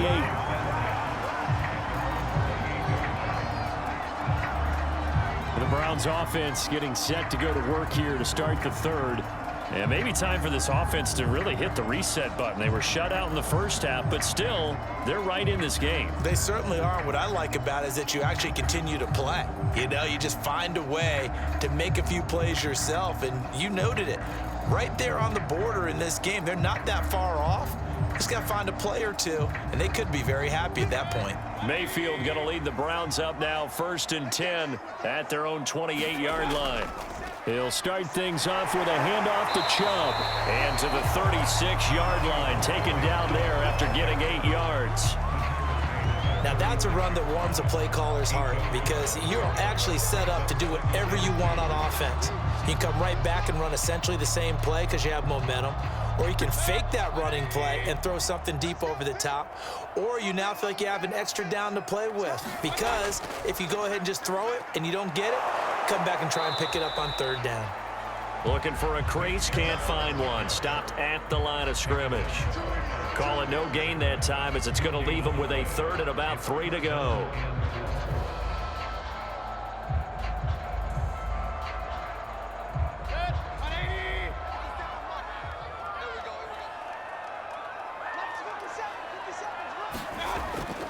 They'll run for it. Here's Chubb.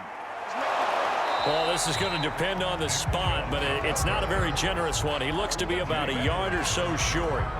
2 yards on the pickup there. It's 4th down. I know they're down on the scoreboard, but the urge to go for it is almost irresistible here on 4th and short. Yeah, I know they're on their own side of the field. I was going to say. Normally, I would say punt the ball away, but I'm feeling it. I say go for it.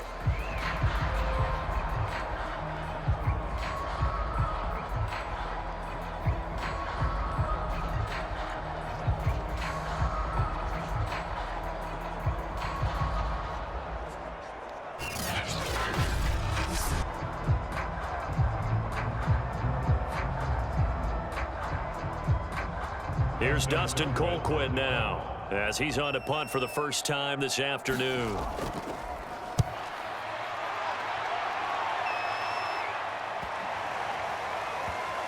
And a great job here. This is going to turn out to be a beauty. This is marked down at about the 3-yard line. They decide against going for it on 4th and 1, maybe to the dismay of their offense, but hey, a nice consolation prize down inside the 5. Nice consolation prize indeed. So maybe the offense is upset, but they showed confidence in their defense by punting it away.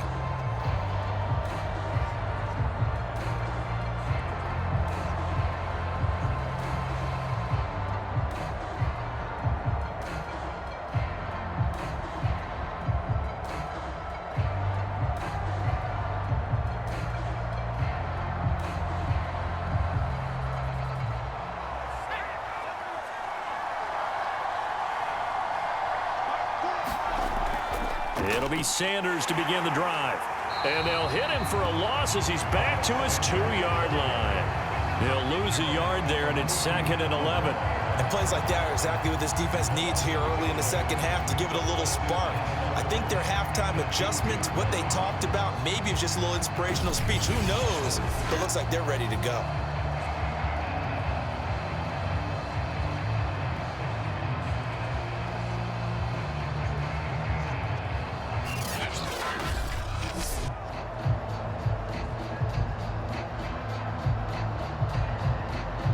Loss of a yard there to start out. That leads to a 2nd and 11. They'll go again with Sanders. And they'll bring him down right around the 13. He'll wind up getting 11 on that one. And that'll bring up what looks to be a 3rd and inches. Can't be more than a half a foot. So from 2nd and long, now we go to 3rd and very manageable. Yeah, they love that phrase, don't they? Because as an offensive coordinator, you can keep people a little bit off balance and guessing because you don't have to throw it. You can come back with a strong run game if you want to. And if now the pressure comes and he goes down just inside the 10, back at the 9. Jadeveon Clowney showing the explosiveness on the sack. This defense coming out after the half, and if that plays any indicator, Charles, maybe a little refreshed and refocused here for quarters 3 and 4. Yeah, they did really well on that one. That's exactly what they need to keep doing if they want to change their fortunes in this game.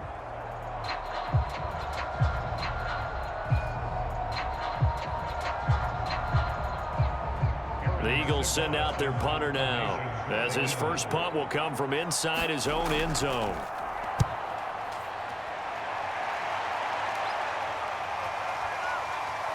Ooh, with a juke. So a good punt there, but a nice return of 11 yards. And this offense takes over in great shape right at the 50, 1st and 10.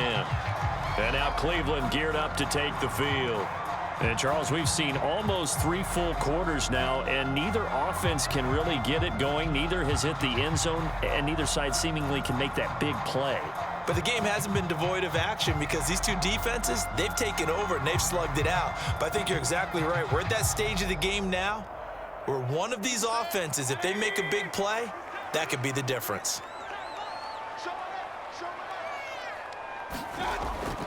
Here's Nick Chubb as they try to fire up this run game. And he's able to take it across midfield before going out of bounds. Give him 5 on the carry there, and it'll be 2nd down. But we all know the guy carrying the ball is going to get the credit both in the stat line and probably in the newspaper. But guess what? Those guys creating holes, they couldn't feel better about themselves right now. Offensive line, tight end, probably even the wide receivers are involved. They're moving the ball well. Mayfield's throw into the hands of Peoples-Jones.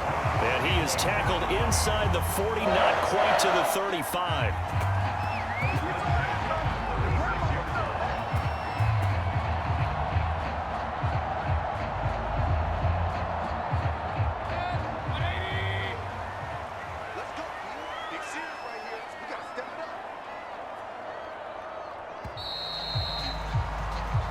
they come to the line, they will not be able to get off another play as time has run out on this third quarter.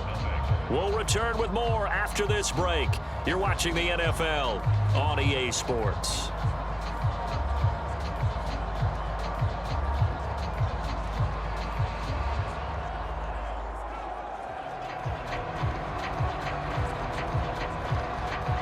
So from the 36 now, 1st and 10.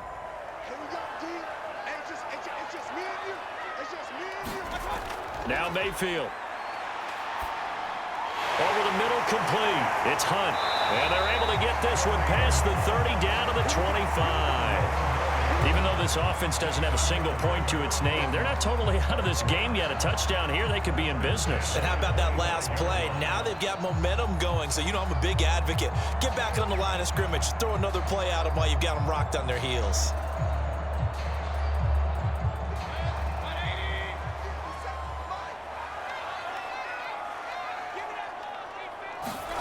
On 1st and 10, Mayfield. Dancing to his left. He'll have a first down inside the 10. And he's hauled away down to the 6-yard line. Well, there you go. Save your best scramble of the day for a big-time situation in the fourth quarter, picking up the first. You don't want to use it up early, right? You want to make sure you save it for that exact moment, that key time. And that's what he did, although you and I both know it wasn't planned that way. But what a nice job using his eyes, scanning the field, and realizing when it was time to exit the pocket and go. They come up on a 1st and goal and most likely 4-down territory as they need a touchdown and a PAT for the lead. They'll run with Chubb, and he'll take it into the end zone for a Browns touchdown. Nick Chubb, a 6-yard touchdown run. And the Browns are an extra point away from taking the lead in this game.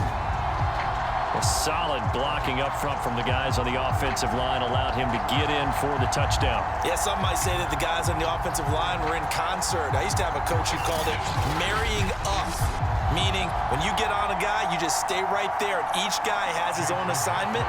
That allowed the runner to make the big move towards the end zone. A very important extra point there, up and good, and they take the lead here at 7-6.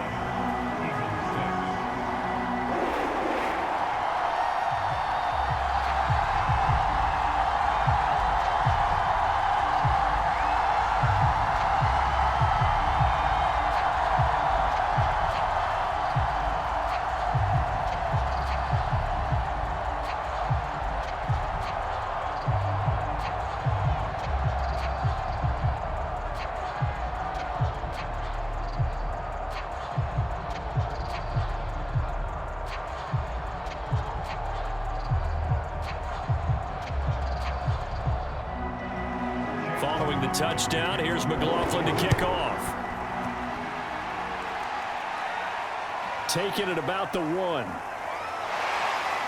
And he takes this near the 25, just a little past there, call it the 26. Here's the Philadelphia offensive unit now as they head out to take over possession. And they will be looking to answer the touchdown their defense just surrendered. Still a good chunk of time remaining here in the fourth quarter and a chance to regain the lead in a tight one.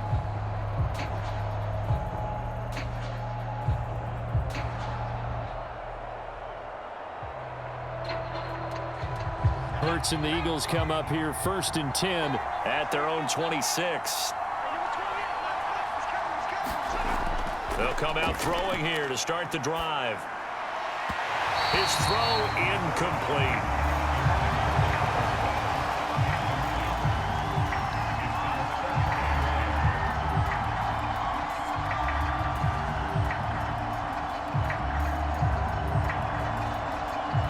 Here's 2nd and 10.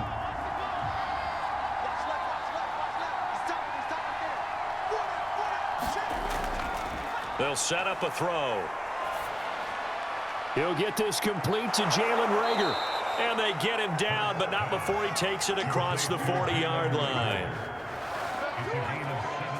Defensively, they just lost him. He was waving his arms saying, I'm wide open. They found him. Yeah, and it's so interesting about when a receiver starts to wave his arms because some guys, right off the line of scrimmage, they declare themselves open. You know, those guys throw the one arm up, hit me right now. In this case, he was so wide open that he was frantically trying to get his attention to make sure he got the football. And then I'm sure his only thought when the ball was in the air, don't drop it. Had too much time to think.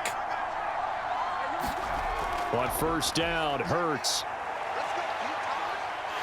And the Browns' pressure gets to him that time, and he's going to go down. Jadeveon Clowney in there to take him down on what will take us to the 2-minute warning. Fourth quarter, 2 minutes on the clock in a tight 1-point game.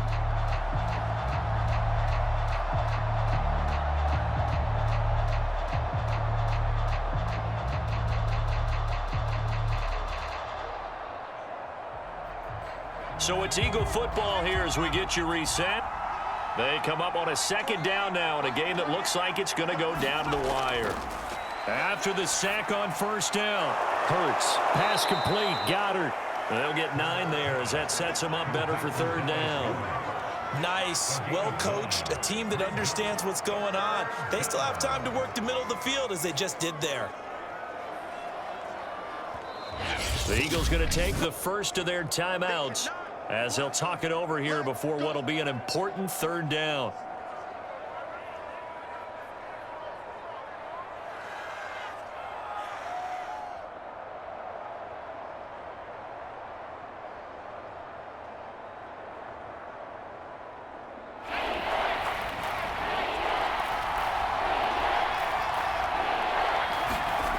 He's back to throw.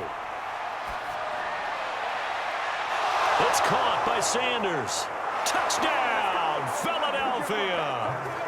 Miles Sanders, 51 yards. And once again, the Eagles are back out in front. So minutes after giving up the lead in the fourth quarter, they say not so fast. Big play, and they grab that lead right back. Talk about a seesaw game. Up, down.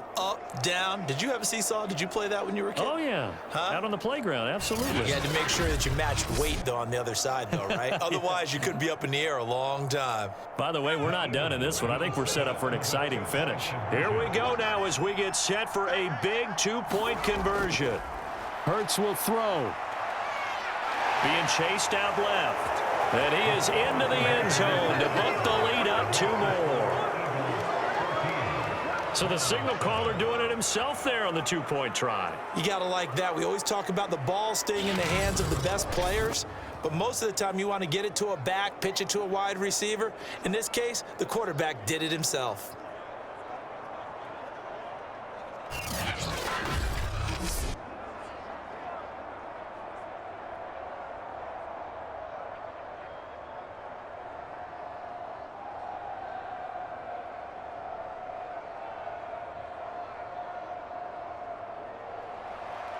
Now after the touchdown, here's Elliott on to kick it away.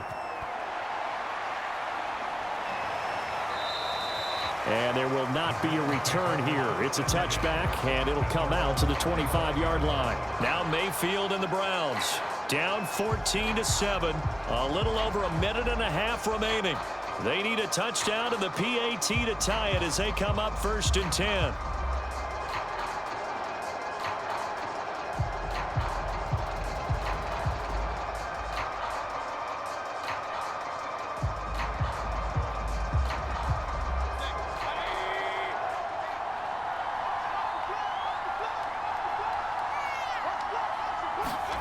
Now Mayfield. He's got Landry. And he's got this almost to the 40 before going out.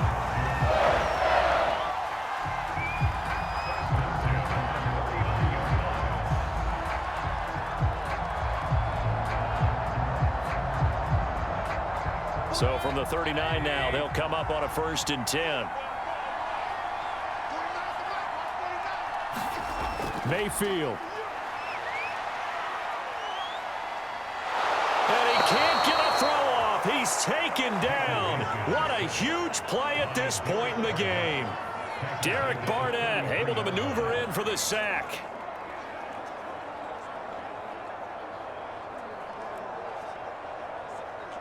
The Browns try to get back and set quickly here. Time ticking away. Mayfield. Finding Hunt. And he gets this up across the 35 before he's out of bounds. So 5 yards here, 5 on the play. And that's going to lead to a 3rd and 11.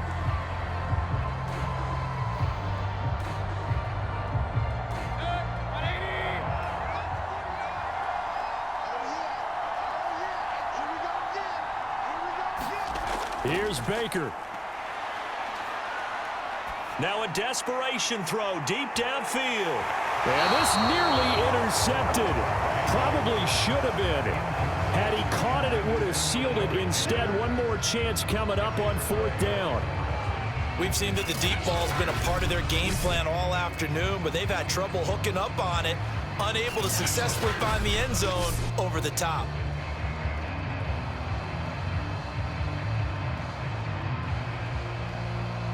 Down 7, and they've got to go for it here on 4th down.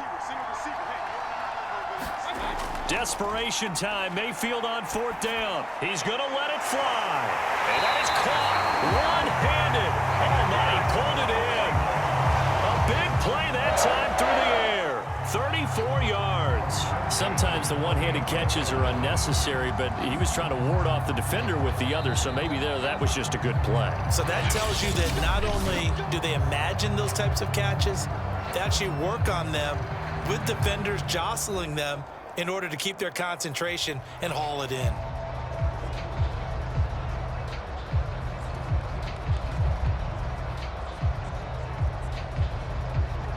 So now then, the big play has them all the way inside the 30 now, 1st and 10. Mayfield to throw.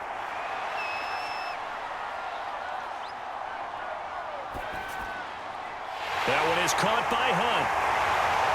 And down he goes, taking it inside the 10, just shy of the 5 at the 6. Now the Browns signal for the second of their timeouts, as the clock will stop with an even 20 seconds left to go.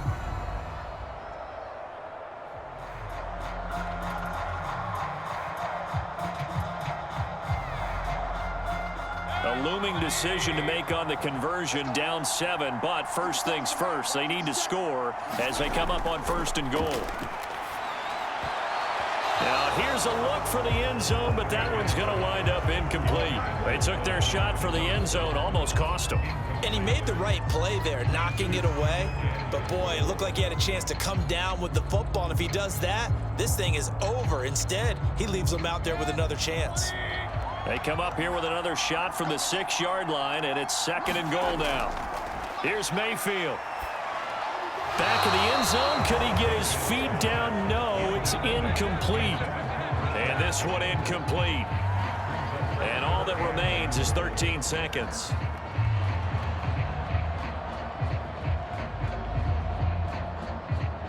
A lot of tired bodies on that field, but this is a big play. 3rd and goal. Mayfield to throw. In trouble, and he'll go down back at the 12. And now with 6 seconds remaining, they're going to burn their final timeout.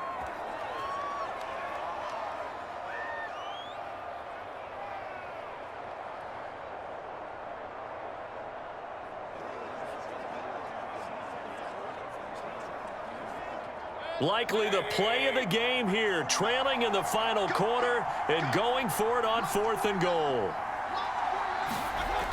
Mayfield. And oh, it'll be intercepted. Picked off by Rodney McLeod. And the Eagles have just about sewn up this football game. Brandon, offensively, this has been a tough day for him. Trying to find a place to throw the football. It's been extremely difficult. I've got to give a lot of credit to the secondary, especially the corners who've had the receivers on lockdown.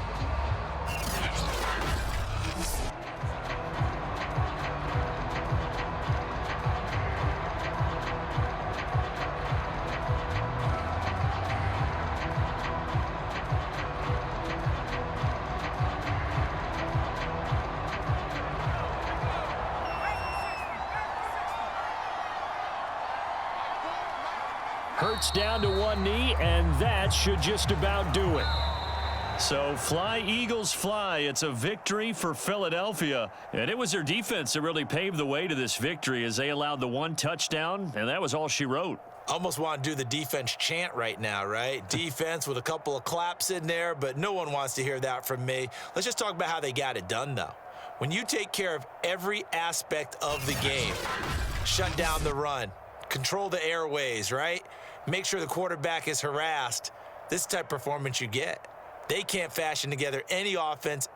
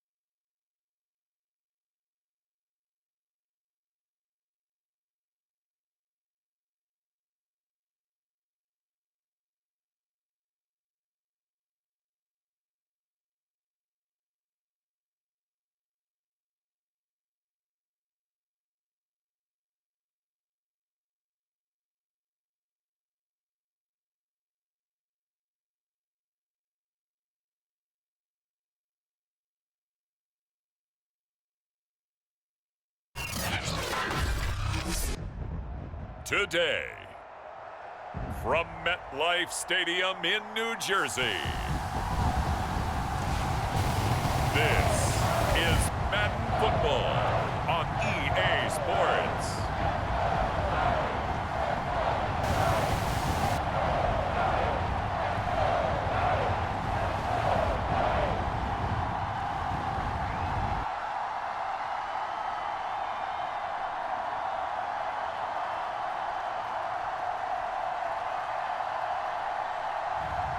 We'll see Daniel Jones and the New York Giants taking on Joe Burrow and the Cincinnati Bengals. We are across the Hudson from Midtown Manhattan at MetLife Stadium in East Rutherford, New Jersey. This the scene just before we came on air. This New York crowd fired up by the arrival of their G-men as they burst from the locker room. They're ready to go as the Giants get set to match up with the Cincinnati Bengals.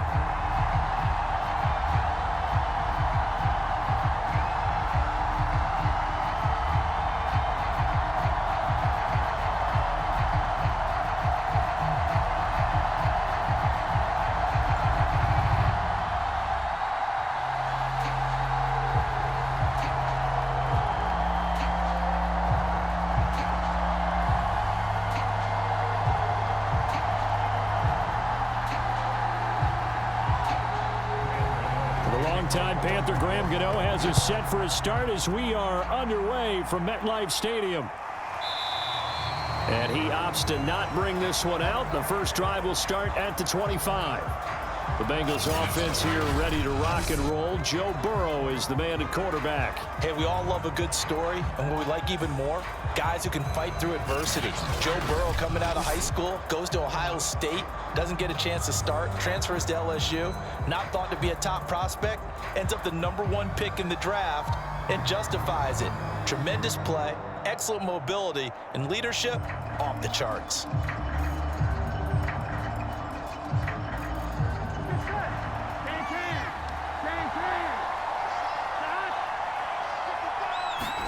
Burrow going to fake to mix it and now look to throw. Oh, he's going to take a shot right away. Oh, a contested ball here, and it's going to be caught. And all the way down to the 35. A big play there on the first play of the game.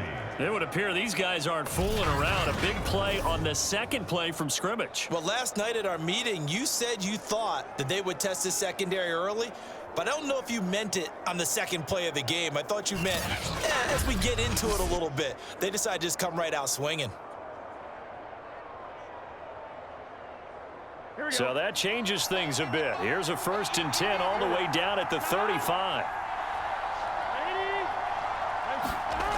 From the shotgun, Joe Burrow. This goes out wide for Mixon. And they'll get 8 out of this before being stopped at the 28. It's a gain of 8. Brings up 2nd and 2 at the Giants' 28-yard line. 2nd and 2.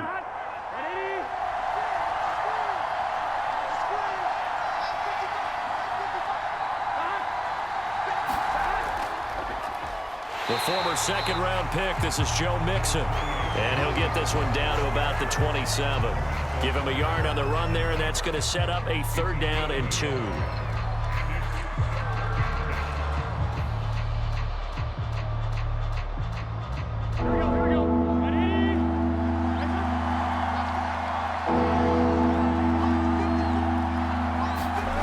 They're passing here, Joe Burrow. Now Burrow loses the football.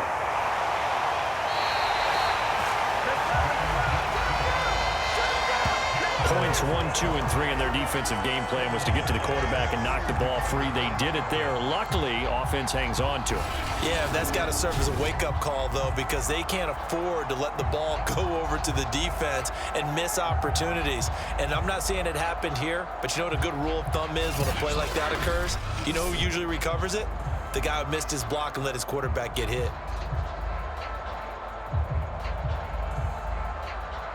So on 4th down, off goes Burrow. On comes Evan McPherson for the Bengal field goal. From the right hash, this from 53. And this is good. He got just enough to clear the crossbar as he drops it in from long distance. And the Bengals are on the board first here. It's 3-0.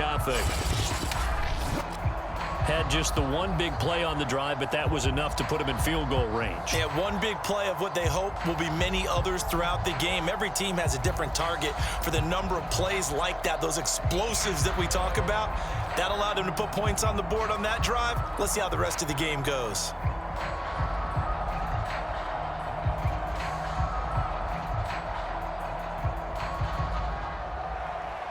Here's McPherson now to send it away. Farrell Cooper now going to bring it out. And he'll wind up getting a couple extra yards here for his trouble to bringing it out of the end zone as he's down at the 27. First go on offense for the Giants under the guidance of Daniel Jones, the former Duke Blue Devil. We knew about the great mind coming out of Duke, and we saw the athletic ability and the potential. Watching it all come together and get better with each passing year, that's been fun. He can throw it deep, throw it short, and of course take off out of the pocket and beat you with his legs as well.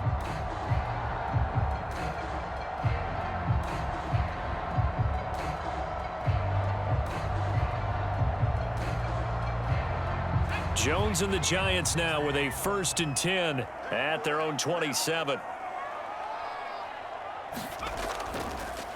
On the ground, this is Saquon Barkley. 5 yards is the tally on 1st down. That brings up 2nd and 5. Well, they certainly got dented with that 1st down run. So now they've got to be back on their heels a little bit as a defense. The 1st down run got 5. Here's 2nd and 5. Now Jones. Finding Sterling Shepard for his first catch. And he'll be taken down, but not before they work it across midfield.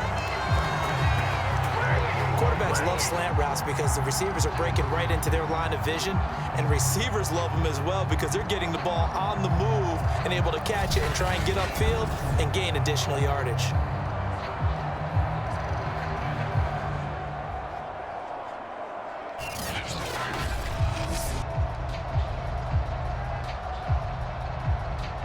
So they'll come up in Bengals territory now with a 1st and 10 at the 48-yard line. Jones with a handoff to Barkley. And he's going to get a solid gain of 9 before being brought down. 2nd and right at a yard. You often say that sort of opens the playbook now, second and short. What do you think, early shot here? I like where you're going. Obviously, we've been together for a while because you know me. I want to take that shot early and loosen things up. The last run got 9. That leaves him with 2nd and a yard. A give to Barkley out of the gun. And here he'll be brought down a little shy of the 35 at the 36. 3-0 after 1 on EA Sports.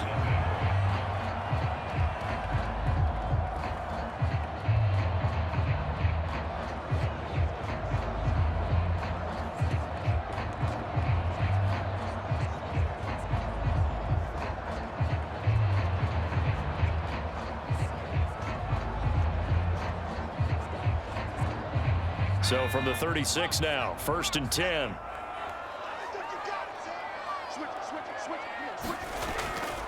They'll try the right side here. Barkley. He'll be brought down on the 30-yard line after a gain of 6.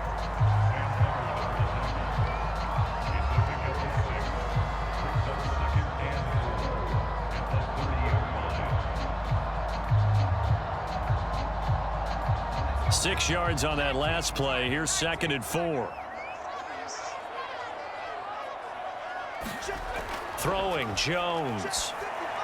And this is Shepard on the catch. And he's got another first down as the tackle's going to be made at the Bengals 19. You always worry about those smaller receivers running through that gnarly patch of land in the middle of the field. But he did a really nice job there holding on to the football and protected himself as best he could while completing the play. So here's a 1st and 10 now down inside the 20. Inside the red zone here. They'll look to throw. Throwing over the middle, but it's incomplete. We always talk about receivers. If the ball hits your hand, you're supposed to haul it in, but it is hard to adjust to a pass thrown a little bit behind you. That one was all the momentum going forward. Couldn't contort his body back to grab it.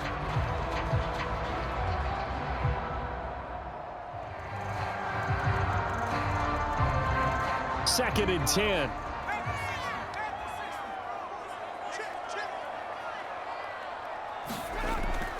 They go back to the ground now with Barkley.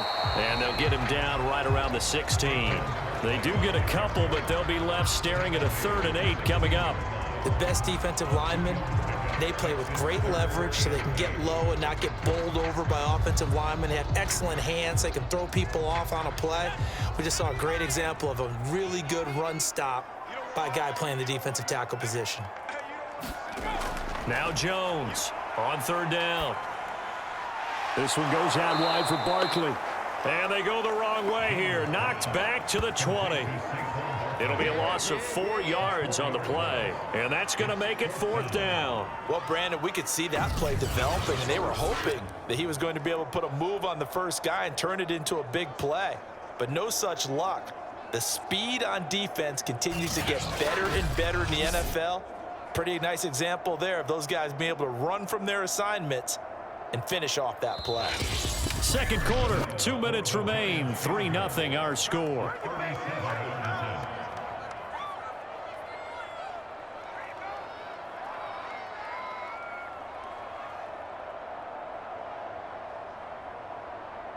On 4th down, on is Graham Gano for the Giants field goal. From the left hash, this from 37. And Gano's kick is right through.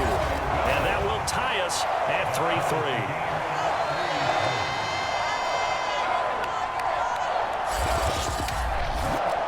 So matching field goals on our opening 2 drives. Yeah, it feels like 2 boxers feeling each other out here in the early going of the game, right? Exchanging some jabs, but none of the heavy stuff just yet.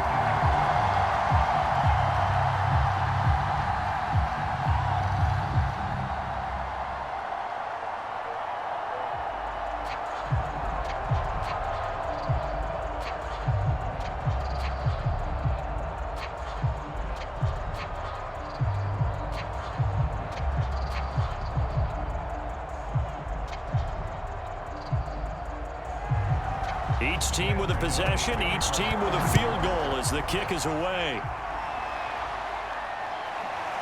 From his end zone, Wilson. And they'll get him down right at the 25-yard line, so the same result, and he opted for the touchback. Cincinnati coming back onto the field here for their second drive. And fortunate to get points on the board last time. They had to hit a really long field goal to do so. The kickers in today's game are so good and so skilled and hit from distances that we almost start to take them for granted, and we can't do that. That's a long field goal that they got 3 points out of. They've got to feel good about that, and they better make sure they love him up because he's helped them out. Yeah, now we'll see if that offense can put 6 on the board here. We'll see.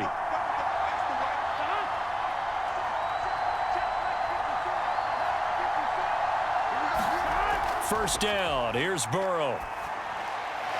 Man open, that's Jamar Chase complete. And that's good for a pickup of 10 yards. And it'll be second and very short.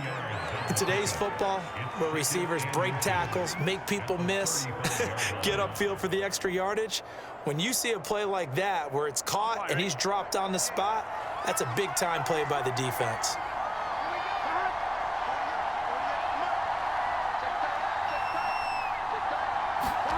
On second and very short. Burrow got an open man. That's C.J. Uzomah. When an offense reads blitz, doesn't matter where it's coming from, tight ends know that they become a big part of the passing game because they should be an easy outlet when all those extra bodies are trying to get to the quarterback. A hot route, so to speak. Line of scrimmage, the 37 on 1st and 10. And now Burrow not enamored with the formation. Instead, he'll signal for a timeout, as they'll stop it with a tick under a minute to go before half.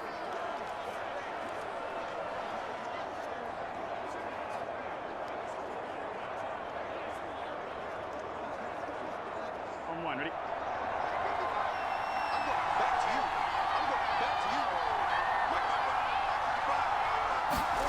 Throwing now, Burrow on 1st down.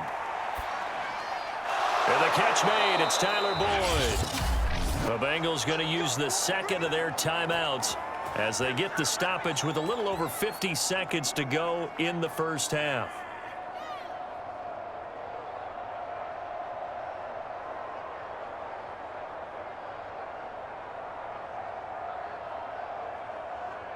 Here we go.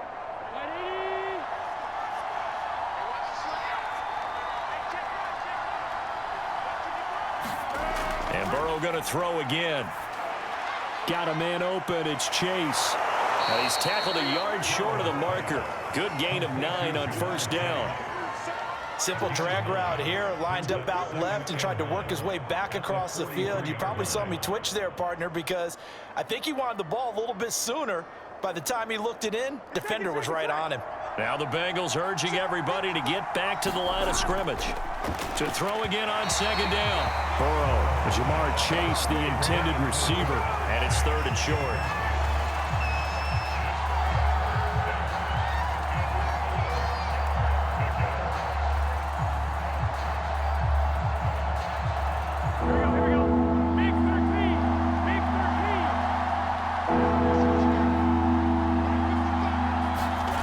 Out of the gun, it's Burrow.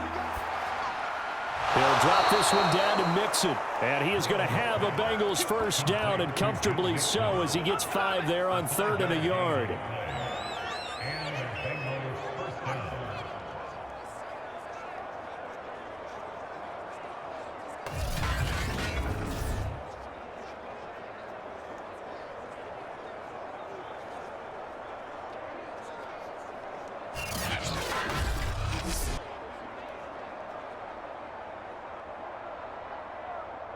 And this offense going to elect to burn a timeout with 5 seconds remaining in quarter number 2.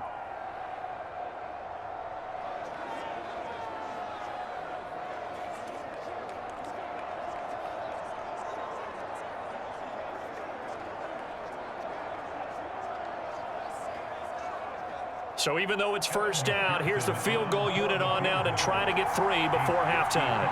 This officially a 55-yard attempt.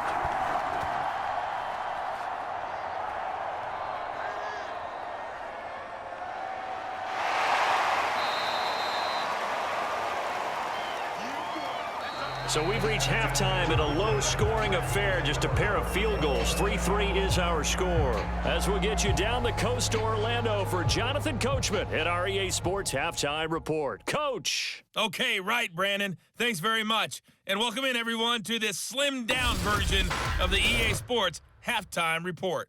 Okay, Brandon, thanks very much. And welcome in, everyone, to an abbreviated version of the EA Sports Halftime Report. Not too much to show you scoring-wise in that first half. Just a couple of field goals make up all the scoring. But the teams are ready to go in half number 2. So to bring it your way, let's get right back out to Brandon Gaudin. Okay, Coach, adjustments likely going to play a big role in this third quarter in what's been a tight contest so far.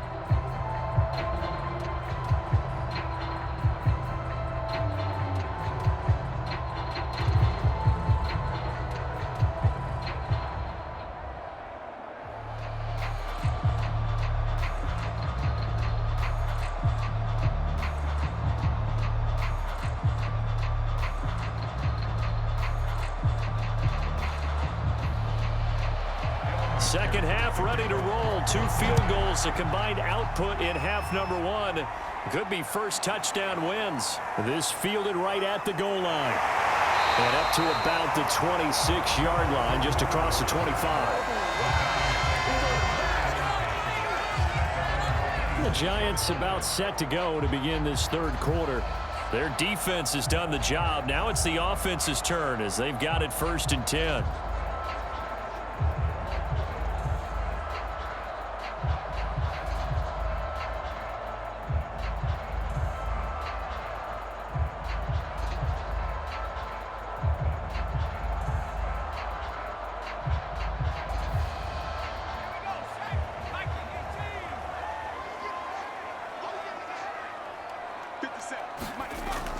Second half begins with a run from Barkley. And he'll take this ahead for about 4. Second down coming up. Well, so far, this game has gone the way the defensive coordinator had hoped. They've dictated things. They've not let them run the ball very well at all. They gave up a nice game there. I doubt it'll back off their confidence. They've played so well throughout this entire game. Following the pickup of 4, here's 2nd and 6. Jones fakes the give to Barkley. He's going to air one out. And that almost their first INT of the ball game. Had his sights on it, but he couldn't seal the deal. So, Charles, tie game here. What are your keys as we continue to play this second half? I know people think it's always trite when you say the same things over and over, but they're tried and true in the game of football. Who's going to block better? Who's going to tackle better? In this case, to me, it's turnovers. You've got to take care of the football in order to win the game. That'll be taken in there by Kenny Golladay. And he will have a Giants first down as they're able to get the third down conversion. This is a nice job of just taking what the defense is going to give you on third down. You're not looking for a big play downfield. You just want to find something that can get you past the marker. They found it and were able to keep the drive moving.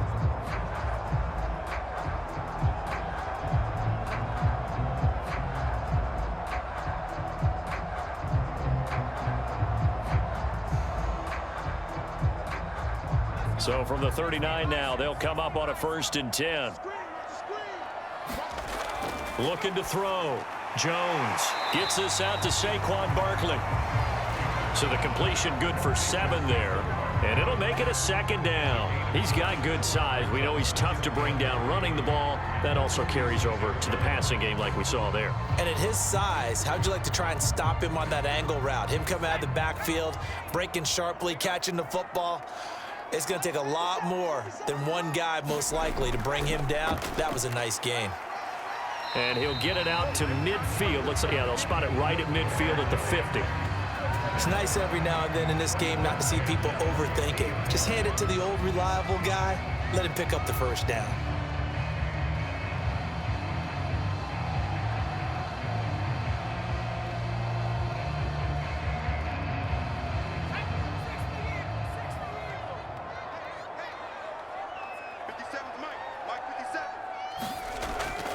Now Saquon Barkley, and he's going to get this one down to the 45. It was Jordan Evans making the play defensively.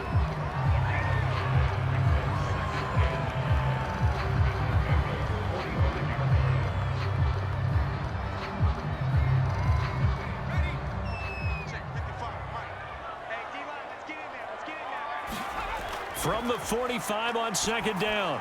Jones, he dumps it off to Barkley. And he'll go down here at the 35-yard line.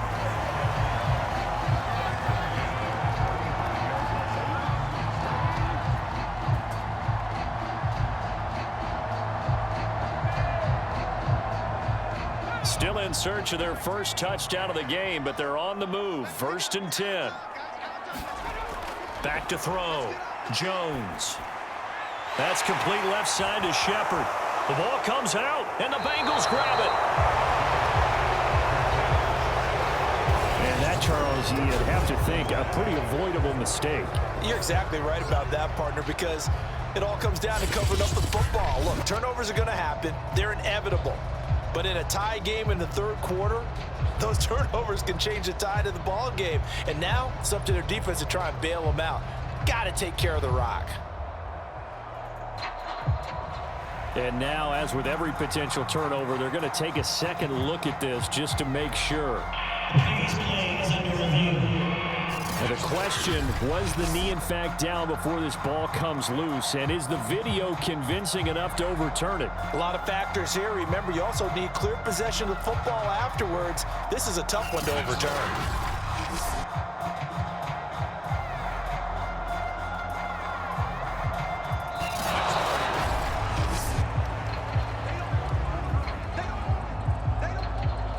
After reviewing the play, the ruling on the field is reversed. So that challenge, a successful one.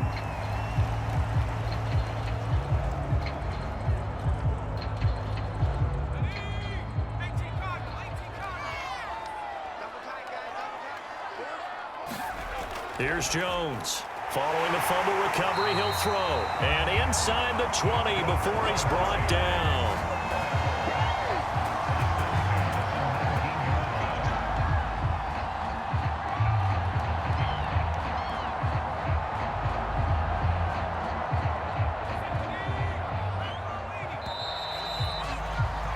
And that is going to do it for this third quarter of action.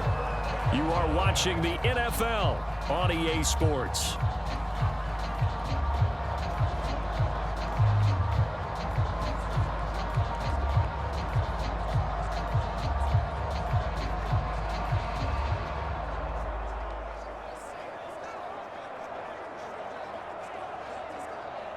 So here's a 1st and 10 now, down inside the 20. A handoff to Barkley. Even with that broken tackle, he'll be brought down short of the 15. Give him 3 on 1st down. It'll set up a 2nd and 7. Yeah, that wasn't a big run, just a short one there. But guess what? Sometimes you treat it like boxing. You throw that jab out there, and you throw it again, you throw it again, then you come with a big punch later. Maybe they're just trying to set them up. 2nd down, here's Barkley again. Call it a gain of a couple, and that's going to leave him with a 3rd and about 5.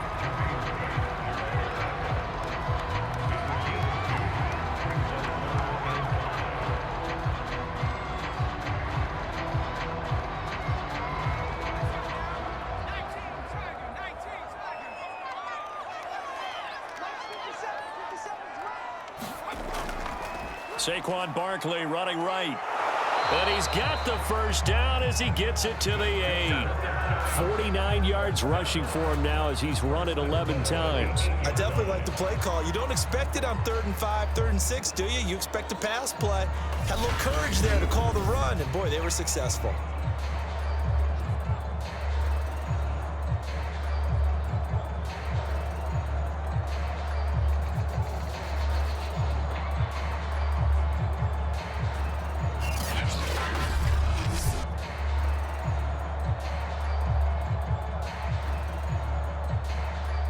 Field goal could get him the lead, but it might not be enough here as they come up on 1st and goal. Now they'll switch it up here and look to throw. And that nearly their first pick of the game, but it falls down to the ground incomplete.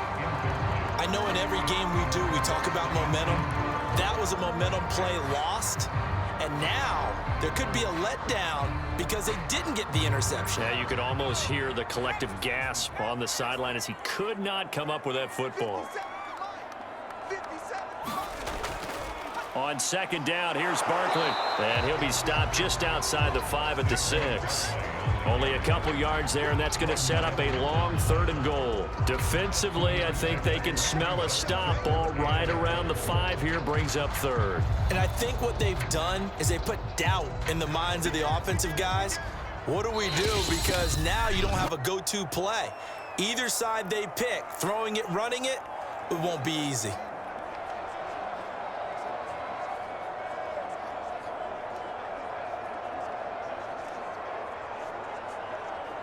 So it's Giants football here as we welcome you back.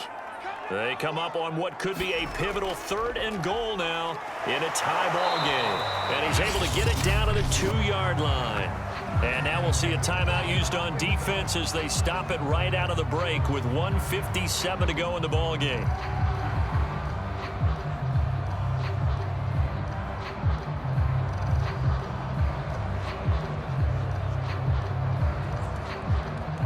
So the field goal unit is on the field as this is a big spot right here. This for the lead in the final stages. Gano's kick is good. And they have taken the lead here in the final 2 minutes.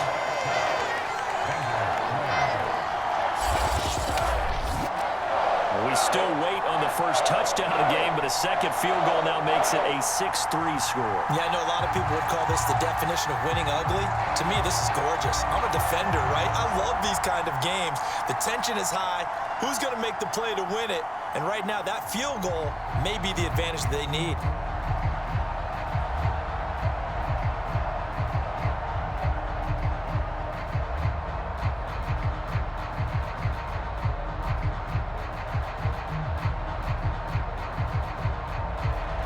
After knocking through the field goal, here's Gano back out there now for the kickoff. Brandon Wilson to return it. And they will wrangle him down a couple yards shy of the 30.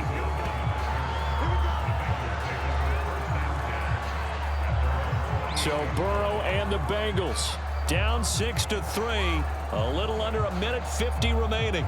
How will this thing pan out? We'll watch as they come up on first down.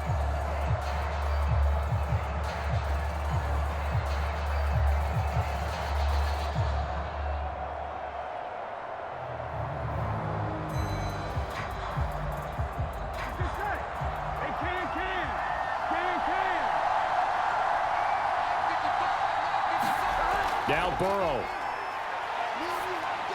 Complete to Boyd. That's a nice job right there, partner, because they were able to work down the middle of the field, working in the seams, because I think defensively they were guarding the sidelines, trying to keep them from getting out of bounds. They took what they gave them, and it was successful. Clock running here, under 90 seconds to go. Here's Burrow. Connected with Mixon. Partner, they're clearly saving those timeouts, but they still have to work with some urgency to put themselves in the right position. First down, Cincinnati.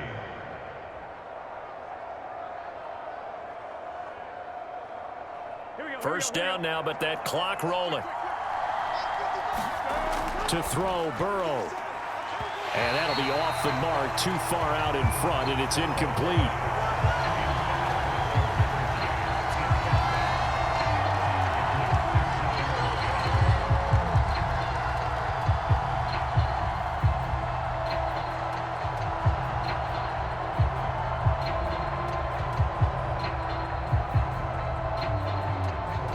So now 2nd and 10 after the incompletion on first down. Burrow. That's complete to Chase. And they're well past midfield, just a yard or two shy of the 40. Boy, how do you let a guy get that wide open in the 2-minute drill? There's absolutely no way that that's coached or taught. That's an absolute complete breakdown on that play. Would be a long field goal try from here as they try to hustle to the line. Burrow.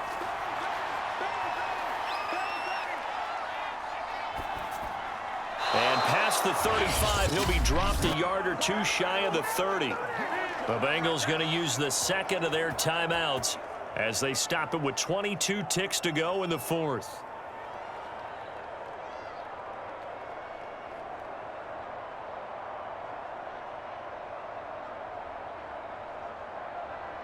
Line of scrimmage, the 31 now on 1st and 10. Throwing, Burrow. Forced out to his left. And inside the 20 before he's brought down. Now the Bengals going to signal for their third and final timeout as they'll stop it with 11 seconds remaining in the ball game.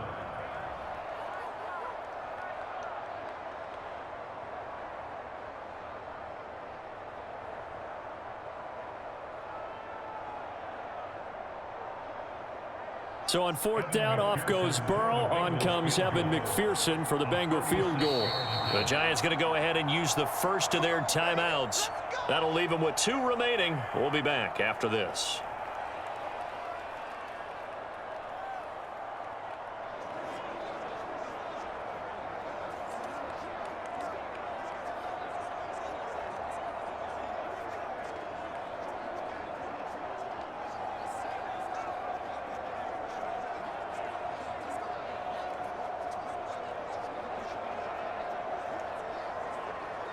So on 4th down, off goes Burrow. On comes Evan McPherson for the Bengal field goal. This to potentially send us to overtime. And his kick is good. And they will tie this game here in the final seconds.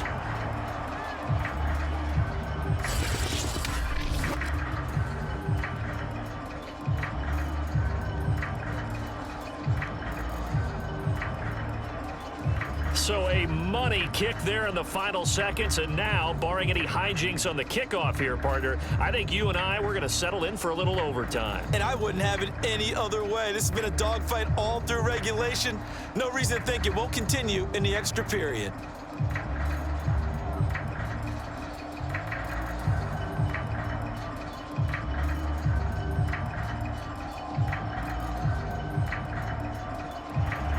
So back even at 6 apiece as the kick's away. On the return is Cooper from his end zone. And he'll be stopped right around where he would have been had he gone down to a knee, maybe a yard shy of there at the 24.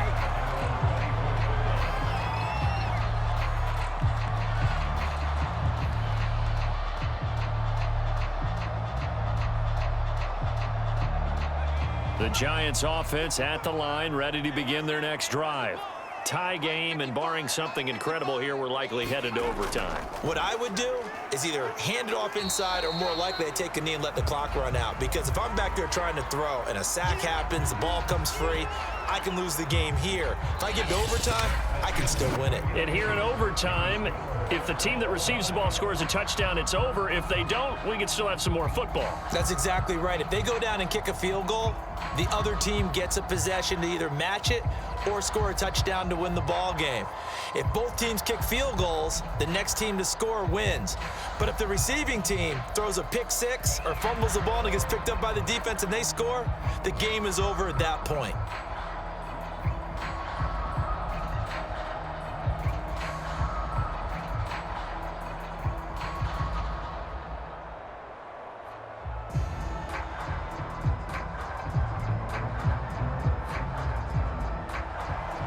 So a tie ball game here as the kick's away.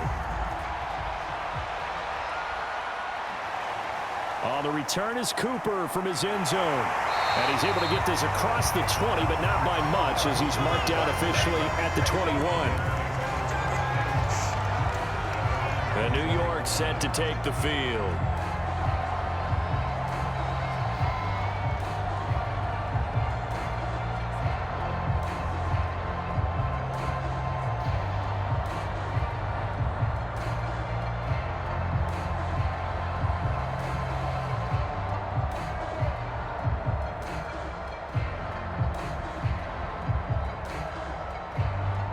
Jones and the Giants now with a 1st and 10 at their own 21.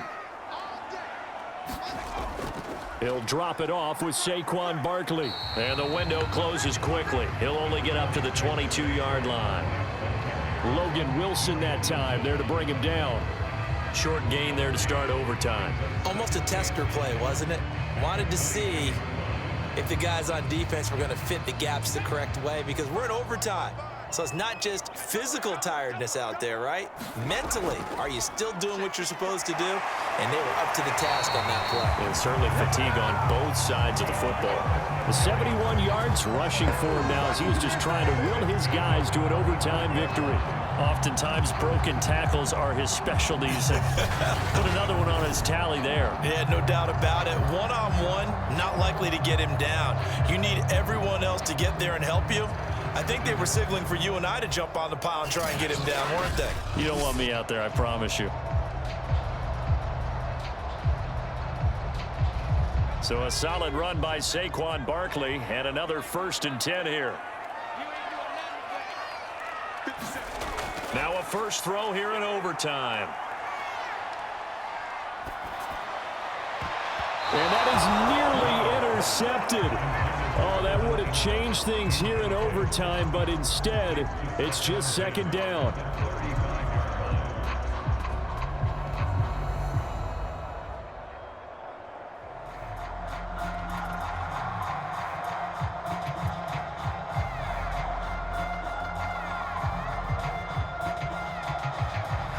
So after the incompletion on first, now 2nd and 10.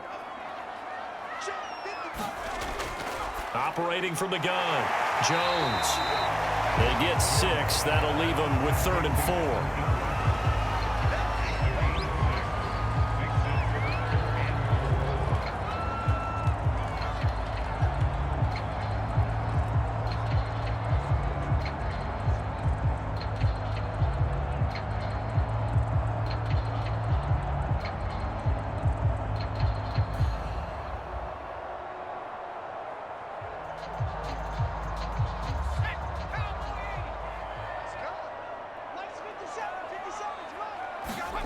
Looking to throw.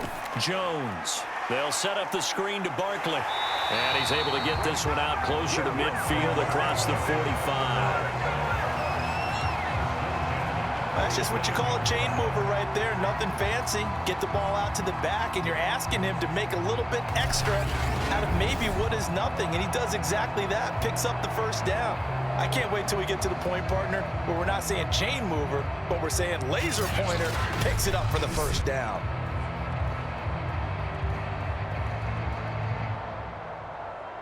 A couple of 1st downs on the drive already, as they'll go from the 47 now on 1st down.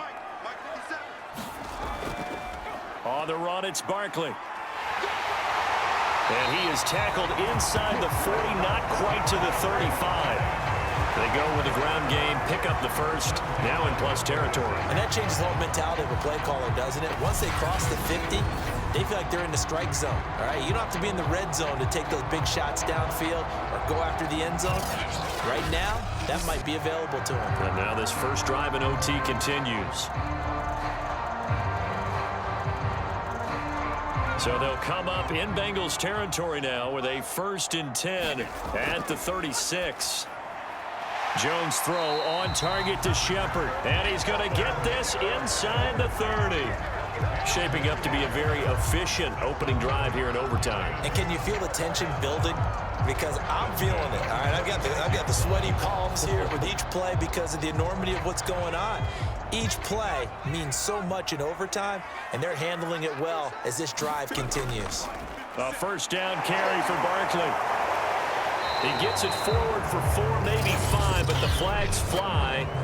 And this one could be coming back.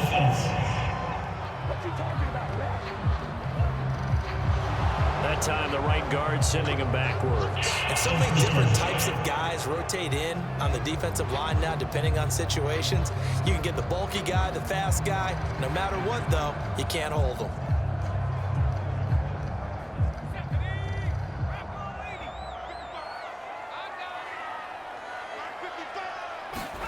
Jones. He'll complete this to Ingram as tight end. A gain of 8 there on the 8th play of the drive.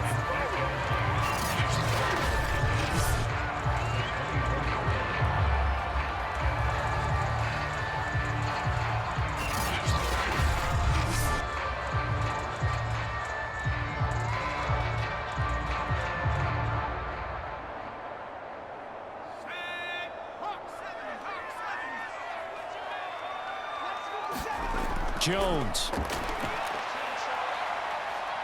Now Jones is hit. He lost the football. And the Bengals have recovered it. Every week we hear talk about create turnovers. In particular, they wanted to force some fumbles. They got one right there. And it shows you how the game has changed over time. It used to be good enough for a guy to get a sack of a quarterback in the pocket. Now, if you come to the sidelines and you didn't knock the ball free, your coaches are upset with you. All right? So if you're a quarterback, it starts all the way back in the youth leagues. Take care of the ball, take care of the ball, take care of the ball, because here come the defenders.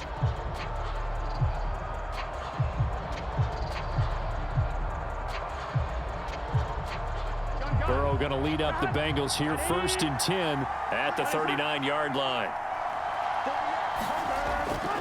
He'll hand it off here. This is Mixon, and he'll manage to pick up about 4. It's 2nd down. Now another timeout called for by the offense. They'll be left with just 1 remaining here at OT.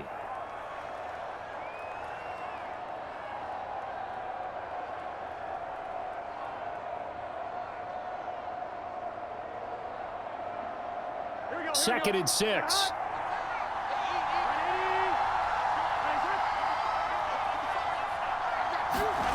Now time to see what Burrow can do here at OT. He gets this one to Boyd. A gain of 4 last play. They double that here and get 8.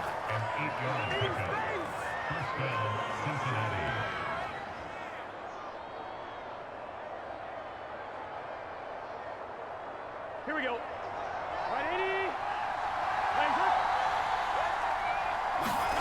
From midfield now, Burrow. And that's caught one more time by Boyd. Now the offense will burn their 3rd and final timeout. It'll be their 2nd and final timeout, remember, here in overtime. We'll be back.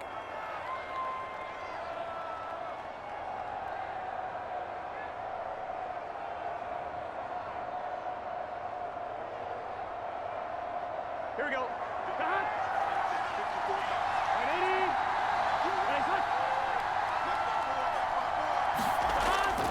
On 2nd down, here's Mixon. Runs through the contact. And this time not quite to the 30. It'll be down at the 31-yard line.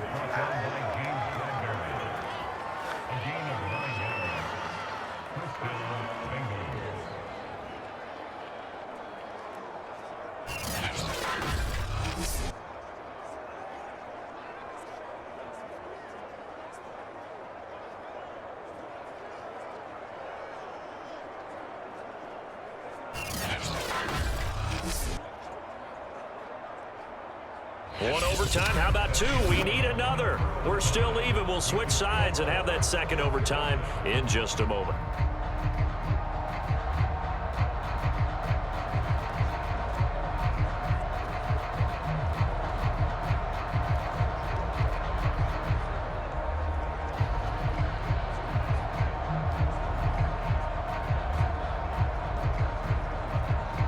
Line of scrimmage, the 31 now on 1st and 10.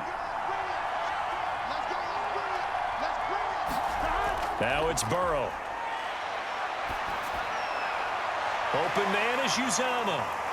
And they'll get this one down to about the 20-yard line.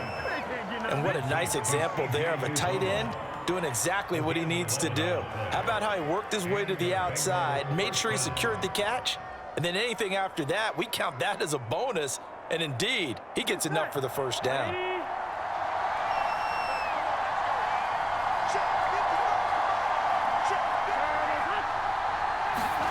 Jet sweep, Boyd with it. And he'll get this one down to about the 17. The tackle there by the safety, Xavier McKinney. Let's just make this one succinct. Nice job there. All 11 guys on defense, diagnosing the jet sweep and putting it down. Coming up on 2nd and 7.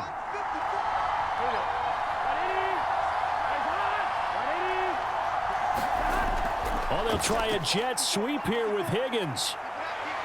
And he is in for the score. And it is absolute stunned silence here as they win it on the road in overtime. As the fans exit back out through the turnstiles, not happy looks on their faces.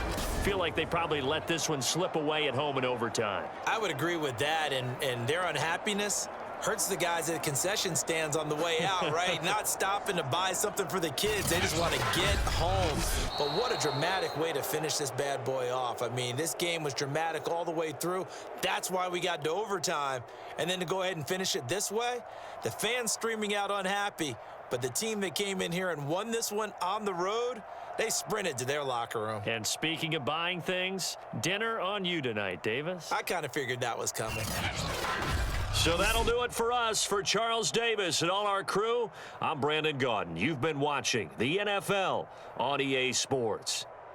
With that, we say so long from MetLife Stadium.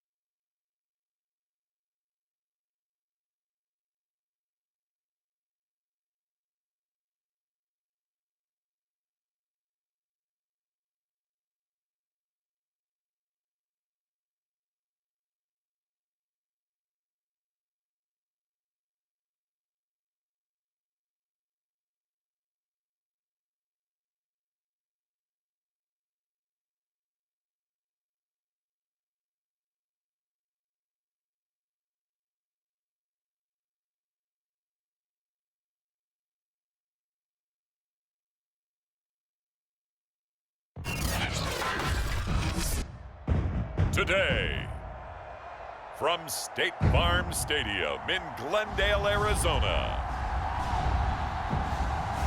this is the NFL on EA Sports.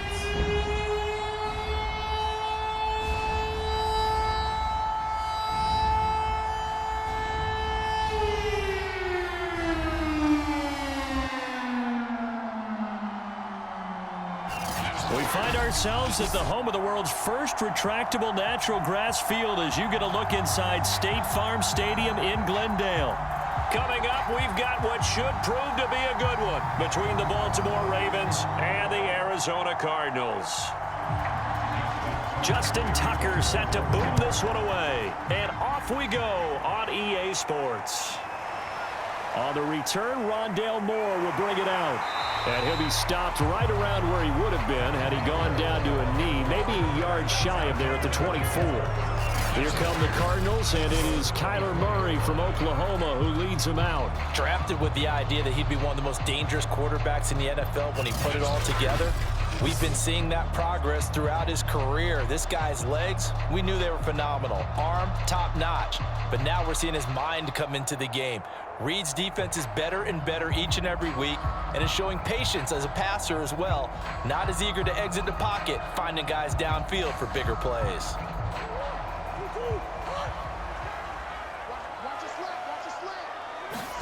On 1st and 10, here's Murray. The catch made by DeAndre Hopkins. And this will be a gain of 5 as he gets it to the 30.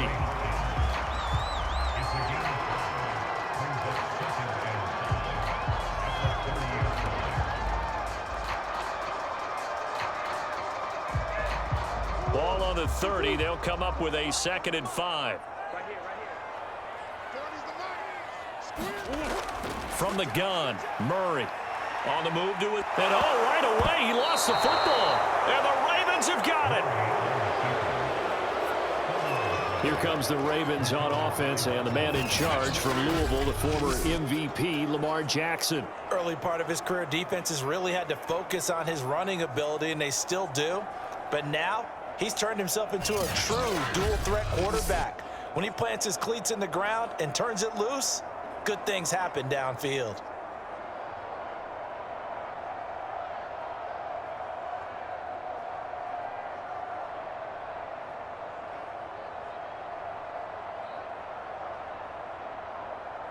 So they'll come up 1st and 10 now from the 33.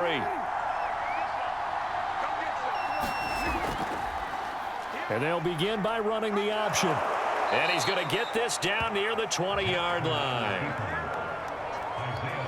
And this, I mean, it's certainly something to watch out for. He is not afraid to call his own number on plays like that. And here he takes it for good yardage. And we know this defense prepared all week for this, but sometimes when you see it in person, it's a whole different ball game, and all that preparation, it goes right out the window.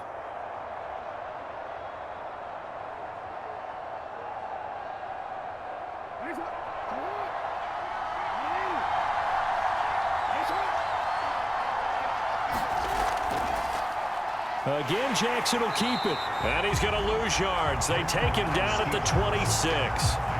That's going to go as a loss of 4, and it'll be 2nd down. Well, that play never really got off the launching pad. He had a linebacker in his face before he had a chance to do much of anything. Yeah, I think his big boys up front, that offensive line, they've got to do a little bit better job of protecting him if they're going to continue to run the option like this.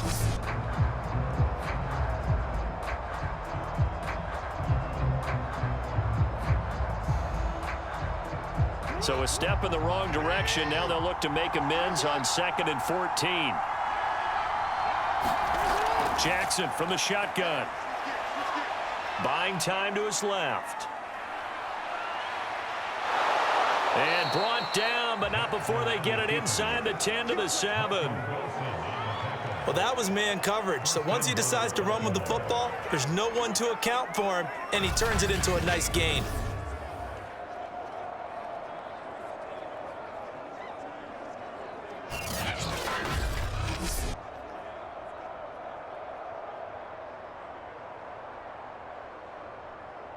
First and goal, a chance to convert that early turnover into points.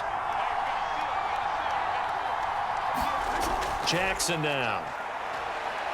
Rolling to his left. And he is into the end zone for a Baltimore touchdown.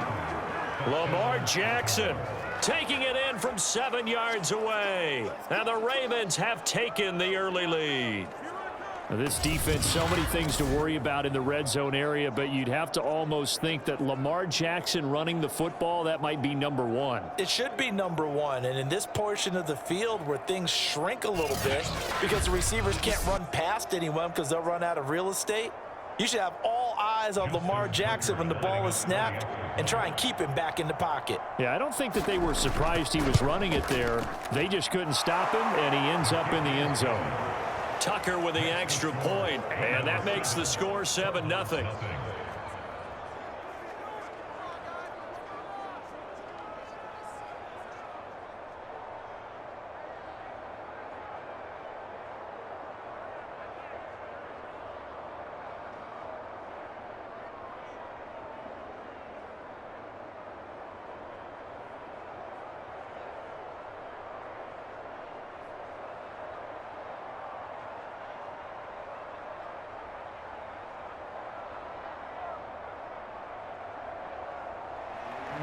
Tucker now to kick it away following a touchdown. From a yard or two deep, here comes a return. And he'll be dropped at the 21-yard line, so bringing it out of the end zone proves not a good decision. Loses him about 4 yards.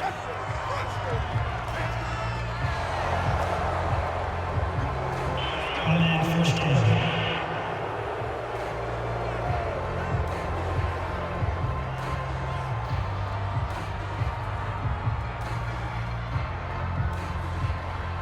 Murray and the Cardinals with a 1st and 10 at their own 11.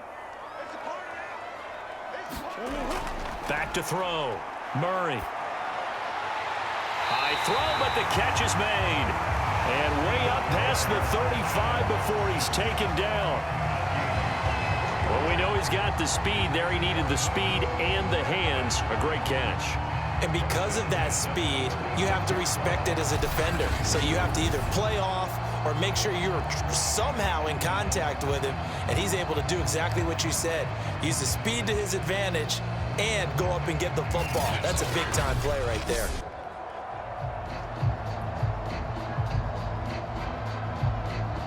So from the 36 now, 1st and 10.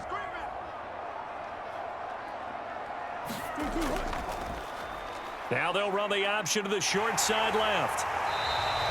It'll be a pickup of 5 on the keeper. It's 2nd down. Well, that's what he can do, when he keeps the football. It's not a huge gain, but it shows how hard it can be to stop him. Yeah, and I thought the defense had that one pretty well contained, and in fact, they probably came up and felt pretty good about what they did.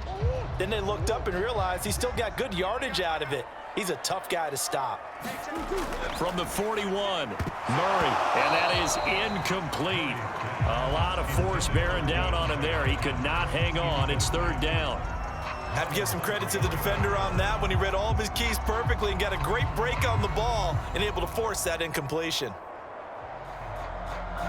They come up now 3rd and 5 following the incomplete pass. Murray now. This one grabbed by A.J. Green. And he is going to have a Cardinals 1st down as he's able to get 8 yards there on 3rd and 5. And that's understanding where the markers are, because it's not just running to them. Because on the catch, you can actually be pushed back before the 1st down. It's getting past it and allowing that opportunity to drift back towards the 1st down line and still having picked it up. Really well run.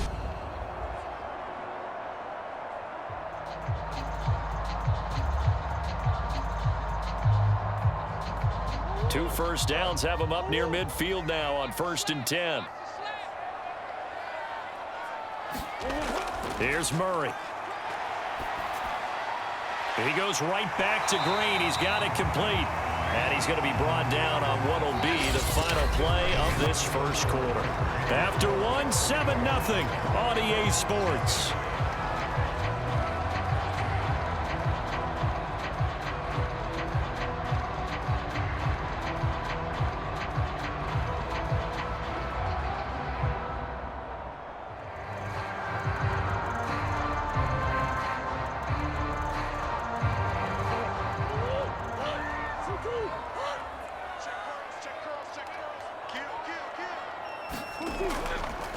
first carry for James Conner. And he'll go down shy of the 40 at the 41.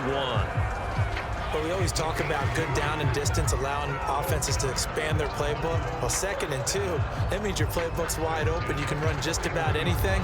But a lot of times, the play caller, he just looks down at his sheet, sees the short yardage runs, and goes to one of those.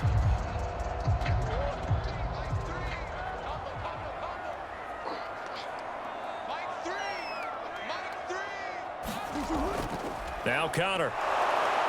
And this one's going to go the wrong way. Losing yardage back at the 42.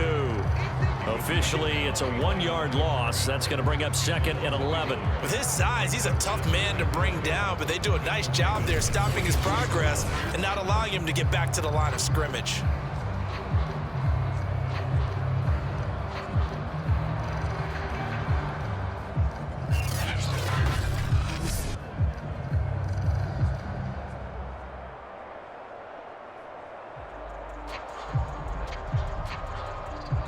Maybe just a slight detour on what's been a strong drive. Here's 2nd and 11. Now Conner on the toss left side. A first down for Conner and then some. And finally marked down at the 23. A nice toss play there to the left. More than enough room to move the chains. And you know what I love about that play as a broadcaster? Seeing the big guys move. Seeing them get upfield and take out defenders. You know what I hated as a defensive back? What? That exact same thing. Seeing those linemen coming downfield, getting ready to blot out the sun.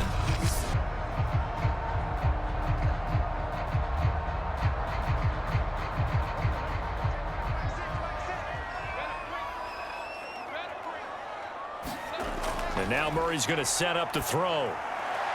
Throwing the out route incomplete. That's Green. And the result here, a pickup of 8. Leaves him with 2 to go on 2nd down.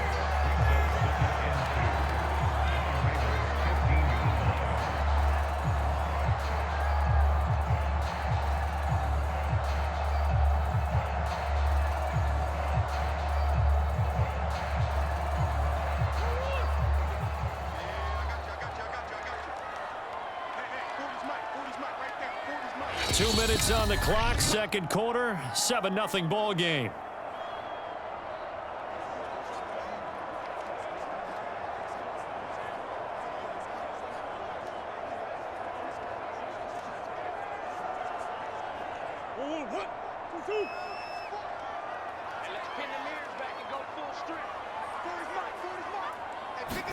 Throwing again on 2nd down.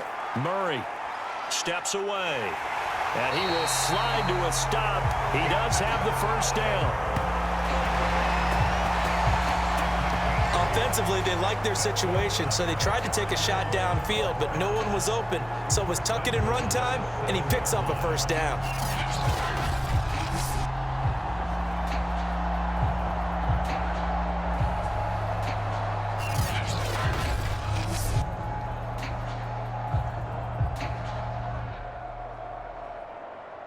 A chance now to get even before the break as they come up 1st and goal. Now Murray. That's going to be caught by Kirk for a Cardinals touchdown. A 7-yard touchdown grab. And the Cardinals are just an extra point away from tying this game. And he's a little bit on the shorter side as a receiver. Maybe sometimes for the defense, tough to find the little guys, right? Yeah, sometimes they get lost in the traffic, but usually what it means is that rather than just winning with height or even speed, they use their quickness to find a way to get open. Well, tall, short, wide, skinny, whatever, there it results in a touchdown. And I believe they buzzed down. They're going to take another look at this play with all reviews coming from the replay official here in the final 2 minutes of the half. They're taking a peek at whether or not those feet were in bounds, and obviously a big call here in the end zone. And not just the feet. How about the hands? How's the ball possessed while the feet are hopefully getting down in bounds? That's what they're trying to look at to see if it all comes together.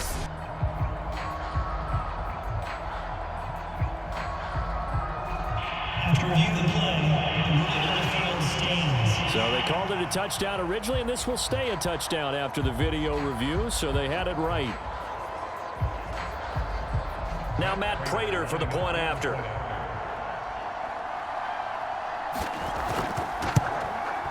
It's up and good, and we're tied at 7 here in quarter number 2. A pretty long drive that time, 11 plays all told. And it winds up in a touchdown for Arizona.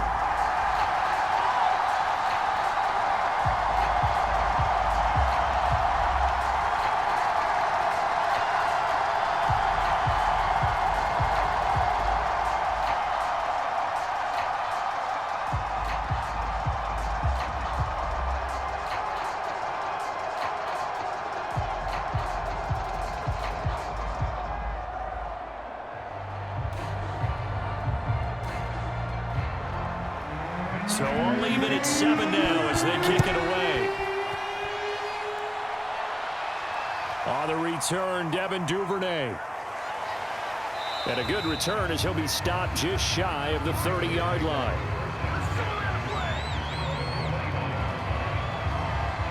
Baltimore set to take over here for their second possession of the game. Tie ball game, still a little more than a minute to go in the half. The question, can they put something together here, try to take that lead into intermission? I would have to think that would be the goal for sure. I don't think you sit on anything here. Here's your opportunity. Push it downfield. As you mentioned, it's a tie game. So minus a disaster on your part, you've got that in your back pocket. Go ahead and try and get some points and feel great going into the half. Now Jackson on first down. They set up the screen for Dobbins. Dobbins hit and he fumbles. And the Cardinals have got it going the other way. And they have possession, and they have it at the 38-yard line. Always costly to cough up that football. These defenders, they become so adept, though, at jarring it free. Yeah, it's amazing that there aren't more fumbles caused, because now, if you're an offensive player, you go through ball security drills every single day. It's really not out of line to think you should take the ball to bed with you and just hold on to it. But the bottom line is, no matter how much you try to protect it, these guys are pretty good at finding ways to knock it out.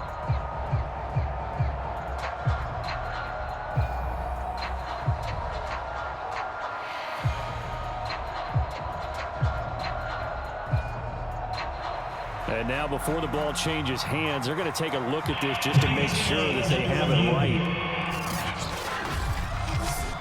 Now the question, was the knee in fact down before this ball comes loose? And is the video convincing enough to overturn it? A lot of factors here. Remember, you also need clear possession of the football afterwards. This is a tough one to overturn.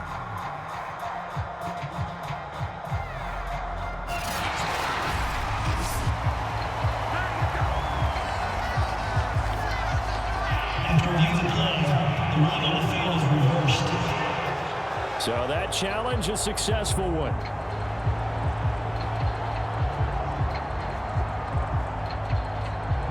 Second and short now following the fumble.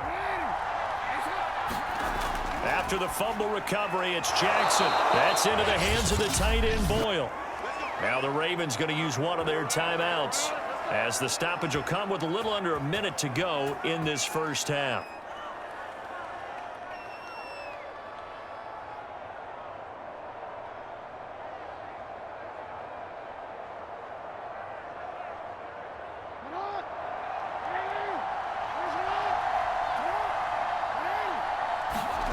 They'll throw on first down with Jackson. And that nearly trouble, but it's incomplete. The rookie had it and lost it, and it'll be second down.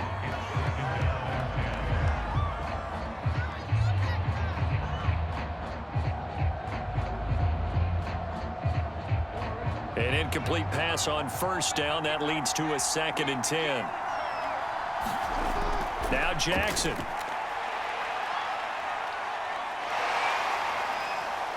Oh, he sheds himself free. And they've got it well across midfield down to the 40 before it's all said and done. The Ravens going to use the second of their timeouts, as they'll stop it with just over 40 seconds to go in the first half.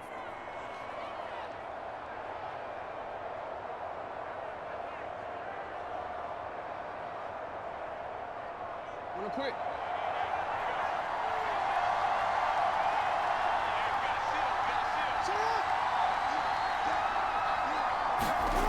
Throwing on first down, it's Jackson.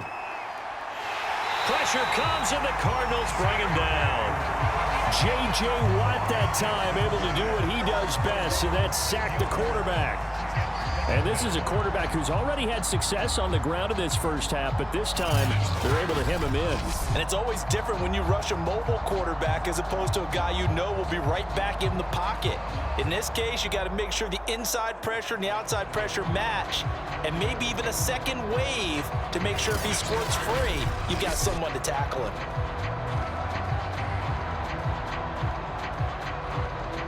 Protection certainly going to need to be a bit better here on 2nd and 16. Another try after the first down sack. Jackson. That's complete. It's Devin Duvernay. Now a signal and a timeout call as it comes with 9 seconds to go in this first half of play.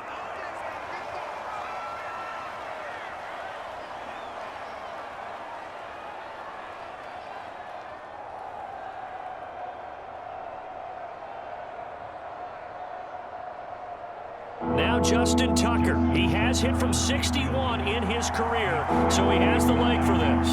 This will be spotted just shy of midfield, a 59-yard attempt. And Tucker's kick right there, it's good. And they take the lead here now at 10-7. So we will not go into the lockers tied. We do have a leader in the clubhouse, so to speak. Yeah, it's only 3 points. Doesn't seem like much, but it looms big the way that they got it done right before the half ended.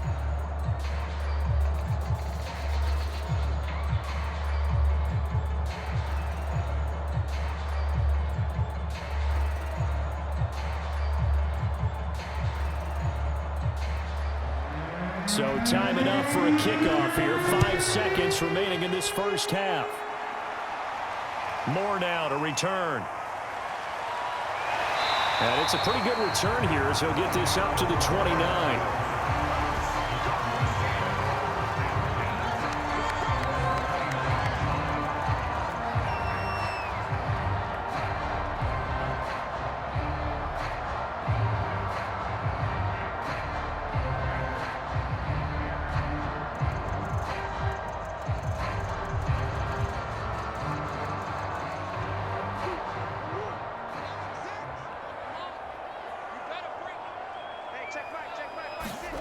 A final shot before half for Murray.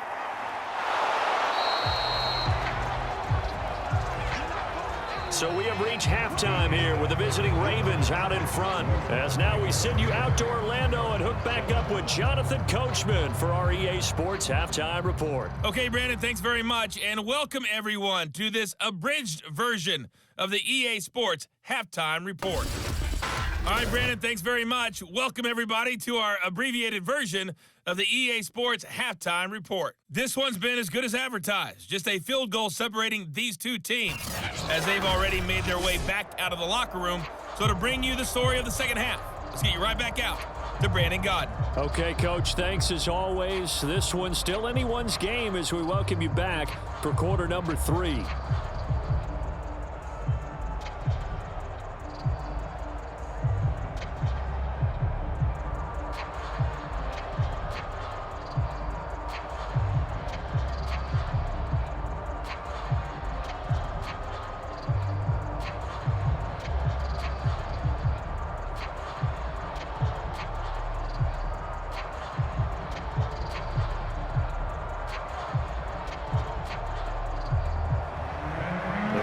Ready to receive it, and they got the lead as well as we resume play in the second half. No run back here for Duvernay. Touchback out to the 25. The Raven offense set to start this third quarter.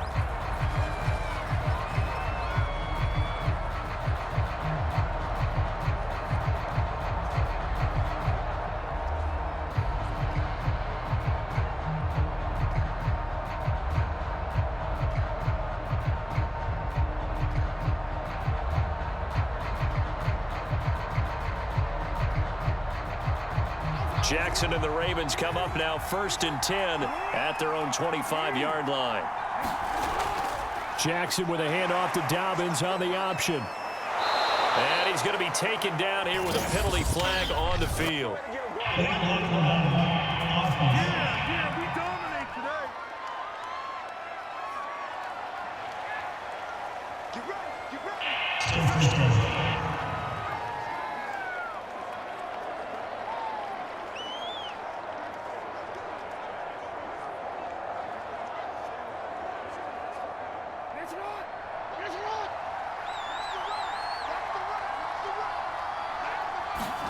They go play action now. Jackson.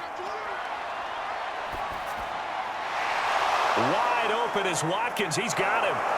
And they're going to have this across midfield and inside the 45. A big connection on that one. 30 yards. A good grab by the Clemson native there, Sammy Watkins, Charles. And he doesn't have every measurable that you look for in a receiver, but you can't deny the production.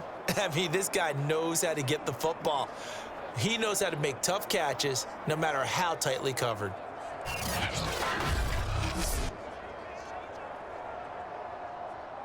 So the big play gets him across midfield now for 1st and 10. Now they'll run the option to the short side left. 1st down and more for Jackson. And he is out of bounds, but not before he's inside the 30. Pretty ideal right there. Keep it yourself, get the 1st down, and get the heck out of bounds. And knowing him, I believe he's thinking, I can get a few more yards if I just lower my shoulder. But he also hears that second voice in his head coach, and probably his agent too, saying, get out of bounds, man. Don't do that.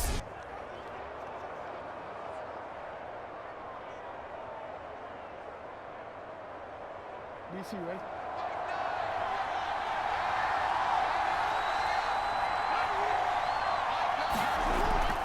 An option handoff here to Dobbins. And inside the 20 before he's brought down. Well, I can certainly tell my age, partner, because when I was a kid, running backs like J.K. Dobbins with over 2,000 yards in their final season in college, they went early in the draft. Instead, he somehow lasted until the 2nd round. But how great is it to get a guy with that ability who can run it inside, run to the perimeter, and catch the football out of the backfield? To be able to get him in the 2nd round, that's what I call a steal.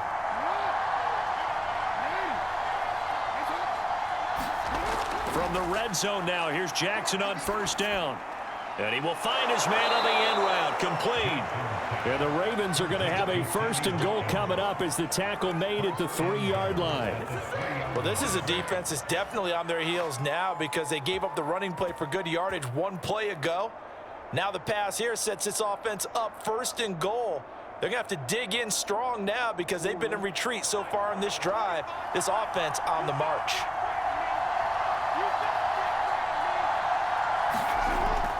Option play, and they'll hand to Dobbins. And he's going to get this back to the 3-yard line and no further. No gain on the play that time, and it sets up 2nd and goal. This defense, tough to run against. And those linebackers, they'll go side to side up the field, and there they get them for no gain. If you can't get linemen upfield to the 2nd level to occupy them, they have a field day just running to the football and putting ball carriers on the ground. Not many yards after contact when they wrap up like that. 2 runs in a row, but only 2 yards to show for it. Well, every now and then we have to let a cliche fly, partner. And in this case, what do they say in the NFL? Your best ability is often your availability. And this is an extremely durable kid coming out of Ohio State. Carried the ball every time they even thought about running it. Wore down defenses and able to break big runs. And this time he is in. Yes. J.K. Dobbins. Excellent work there to get in on the touchdown run. And the Ravens take the opening kickoff of the 3rd quarter and drive right down the field to extend their lead. So the 2nd down run didn't work. They run it again on 3rd down and get in. I wasn't sure if they might pass it, Charles. We know that they like to mix it up down here around the goal line. Yeah, almost felt like the offensive line said, forget mixing it up. Let's call our favorite running play over our best blockers, and let's get this one in. Tucker now for the extra point.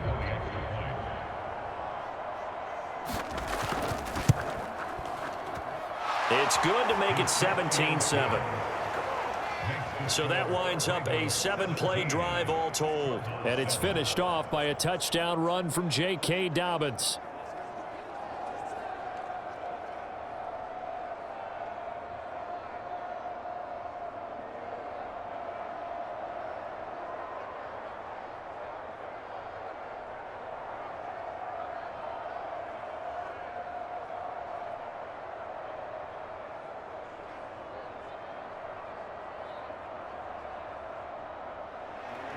Tucker now to kick it away following the touchdown.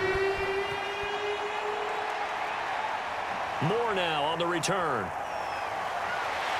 And a good return as he'll be stopped just shy of the 30-yard line.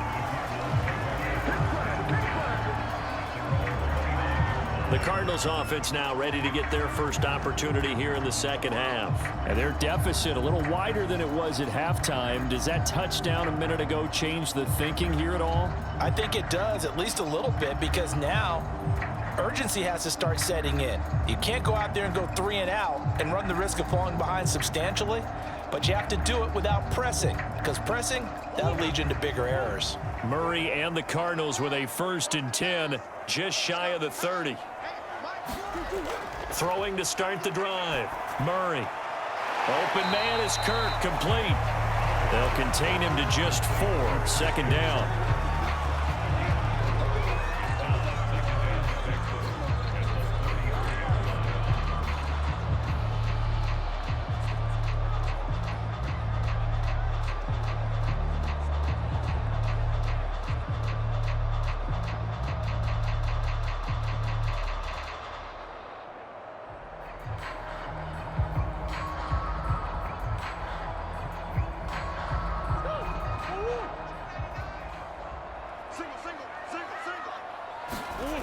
Shotgun now from Murray. And they'll get it up just short of the 45 at the 44.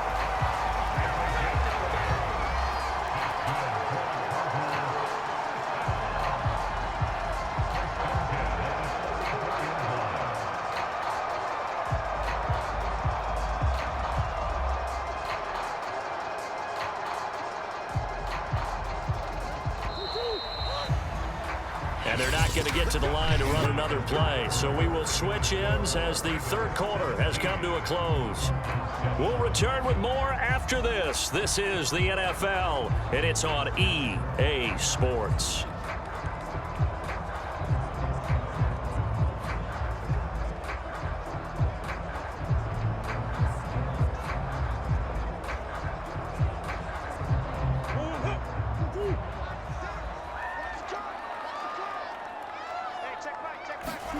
First down, Murray. Finding Ertz again. That catch good for only a couple. This possession means so much for them. They've got to focus on this drive and find a way to make this a one-possession game. Yes. Got to get a score. Yeah, so good with a field goal. Don't necessarily need a touchdown. 2nd down and 8.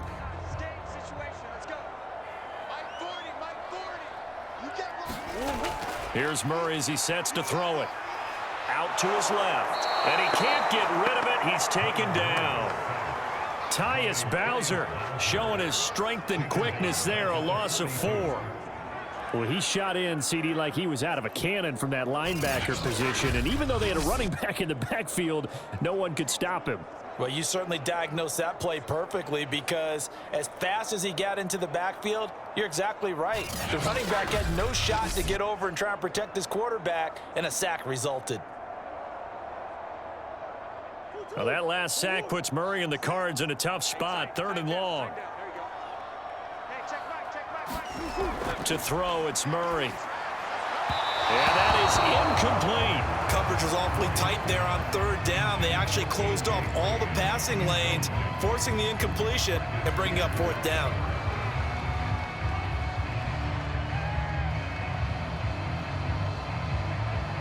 And they're indeed going to go for it here on 4th down. So trailing here in the last quarter. Let's see how this plays out. Now Murray's got to have this one. And this is caught. He hits Moore. And they'll get this well past midfield before being stopped just before the 35. 4th down, trailing in the 4th quarter. They felt compelled to go for it, and they got it. Well, I'd look down at my play sheet, and what I would find, plays have been successful throughout the game that have worked at the distance you need, and that's exactly what they got done.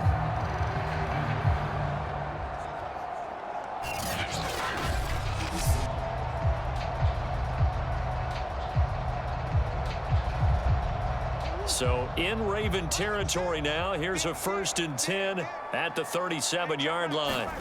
Here's Murray. That's going to be caught by Kirk. And brought down, but not before they're inside the 25.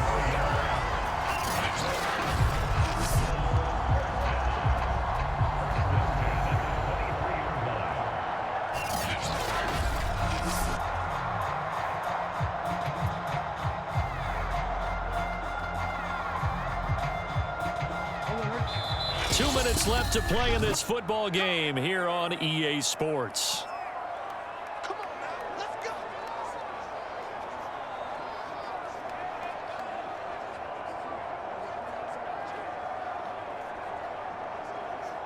So the Cardinals, they've got the football here as we get you reset.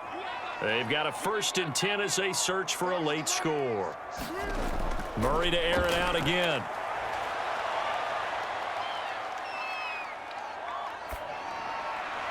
And it's caught. Touchdown! Kyler Murray with a touchdown throw to DeAndre Hopkins. And the Cards have made it a one-score game again here in the 4th. Okay, game on. Don't go anywhere yet. You got a one-score game now. Probably going to rely on the onside kick coming up. Yeah, they have to. It's not a high percentage play, but it's better than not having a chance at all. And that's when you put your leapers and your flyers on one side, get that high hop, and hope that one of the guys can come up with it. And on the other side, you get that hands team ready. No doubt about it.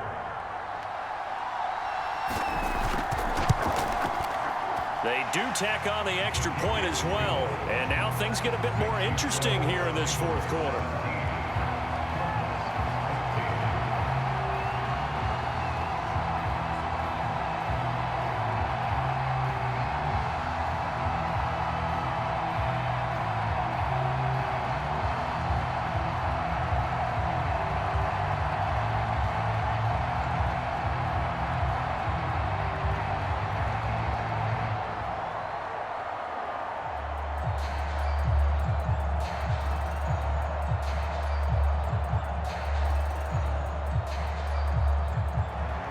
After the touchdown, out is Prater to kick. Duvernay now going to bring it out. And ultimately, he stopped right where he would have been if he had simply gone down to a knee at the 25. Now the Baltimore offense heading back out onto the field. And this game not quite over yet. And we'll likely see them take all 3 timeouts defensively, so they can't just kneel this one out. They're going to have to try to run a few plays. You're exactly right. They've got to get a 1st down and make them use up all their timeouts in order to feel like they have this one in hand.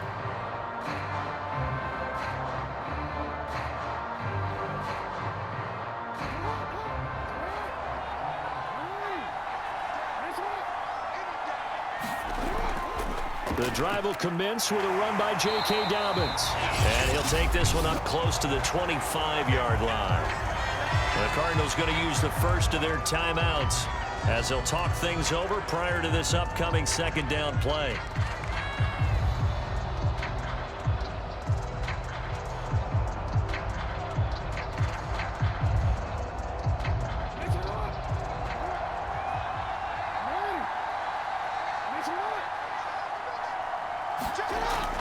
They'll go again with Dobbins. Now the Cards going to call another timeout, their 2nd, as they'll head to the sideline and talk over what to do next.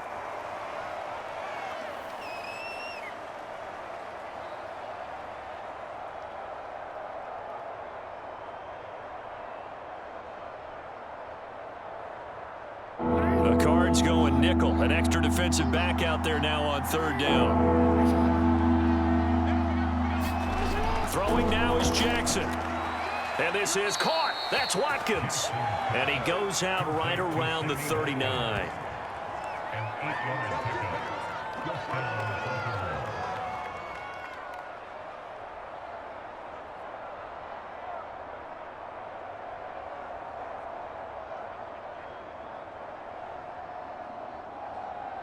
They're not totally home free yet, but it's looking good as they come up 1st and 10.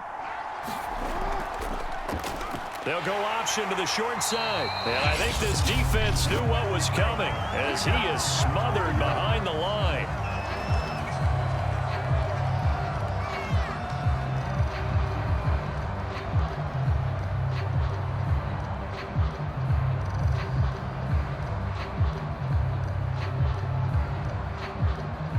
Second and long, but you got to figure this almost certainly another run.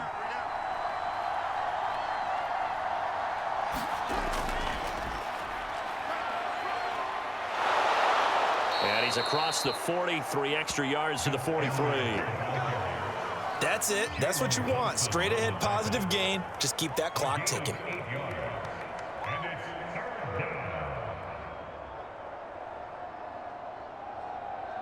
So here we go, Charles, 3rd down. Any chance you're throwing? I don't think so. I think you got to keep the clock rolling here. Now Jackson. Well, that's complete to the fullback, Ricard. And he'll be corralled out across midfield down to the 45. And this defense, they needed that one more stop to have any chance, but that completion, that's likely going to seal their fate. And you could hear it in your voice, that one more stop. I feel their pain. Oh, it was so important. They just didn't get it done. Wow, what a way to finish this one off.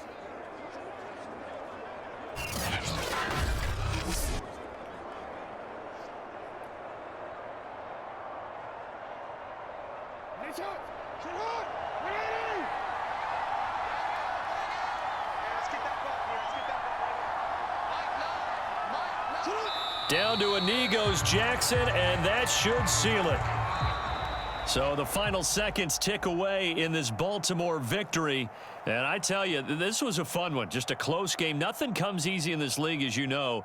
They had to work for that victory. I've got to go back to what you just said. Nothing comes easy in this league. How many times have we talked to coaches prior to a game and assessed, you know, the strengths, the weaknesses, the whole deal? Even in games when one coach was a decided favorite, what do they always say to us?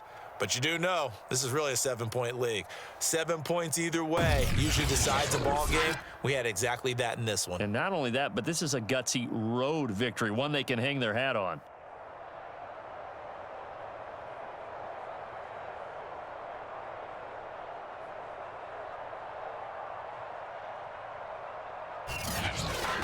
So that'll do it for my partner, Charles Davis, and the best darn crew in the industry. I'm Brandon Gaudin. This has been a presentation of the NFL on EA Sports. With that, we say so long and sign off from the desert.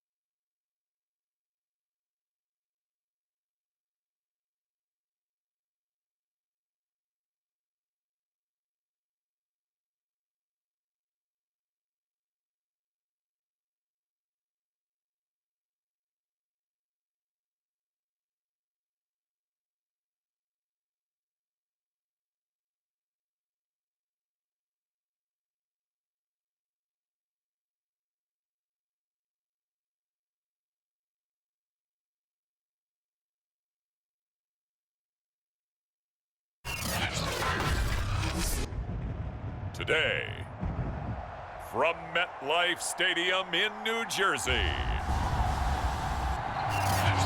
this is the National Football League.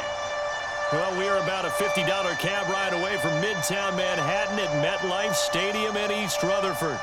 Straight ahead, we've got a good one on tap here between the Atlanta Falcons and the New York Jets. set to go. Young Wei Koo ready to do the honors. And we are underway here on EA Sports. And we will not see a run back on the opening kickoff. This will be a touchback. So now here comes the Jet offense as they get ready to take over. They're led out by a former #2 overall pick in the draft from BYU, it's Zach Wilson. And what was really attractive about Zach Wilson coming out of college, coming out of BYU, his ability to create and make plays when many people thought they didn't exist. But what's been even better is watch him improve in the pocket, able to hit the back foot, make the right read, and the right throws.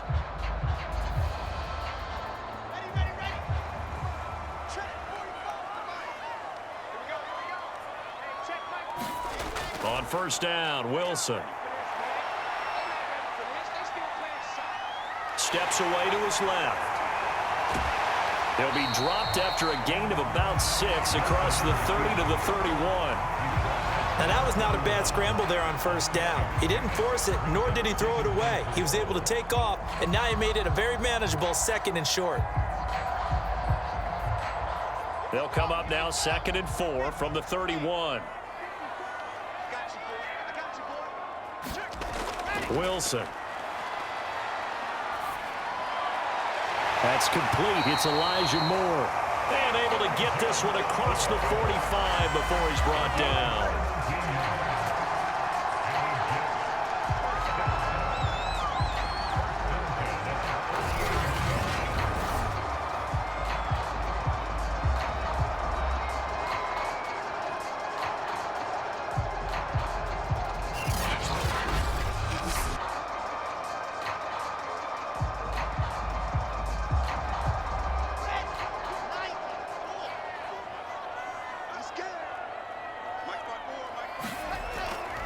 They'll run for the first time with Michael Carter. And he's over midfield and into Falcon territory. 7 yards on the pickup there, and it'll leave him with a 2nd and 3. If these kinds of lanes are available, you have to feel like he's going to have a pretty big game on the ground. Yeah, you can tell early on he's got a little burst in his step, and that's a big pickup right there on first down. So they'll come up after the gain of 7 on a 2nd and 3. Off the play fake, here's Wilson. He'll air this one out deep for Davis. And, oh, that one going to wind up incomplete. Nearly an interception in the end zone. Probably should have been. 3rd down coming up. An early message that this secondary is going to be tested because even though it fell incomplete, it almost felt like a warning shot to get things going. So the incomplete pass on the last play, and that leads us to a 3rd and 3. Throwing is Wilson. And he finds Tyler Croft. And he is going to have a Jets first down as they're able to get the 3rd down conversion.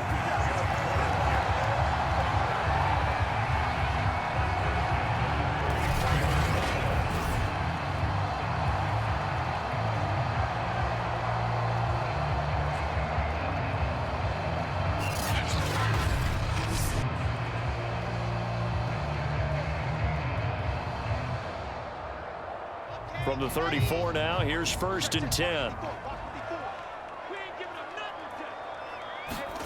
Here's Wilson.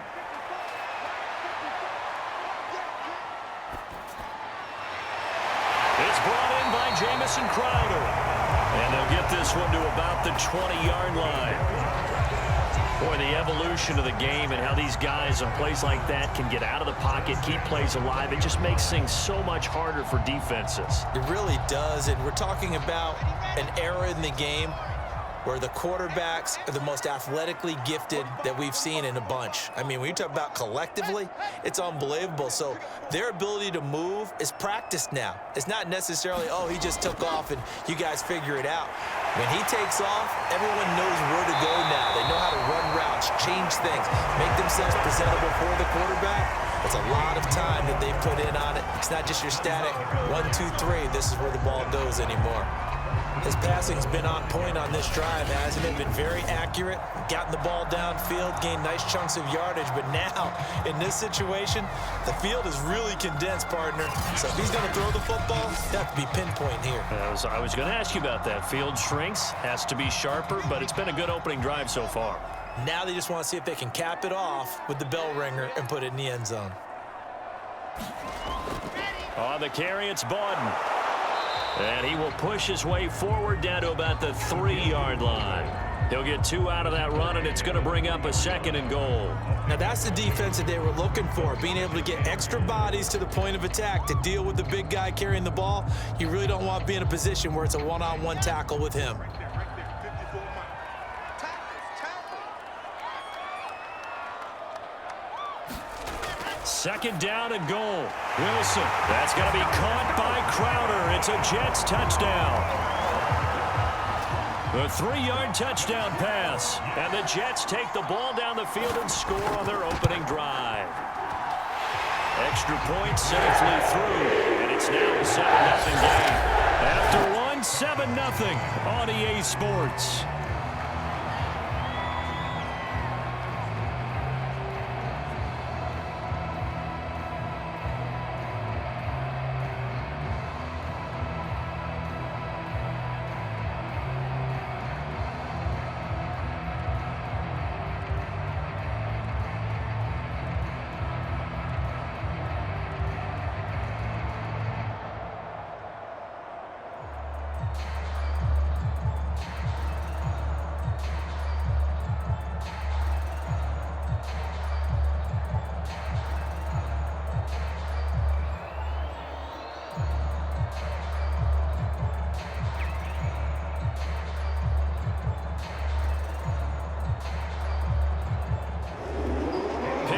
Now to kick this one away.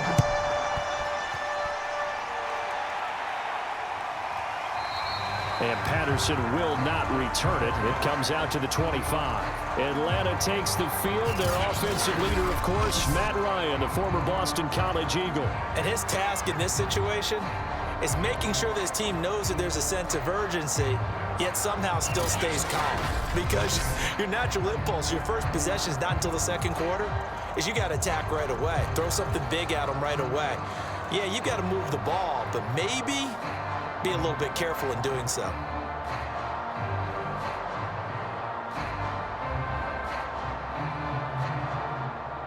Ryan will bring the Falcons up now 1st and 10 at their 25-yard line. Throwing to start the drive. Ryan. Open man is Kyle Pitts, his tight end. And he's going to get a good gain of 9 here up to the 34. He's a rookie, and you don't want to get hung up on the word potential. But when you see him make catches like that, you keep thinking to yourself, he's good now. He's got a chance to be great with plenty of work. Maybe a good spot to take a shot. Here's 2nd and a yard from the 34. Now Ryan. This one left side, caught by Patterson. And able to get this one across the 45 before he's brought down. When you run a screen pass really well, you got to like the look of it because so many parts come together to make it work well. The offensive linemen, where they're faking people out, the back slipping out there, catching the football, then all of them going together as one unit downfield. A really nice pickup.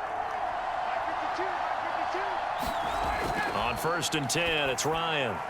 He completes this to Russell Gage. And they'll get him down as he's inside the 40. A gain of 16 yards. First down at the line.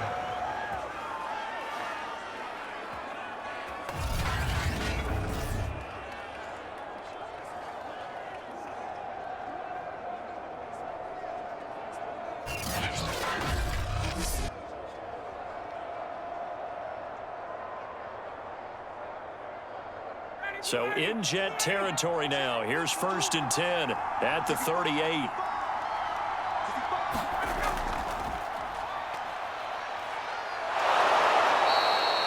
It's a 6-yard gain on the ground, and that'll make it 2nd and 4. It's a pickup of 6. Brings up 2nd and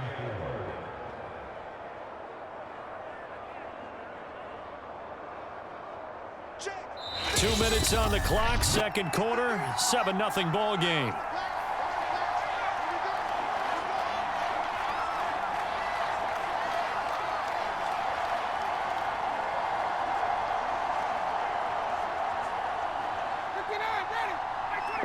remind you, in just a couple of minutes, we'll get you to Orlando, and our good friend Jonathan Coachman. Coach will run through some of the numbers and the next-gen stats from this first half of football so far.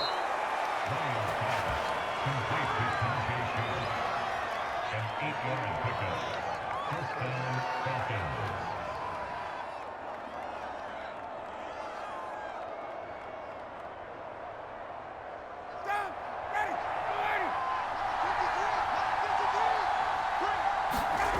On first down, Ryan. And a flag comes in as that one falls incomplete. Well, let's see who this is on.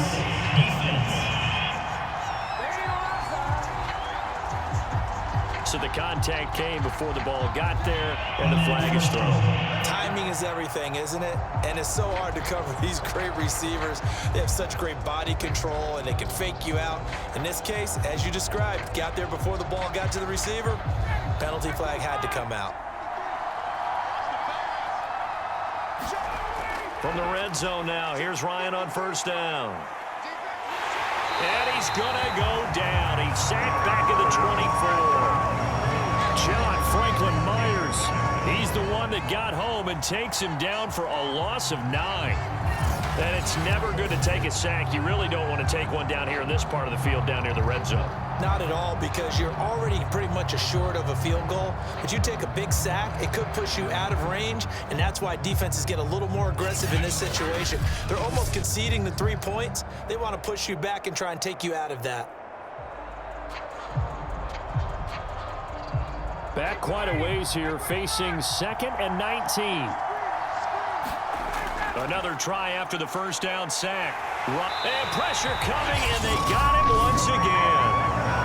Now the Falcons going to use one of their timeouts as they'll stop it with just over a minute to go before halftime.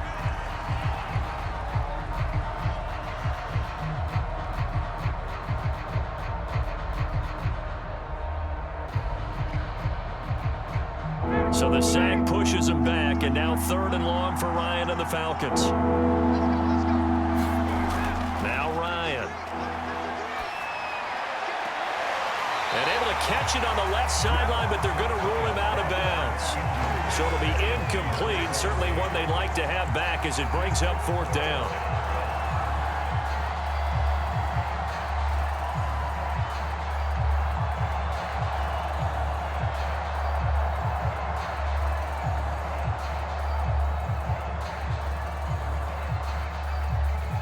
And we'll see Younghoe Koo now for the Falcons.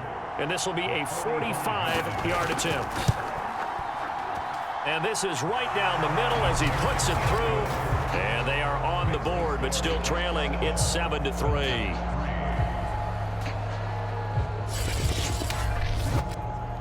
So the 3 points there, and CD, that helps them inch a bit closer. Yeah, partner, when you're losing, any points you see go on the board in your favor, you're happy to take them.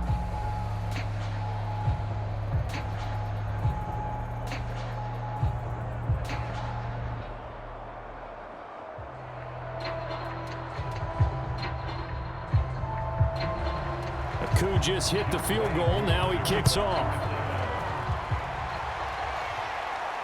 Here's Coleman now to return. A solid return. Pretty good field position. They'll start at the 32. The Jets going to take over now late in this first half. And with a 7-3 lead, we'll see how aggressive they want to be.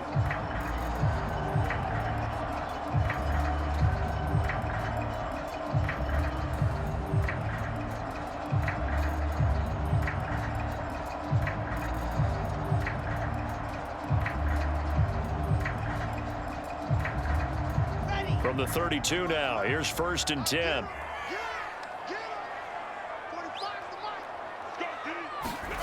Now Wilson. Caught here by Griffin. And he gets this up across the 35 before he's out of bounds.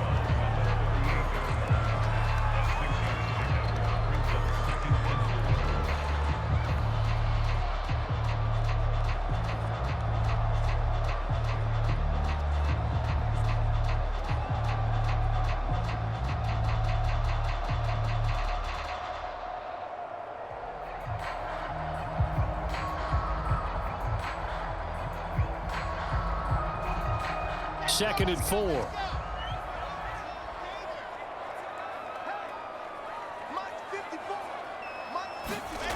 Now Wilson. Complete on the quick throw to Moore.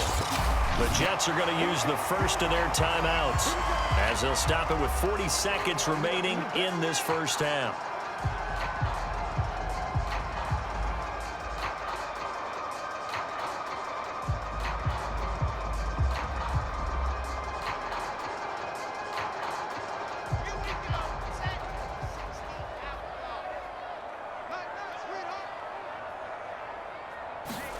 Throwing now, Wilson on first down.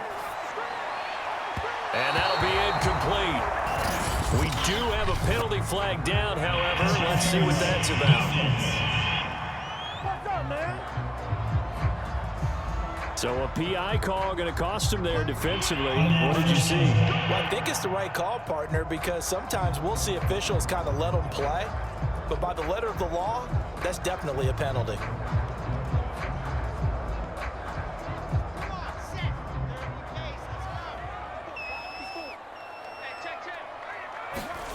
They'll throw on first down with Wilson.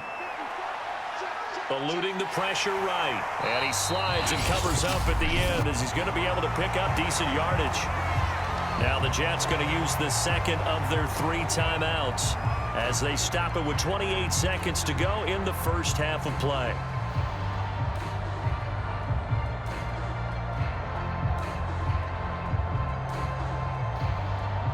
From the 28, it's 2nd and 5.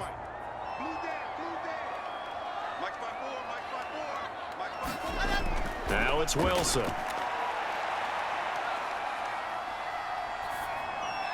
And he gets it inside the 10 to the 9. The Jets going to go ahead and use their final timeout as they stop it with 16 seconds to go in half number 1.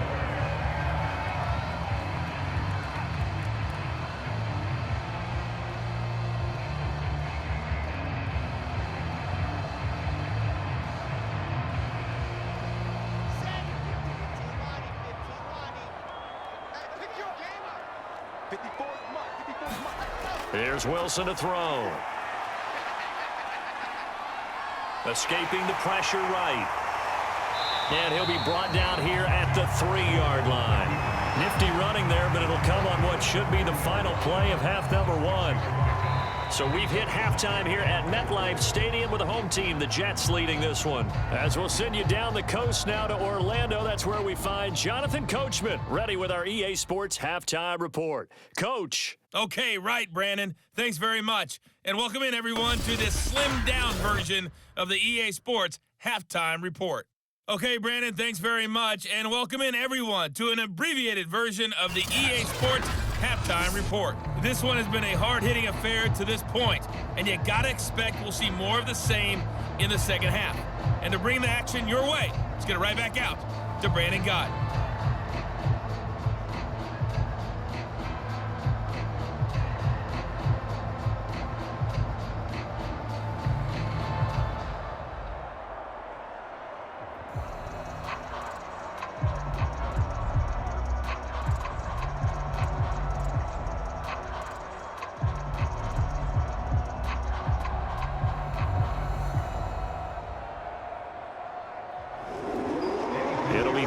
Football, and they trail here as we get back underway on EA Sports.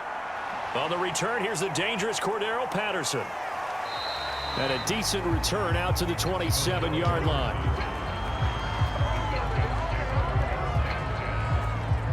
The Falcons ready to go back to work to start the third quarter. It's been a tight game to this point. What do they need to do, Charles, to break through in the second half and take the lead? Well, I think the first thing they need to do is thank their defense for keeping them in this game. And, you know, I think the defense is saying back to them, why don't you guys focus on getting some first downs, putting some drives together, give us a little bit of a break here. If we can get some rest, we'll play even better for you. And, oh, by the way, pay off a few of those drives with some points, too. Ryan and the Falcons now come up 1st and 10 at their own 27. Now a throw right side taken in here to start this drive. And they get him down, but not before he takes it across the 40-yard line.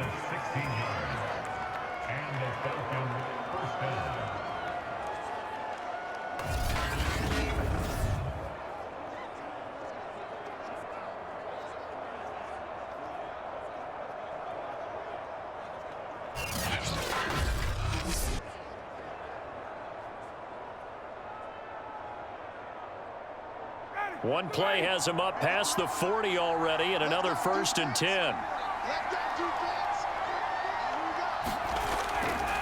Here's Patterson. And this one's going to go the wrong way. Losing yardage back at the 42. 2 yards the loss, 2nd and 12. I see a shake of the head as he gets up, and you've got to imagine he's thinking, guys, you got to help me out. He's hoping his team can read his thoughts because he definitely needs some assistance.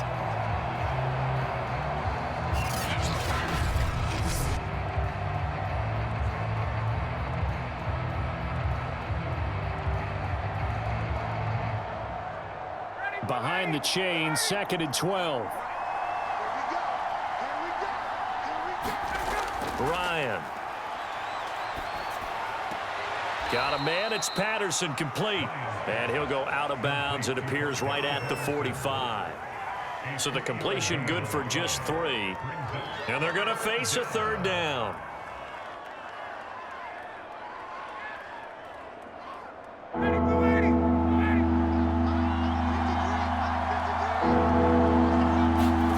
From the shotgun, Ryan. He's got a man. It's Tajay Sharp. And that's going to be another 1st down as the tackle made at the Jets' 30. It's a gain of 25 yards. 1st down, Atlanta.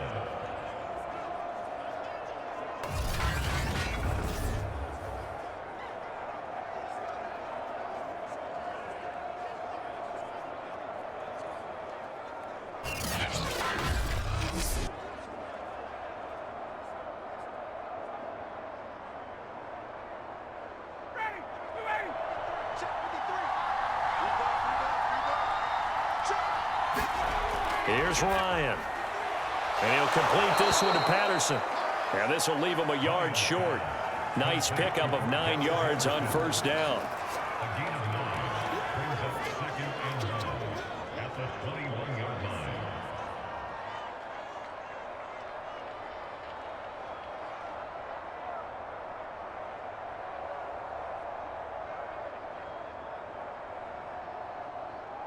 They'll come up now on 2nd and a yard. Out of the gun, it's Ryan.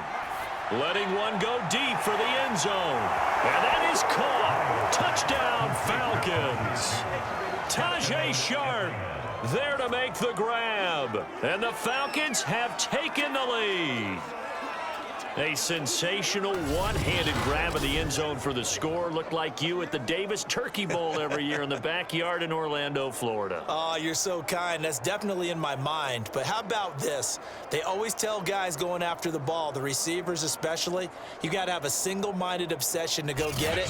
How about going up with a single hand and making that happen? I don't know if it gets much better than what we just saw there. A try here for the extra point.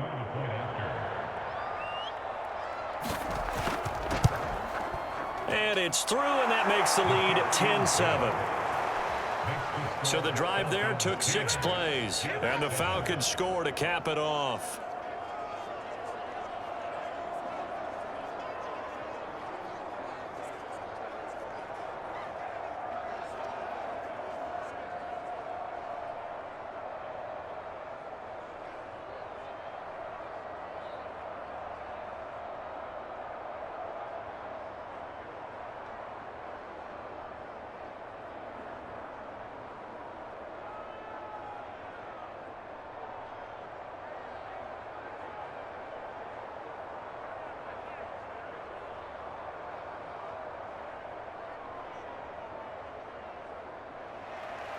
Following the touchdown, here's Koo to kick off.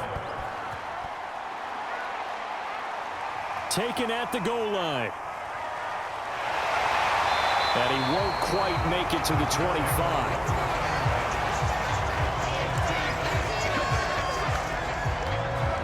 Here's the Jets offense now getting set to start off this 3rd quarter. And they'll be working from behind now following the touchdown a moment ago on the opening drive of the half. I think the guys right now, as they go out on offense, they're zeroing in on one big key. They don't have to do anything differently just because they're down on the scoreboard now. The intent, still the same in what they plan to do on offense.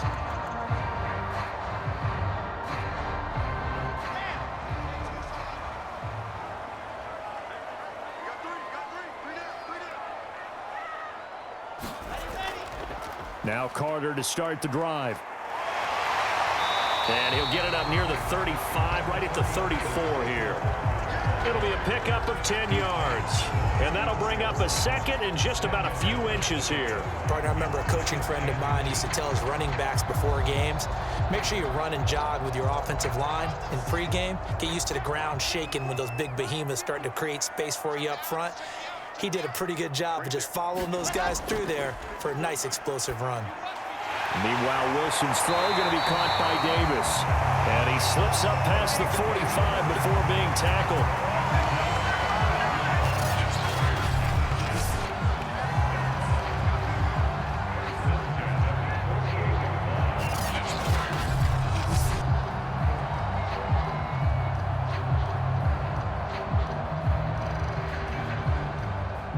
Back-to-back good plays have them on the move on first down.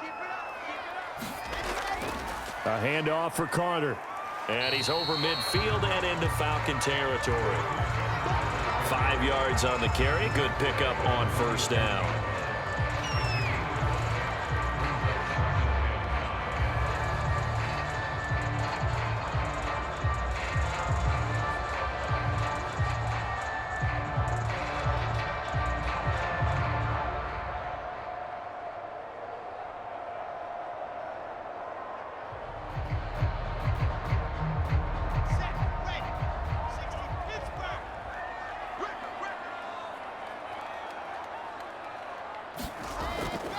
Another run on second down with Carter. And he is met in his tracks behind the line of scrimmage. So they'll get a little extra time to come up with his third down play as we've played 3 quarters. You're watching the NFL on EA Sports.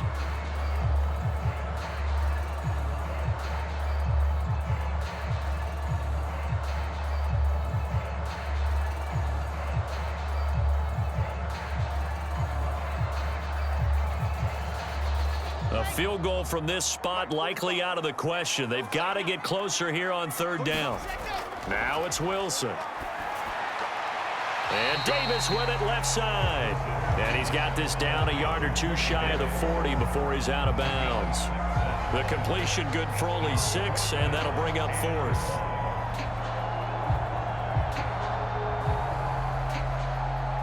So now one of the biggest kicks of the night is forthcoming.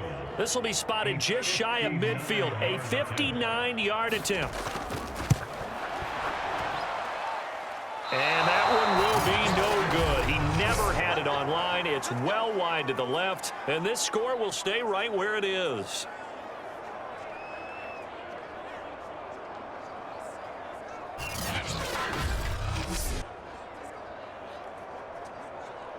Here comes the Atlanta offense now ready to take over here. And they caught a break with that missed field goal. Instead of being tied, they now sit in the fourth quarter driver's seat, still up 3. A fourth quarter miss like that, there is no lonelier feeling than that kicker right now. As we all know, a lot of these games, they come down to special teams. And when that chance comes, you have to perform in order to help your team get over the top. Could have tied it. Instead, they remain down 3. Now Ryan on first down. Open receiver, that's Hayden Hurst, the tight end. And they'll get him down as he's inside the 40. Well, that should be a reminder defensively, and I think it's a reminder to myself because you just can't sell out to stop the run. There's still enough time that this offense can move the football through the air, even on first and second downs, and they obviously picked the right spot to throw the ball there. So here's a 1st and 10 at the 38. They'll try and run some clock here as they keep it on the ground.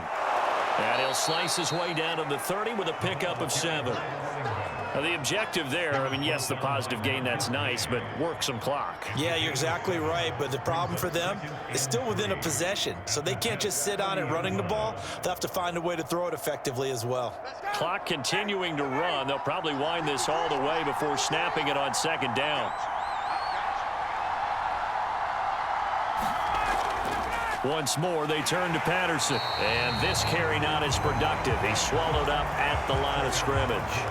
He got maybe a half yard at most, but officially they'll be left with a 3rd and 2. Now, obviously, that's some good work there defensively, being able to stop them and bringing up a key third down. But if you're on the offensive side of the ball, there's an opportunity, because I know what defensive guys are thinking right now. Just stop them, get to the ball. That means they might not be sound defensively. There could be some opportunities. And you said key third down. Highlight that word, put it in bold. Here we go.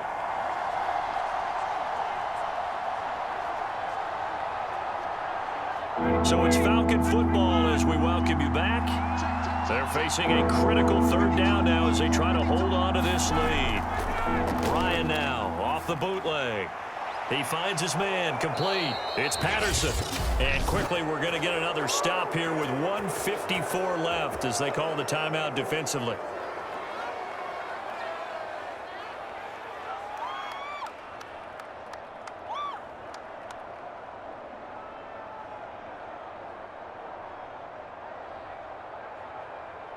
Not totally home free yet, but it's looking good as they come up 1st and 10.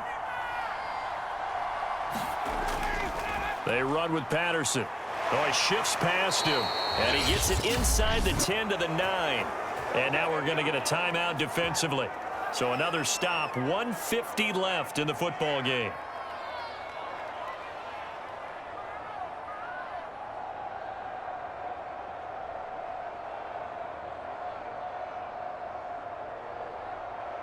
It's 1st and goal, and a late touchdown at this stage could officially salt this one away.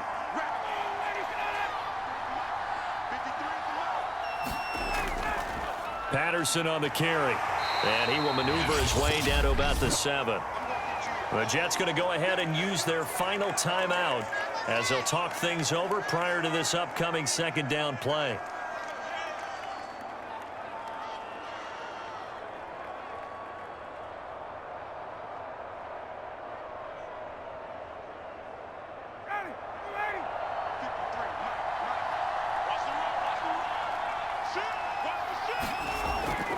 They run the counter.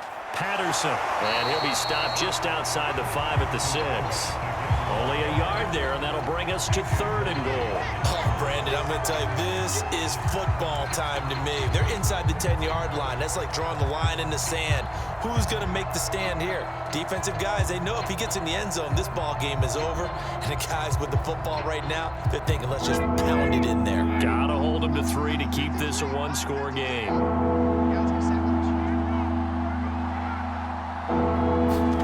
Here's Ryan. To the end zone, but it's incomplete. So decision time now, because a field goal keeps it a one-score game. What are you thinking? Well, I'm looking at the down and distance, and that's where the issue comes in. It's not short enough that it's a no-brainer and you go for it. You have to analyze this one. To me, you take the field goal, take the points. I don't think you want to risk coming away with nothing.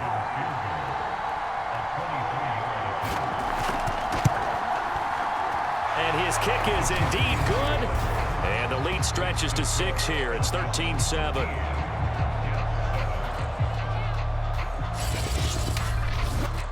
So they get the 3, but you wonder now, is that going to be enough? Excellent question, because when I look at the smiles on that side of the field, they're a little tight, aren't they? If they had scored a touchdown there, those would be big half-moon grins right now because they'd feel a whole lot better about their position. And a touchdown in the other direction, all of a sudden they're down.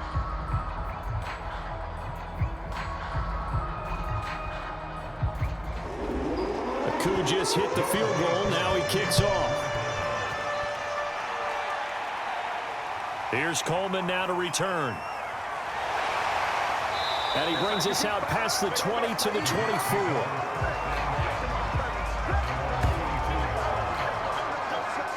So here's Wilson and the Jets down 13-7, 53 ticks to go. How will this thing pan out? We'll watch as they come up on 1st down.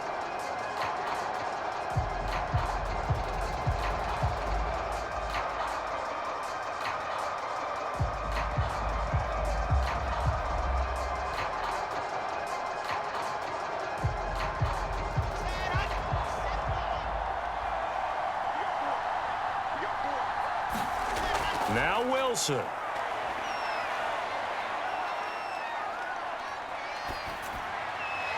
And it's incomplete. Took a shot, couldn't connect.